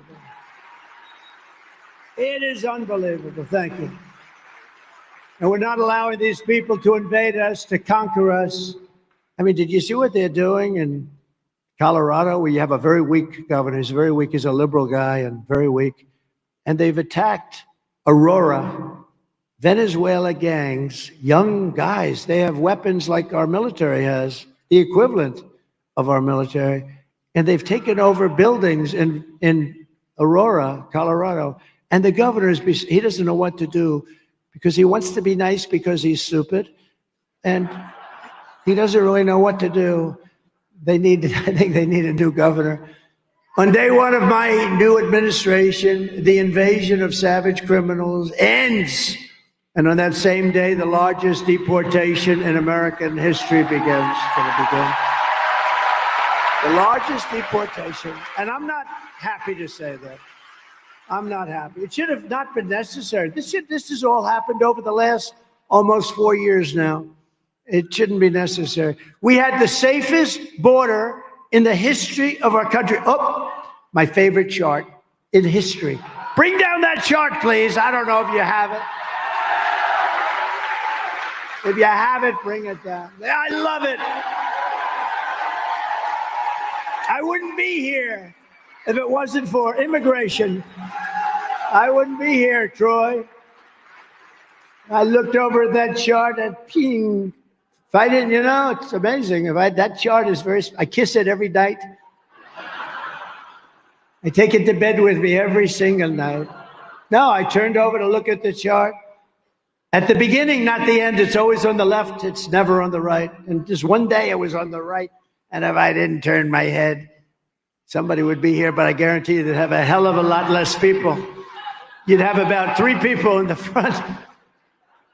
But for all of that, but take a look at that. When you look at that chart, see the arrow at the bottom? That's the lowest number of immigration we've ever had in our country in recorded history. And look what these stupid people allowed to happen to our country. That was the day I left office, right there. That was the day, the red arrow. Look what happened. And all they had to do is leave what I had. I had a policy, remain in Mexico. You have to remain in Mexico until you get checked out. And not a lot of people got checked out. Some very bad people were coming, and they wouldn't get in. They couldn't get in. We built hundreds of miles of wall, and boy, did it work. And then they could have thrown up. We had 200 miles that we were still putting up. We were 500 and some odd miles of wall, a lot of wall, and it was working. We used the Mexican government. They paid a fortune. The Mexican government gave us 28,000 soldiers to protect our border because I said, they're coming through your country. You're going to do it. They said, no, I'm not.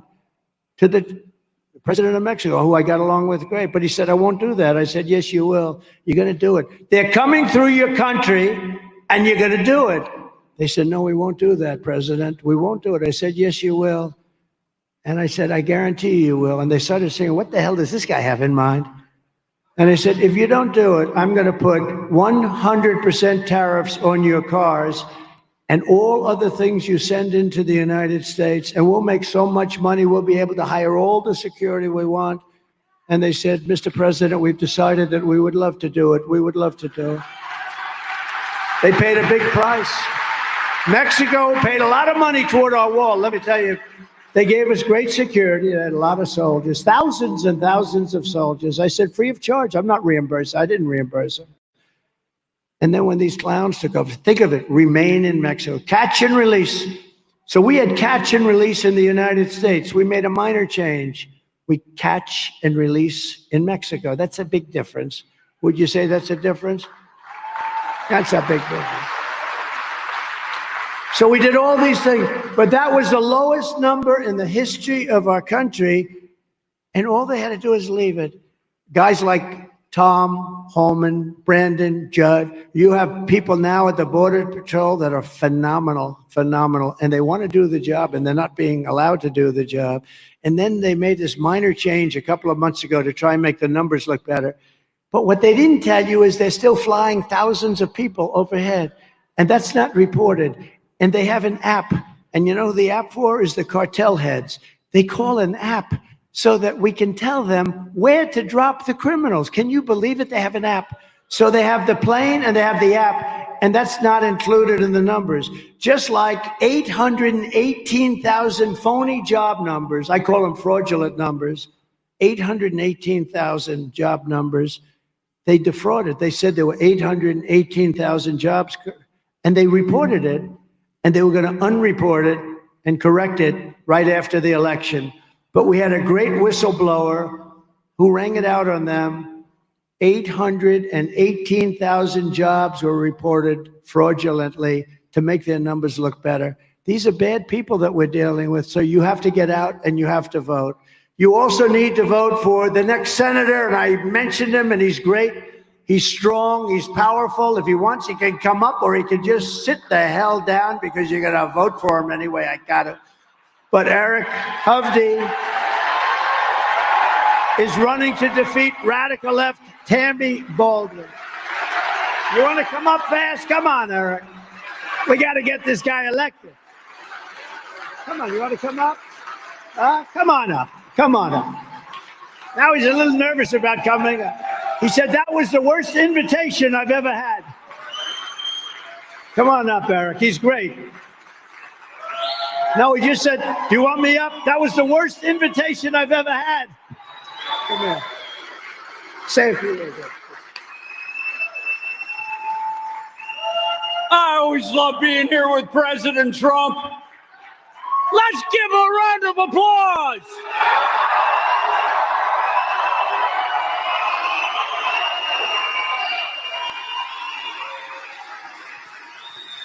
President Trump, I was talking to the folks beforehand. In business, results matter. You know, you got to get a deal done. You got to make money. You've built one of the most successful careers, biggest developer. I've spent my life in the private sector building businesses. We're going to get this country moving.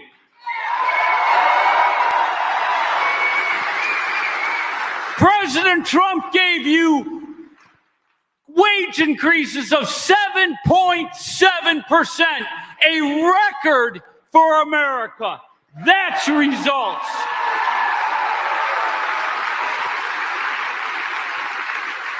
The world had no wars.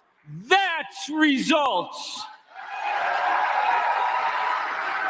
Our communities were safe because he had the border closed and he stood by law enforcement. That is results.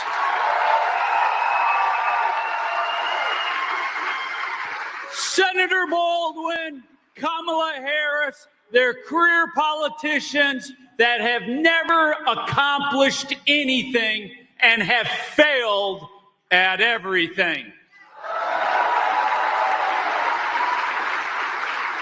So all of you, go work hard, go grab every friend, colleague, neighbor, and let's restore this great country and get President Trump and me to Washington.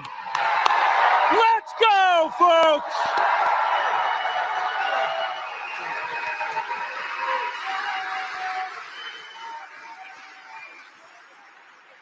Thank you very much, Eric. He's a great guy. He's a very, very successful guy, strong. It's what you need. Tammy Baldwin does nothing. She does nothing for you, nothing. And we're also delighted to be joined by a friend of mine. He's a great senator, and he's done a really good job, and he loves your state. Senator Ron Johnson. Ron.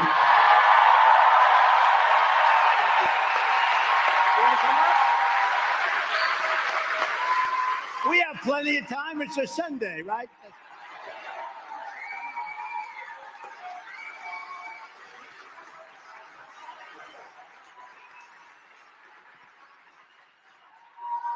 Thank you, Mr. President. Thank all of you for coming.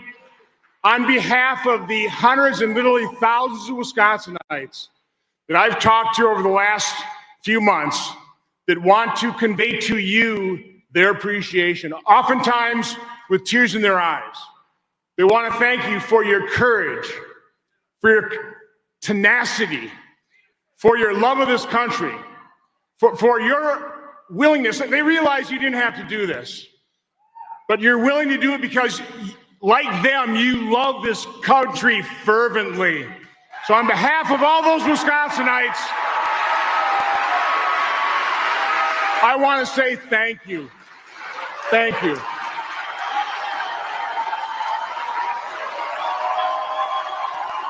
Thank you.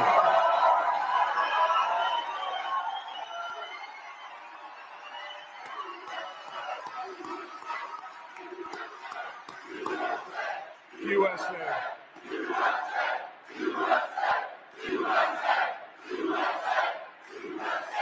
I also want to thank you for your new alliance with Bobby Kennedy. Not only is that important, so we are actually going to address the huge problem of chronic health and children's health. But you are right about the enemy within. They are dividing us on purpose. They are destroying this nation. And by aligning with Bobby Kennedy, you are setting the example, the two of you. Set the differences aside, focus on an area of agreement on a big problem, and in doing so, you are demonstrating exactly how this nation can come together, how we heal and unify America. So God bless you, God protect you, and God bless America. Thank you.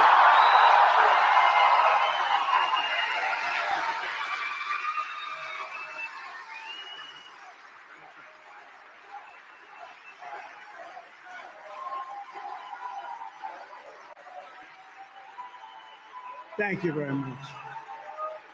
Thank you very much. Great, Ron. Thank you. Does a great job. I'd like to, if I could, just for a second. So you have a young a brilliant congressman, and he's on a committee, and it's a very important committee, and he's studying fraud and the fraud within the Democrat Party and what they're doing in terms of campaign contributions. And it's a tremendous scandal. And I'm afraid the fake news, they'll probably all turn off the cameras now. But I say, could you just give just a little prelude? Because I think it's going to be one of the biggest stories in a long time. Even if they don't want to cover it, they'll be forced to cover it. So I'd like to ask Congressman Brian Stile to come up, please.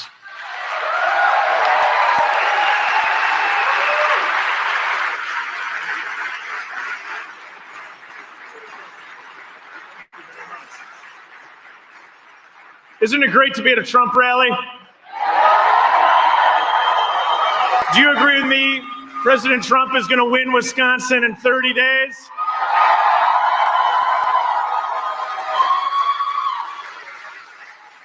When we drove over here, people were waving signs and holding up Trump signs. And we saw a lot of men and women of law enforcement are working to keep you safe, Mr. President. So to all the men and women of law enforcement here, thank you for what you're doing to keep President Trump safe.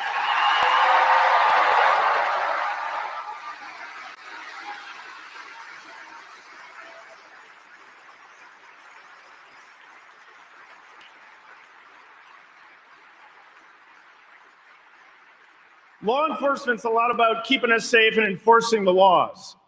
And in this election, we want to make sure that people are following the laws. Things like photo ID and U.S. citizens are the only ones who should be able to vote in U.S. elections. Don't you agree? As chairman of the Committee on House Administration, we began trying to figure out how all these things are operating. And in particular, where's all the funds coming into the liberal campaigns across the state of Wisconsin running TV ads against President Trump? We looked into Act Blue and we called him into the committee and we said, what processes are you using? And I said, you're using a CVV code. That's that little 3 or 4 digit number on the back of your credit card that you have to use when you buy almost anything online. We found out they weren't requiring it if you want to make a donation on Act Blue. Then we started to dig further and we started to find more and more things, but they don't have the financial security in place that they need to. So we did a big review and we've transferred it over to a group of Republican attorney generals from across the country. And they're digging into this information. Mr. Trump, I think they're going to find a lot of answers very soon for you.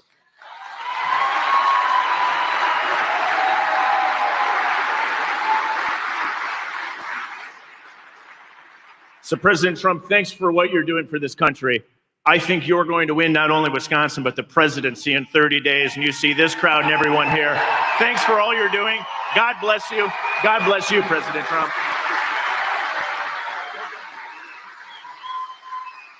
Thank you. Thank you, Brian. Also with us are members of Congress, great ones. Scott Fitzgerald. What a nice name that is. That's a good name. Where's Scott? I love that name, Scott. Must be a good writer. He's a great writer. Glenn Grothman. Thank you, Glenn. Been my friend for a long time. And a man who is not from these parts any longer. He was from here. He grew up here and he loves it so much. He's from a place called Texas. And he's one of the most popular politicians in Texas. He does a phenomenal job. And he has literally parked himself up here for the last couple of months and for this last month in particular. But he's been here with his brother. His brother is a phenomenal guy. And they are here for one reason, to make sure the election, people get out to vote and to make sure it's honest. And the people of Texas know this, and they love this guy for what he's doing. He said, I can help. He's so popular. He won by a lot of votes. He has no problems at all. But he felt he was better off coming up because if we win Wisconsin, we win the presidency. We win the presidency.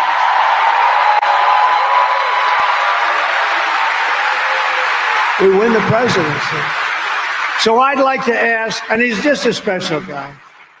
I mean, he loves this country so much. And you know, I can tell some guys come up, no, I love the country. Other guys come up, I love that country. You have to. And he's one of the latter. He's one of the guys that just loves it. And they love him. They love him so much in Texas. They love him here. But what he wanted to do, because he knows it so well, he's a part of Wisconsin.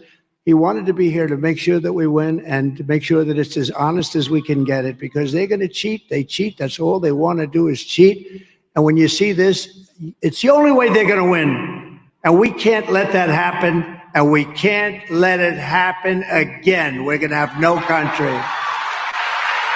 So I'd like to ask a very special man and a friend of mine, Troy Nels, to come up with his brothers, Trevor, Tim, and Todd. Please come up.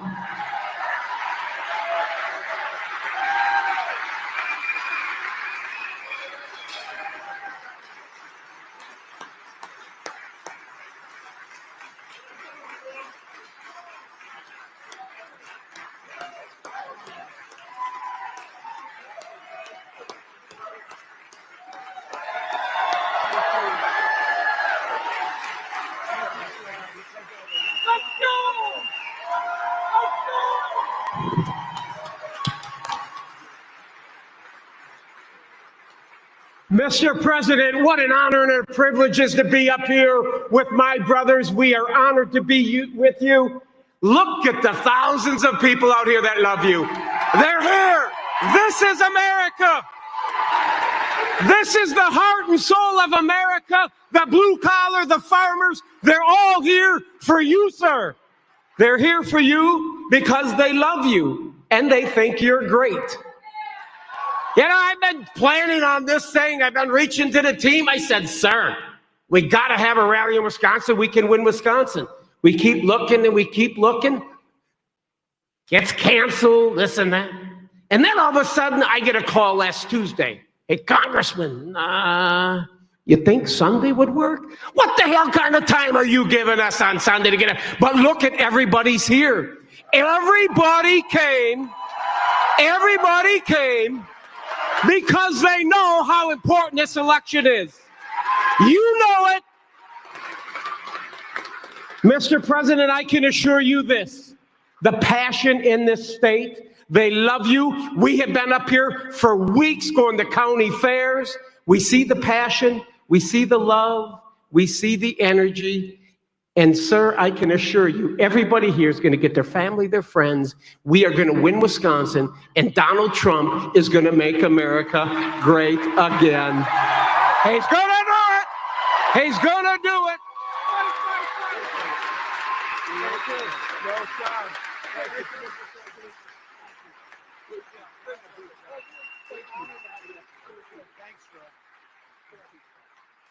Well, I've never seen it before. And his district is so happy he's doing it. He explained it to them. What do you want to do? They love that he's doing it, and we really appreciate it. We're leading Texas by a lot. We're leading Texas. So he said, I want to come up here because this is a big deal. Wisconsin's a big deal. Thank you. And he knows it so well. They grew up here. Thanks. Former U.S. Senator Bob Caston. Bob, thank you very much. Bob.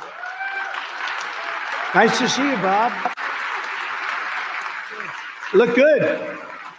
And Dodge County Sheriff Dale Schmidt, who, by the way, is here with a group of Wisconsin sheriffs announcing that they are endorsing Trump. We love him. Come on up here, Sheriff.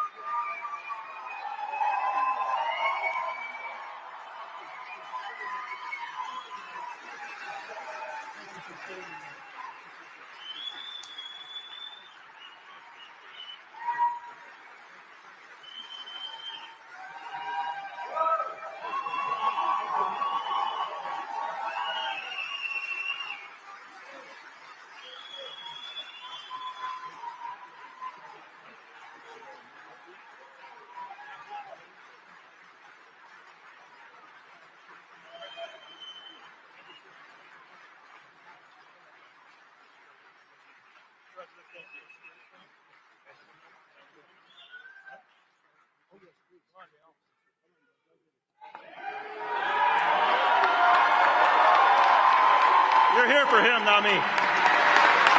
Mr. President, I am proud to announce that all of these sheriffs are among a very small amount of sheriffs and law enforcement across our country that support you. I'd say 80 to 90% of law enforcement across this country are behind you, Mr. President.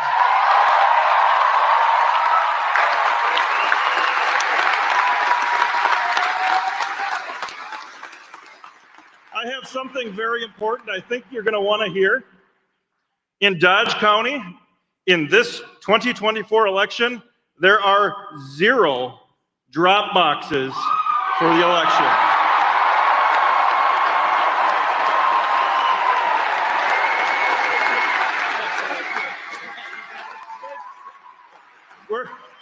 Our clerks are fantastic. We're going to make sure that we have the best, most secure election in Dodge County history. And one last thing, Mr. President, the last time I met you, I was with 200 sheriffs standing on the south lawn. And you came out and you shook a bunch of sheriffs' hands, and you didn't quite get to me. Wait. So I did one thing that I knew would get his attention, and he'll do again here shortly as soon as I say it. I shouted, and he walked over to me afterwards, "Best president ever!"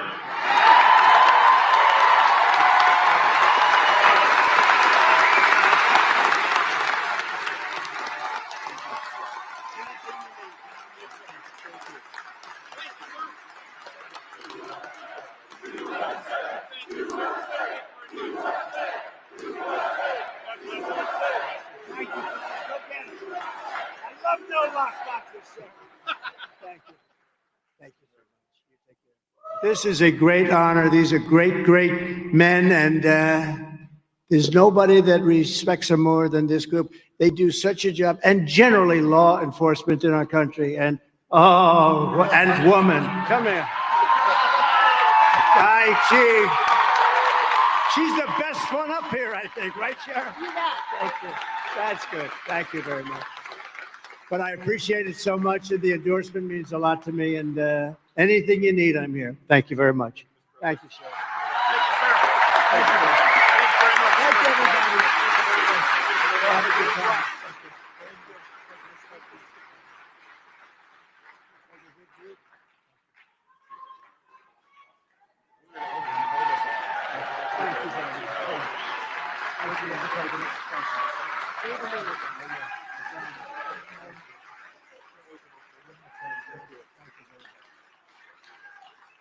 These are great people. Wow, what a group.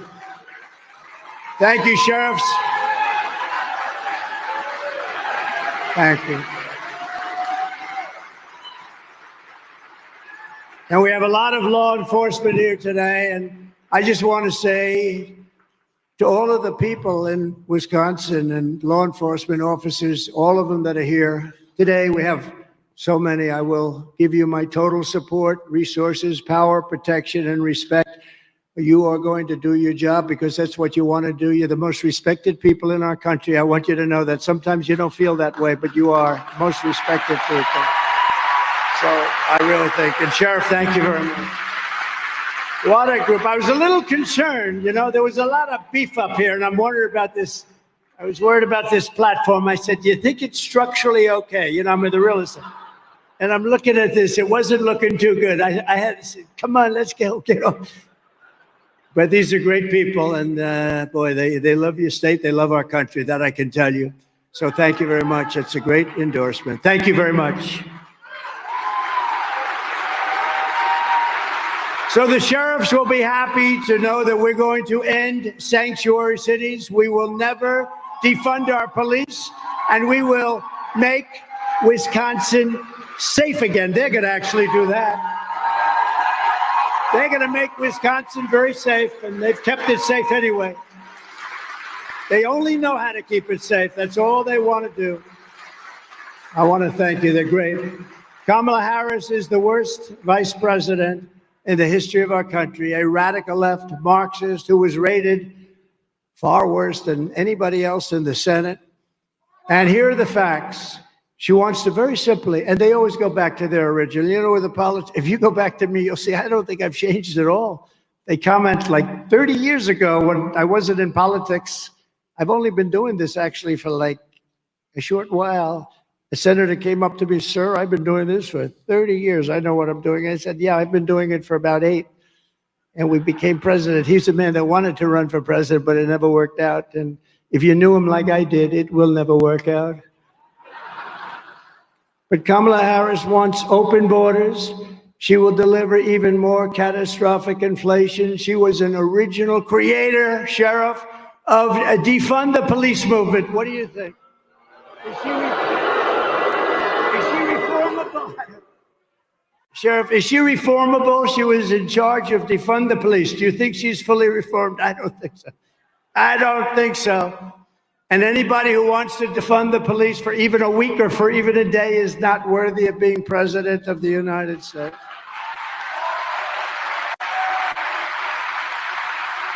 Kamala Harris vowed to abolish ICE. These are great people. These are great patriots. They're tough cookies, too. They would go into a pack of MS-13 gang members and the fist would fly. I don't know. Somebody has to do that job. I don't see anybody up here. I have a couple of friends. I don't see them doing that particular job. They're good at other things, but not that. But these are great people, and she wants to defund them. She wants to get rid of them. She wants to take ICE out. These are the people that remove the worst criminals, the worst gang members, the worst drug dealers from out of our country. Get them the hell out of here. And she wants to get rid of them. She wants mass amnesty and citizenship for all illegals. And she says that we must not utter the words illegal alien or radical Islamic terrorist. She lost more than, to me, statistically, this is the worst. In less than 4 years, she lost more than 325,000 migrant children that are now dead in sex slavery, or just plain missing. As California Attorney General, she redefined child sex trafficking, assault with a deadly weapon, or rape of an unconscious person as totally nonviolent crimes. She praised the idea of a 70 to 80% tax rate. She thought that was very good. She pledged to abolish private health care. For some people want private health care. They have to pay for it, but they maybe don't want to wait in line for 6 months and force everyone into socialist government-run health care, which is what you have to do. They wait online for months and months, and they take a routine or a minor illness, and they end up being terminally ill.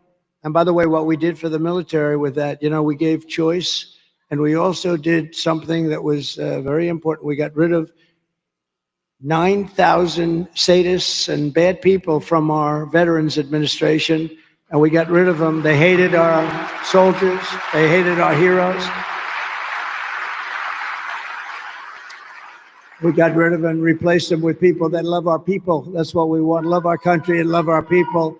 The other thing we did, which is very important, is choice, because our veterans were waiting in line. We had a 92% approval rating with our vet. Now it's down into the 40s, and they're getting rid of a lot of the things we did for our vets.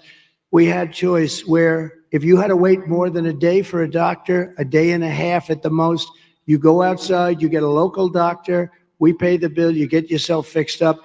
This never happened before with our vets, and it was unbelievable. And slowly but surely, they're going to dismantle that. They've already started dismantling that. It was one of the best things I was most proud of. And we're going to get it back very fast, you vets. We're going to get it back very fast.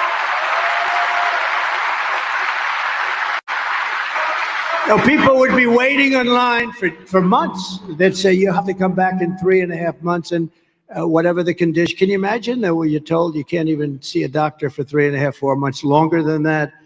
And the VA has some great doctors, but the management of getting to see them was very peculiar. So we're going to take care of that. But we did something. They've been trying to get that for 58 years, and I got it done, totally done, and nothing worked better. And again, 92% approval rating. It was rarely in the 40s.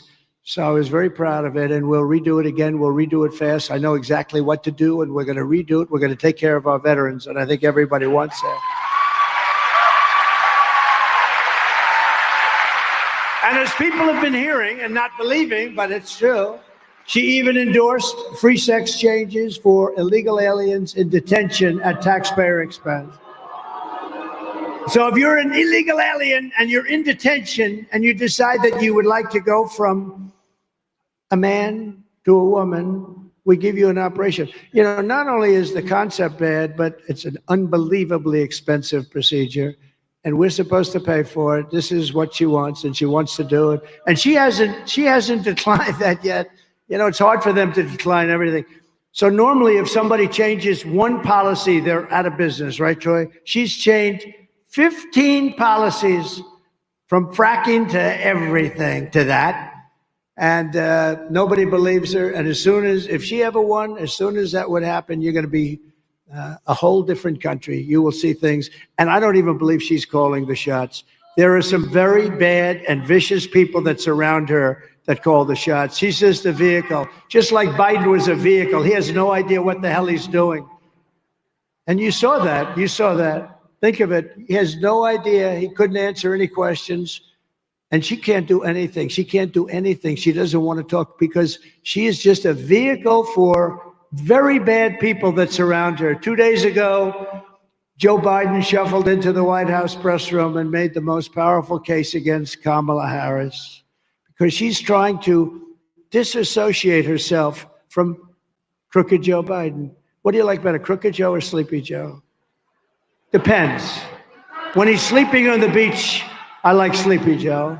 When he's in the White House, I like crooked Joe because he's the most crooked president we've ever had. But right now I think sleepy because they took the presidency away from him. They had a coup. They staged a minor coup, if you haven't heard. But she is trying to disassociate. She doesn't even know who the hell he is anymore. She doesn't mention his name. She doesn't mention how bad inflation was, how bad the 325,000 children that we just mentioned. All of these things are so bad.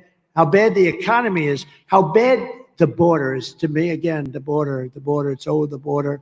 You know, I won in 2016 because of the border. I did a phenomenal job. Is that right, Troy? You were a beneficiary in Texas, and I did such a great job. And then in 2020, when I ran, got more votes and everything. But I wanted to talk about the border. My people said, sir, nobody wants to talk about the border anymore. You fixed it. I said, that's why I want to talk about it. I couldn't talk about it. I said, I want to talk. People weren't interested in it. But that border in 2016 was nothing compared to what you have today. What you have today is a sick group of people that are letting these really bad, dangerous people into our country. And we're not going to let that. We're going to close that up on day one. My first order is going to be close the border.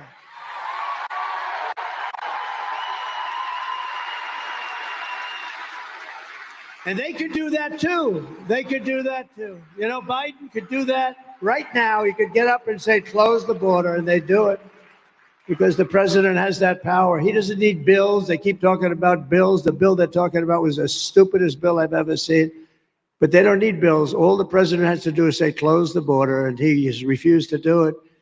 Biden said that he and Kamala were, quote, singing from the same song sheet.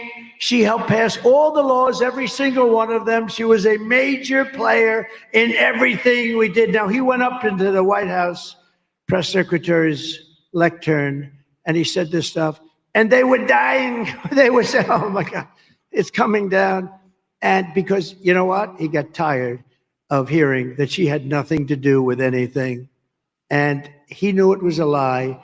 So he couldn't take it any longer, and he went up and made a fool out of himself, but you'd expect that. But he said this was one hell of a this was the worst press conference. They're screaming at him. He didn't know what the hell was happening. But the reason he went up there was to make that statement that she knew everything. She cannot disassociate herself. She approved everything. She was the vote in the Senate as the vice president for many of these bills. So a vote for Kamala is a vote for 4 more years of crooked Joe Biden. It's a disaster. It's a disaster for our country, and it'll never be this way. A vote for Trump is a vote for change, and it's a vote for saving our country. Unbelievable.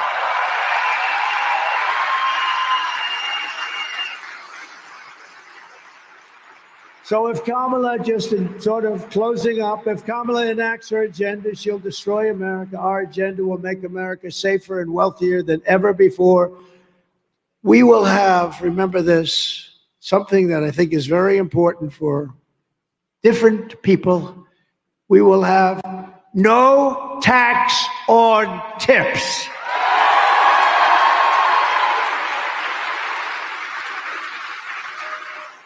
Now, that doesn't help the sheriffs too much. That's not going to help you guys. They never got a tip, I guarantee you that.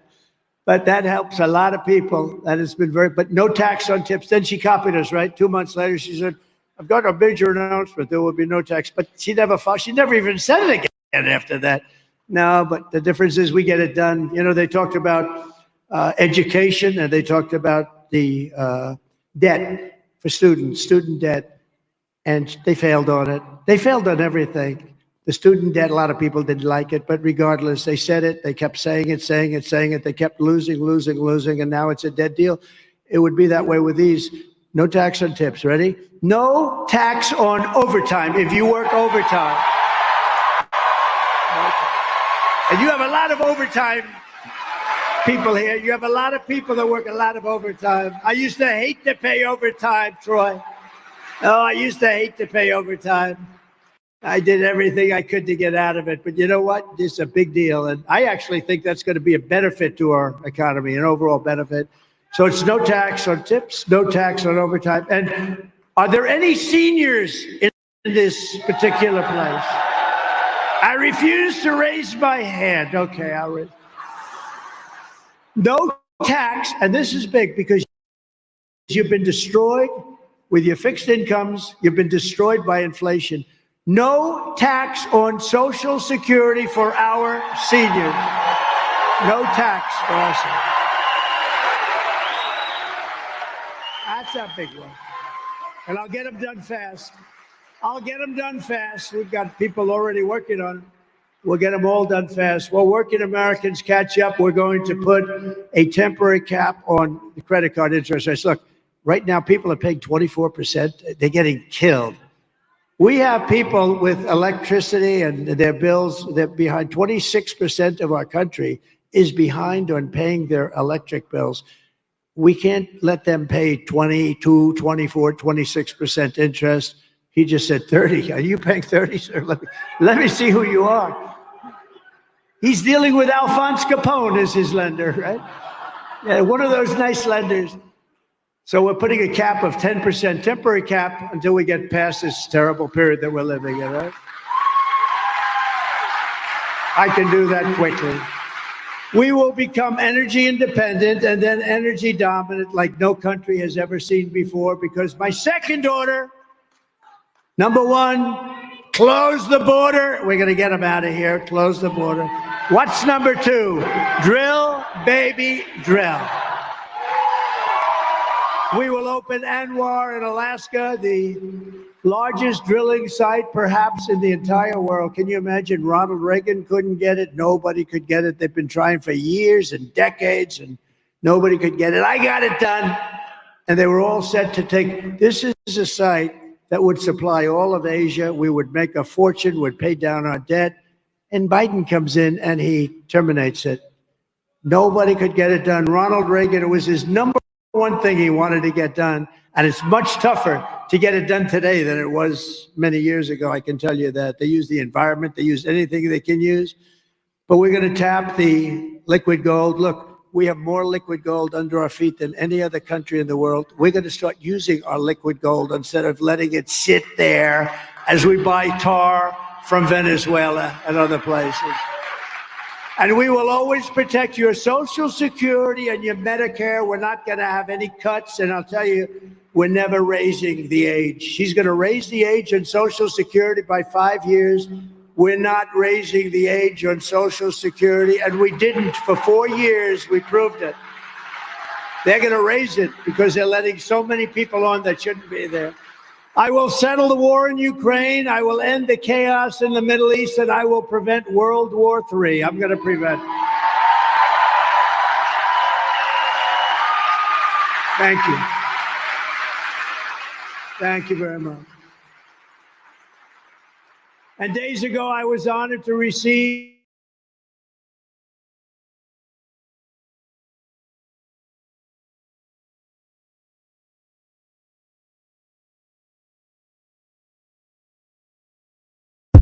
Let me bring it back. Cough me off real quick. It coughed me off. Give me a second.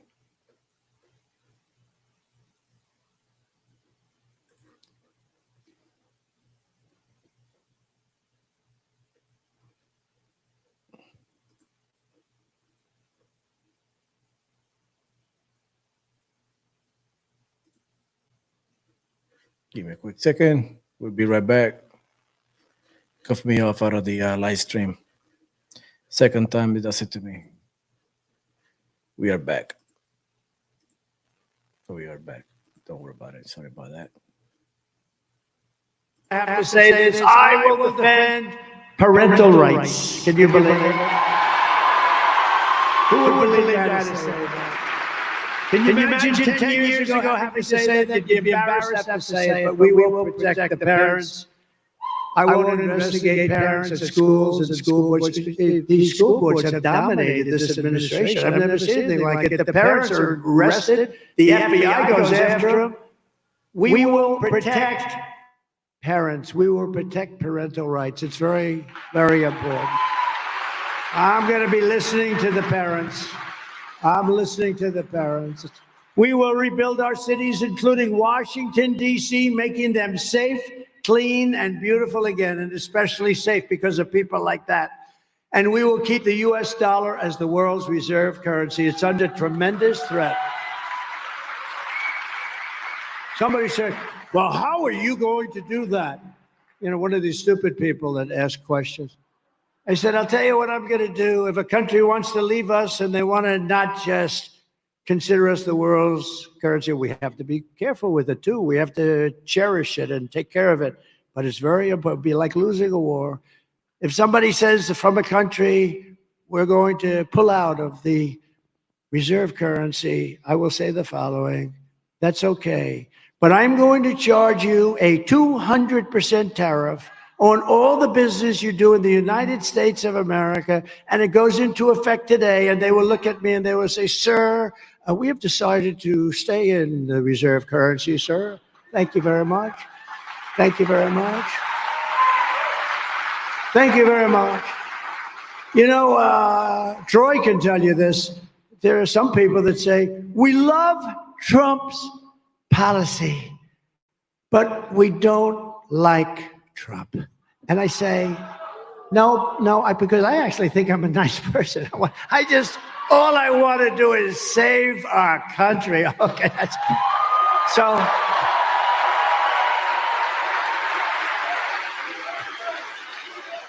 I just want to say that.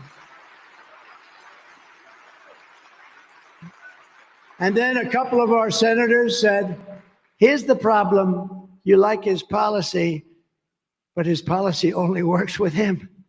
Because like that, what I just told you, how many people would say to the head of a country that when Macron, nice guy, when Emmanuel from France, he said he's going to tax American companies at a very high rate, higher than other companies. And I said to Mnuchin and some people, don't let him do it. Go tell him they're not going to do it.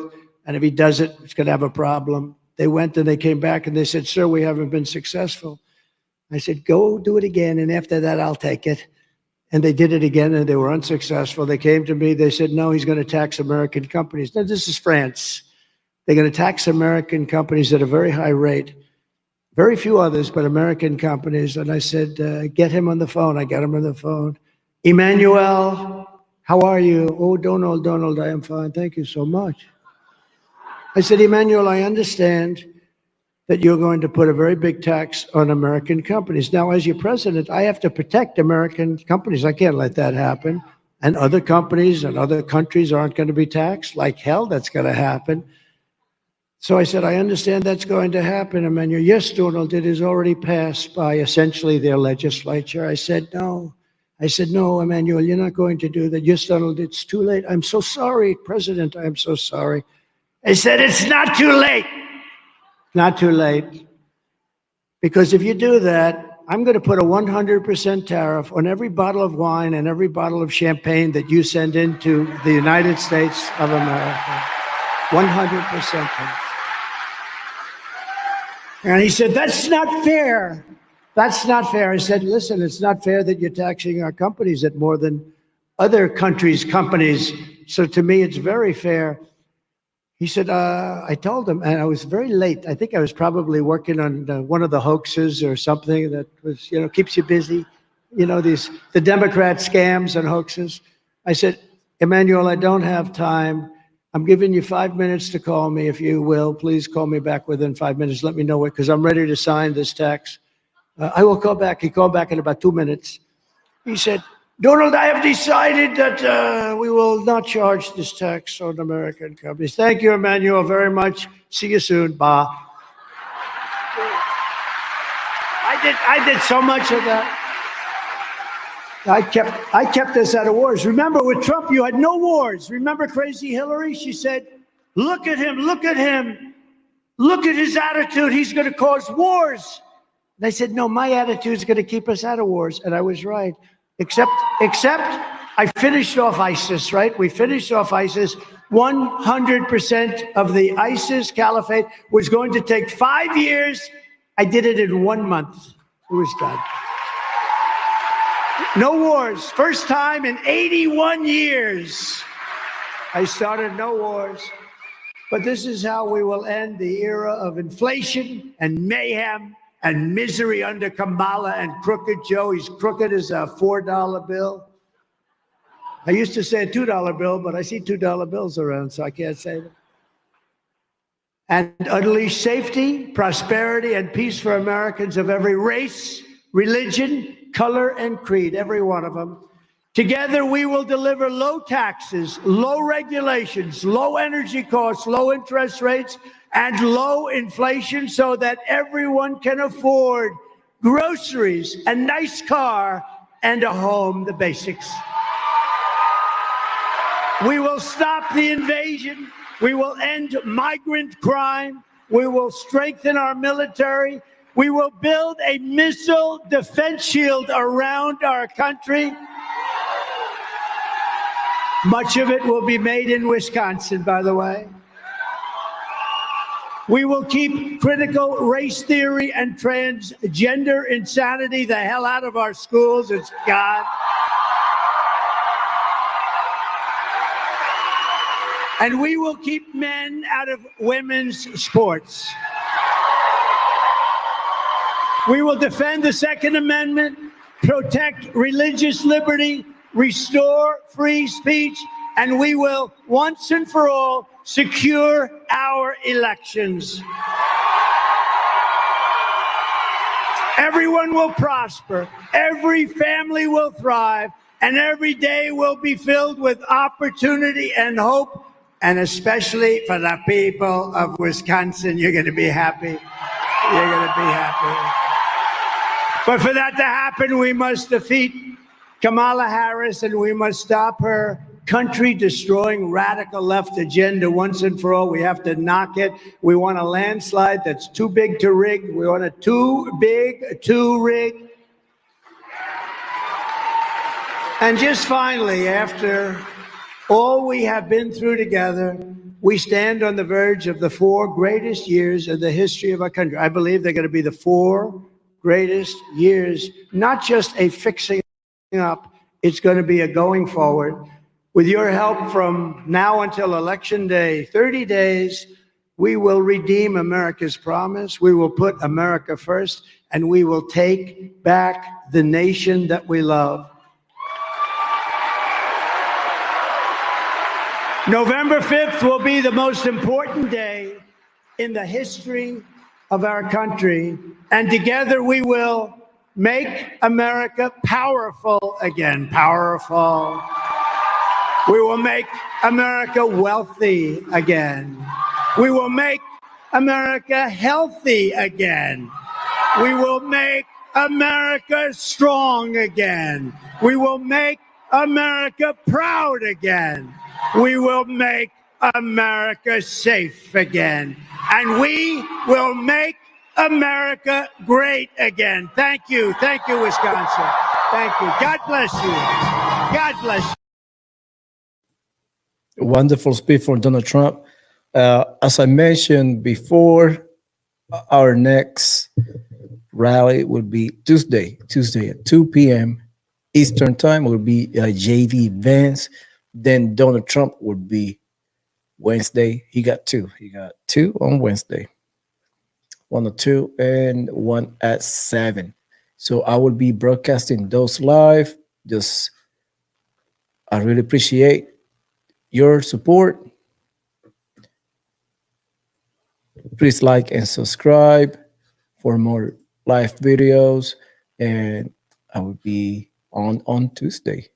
All right. Just follow me for more info. I will be posting stuff in Instagram, Facebook, and so on and so forth. But if you haven't subscribed, please subscribe before you depart.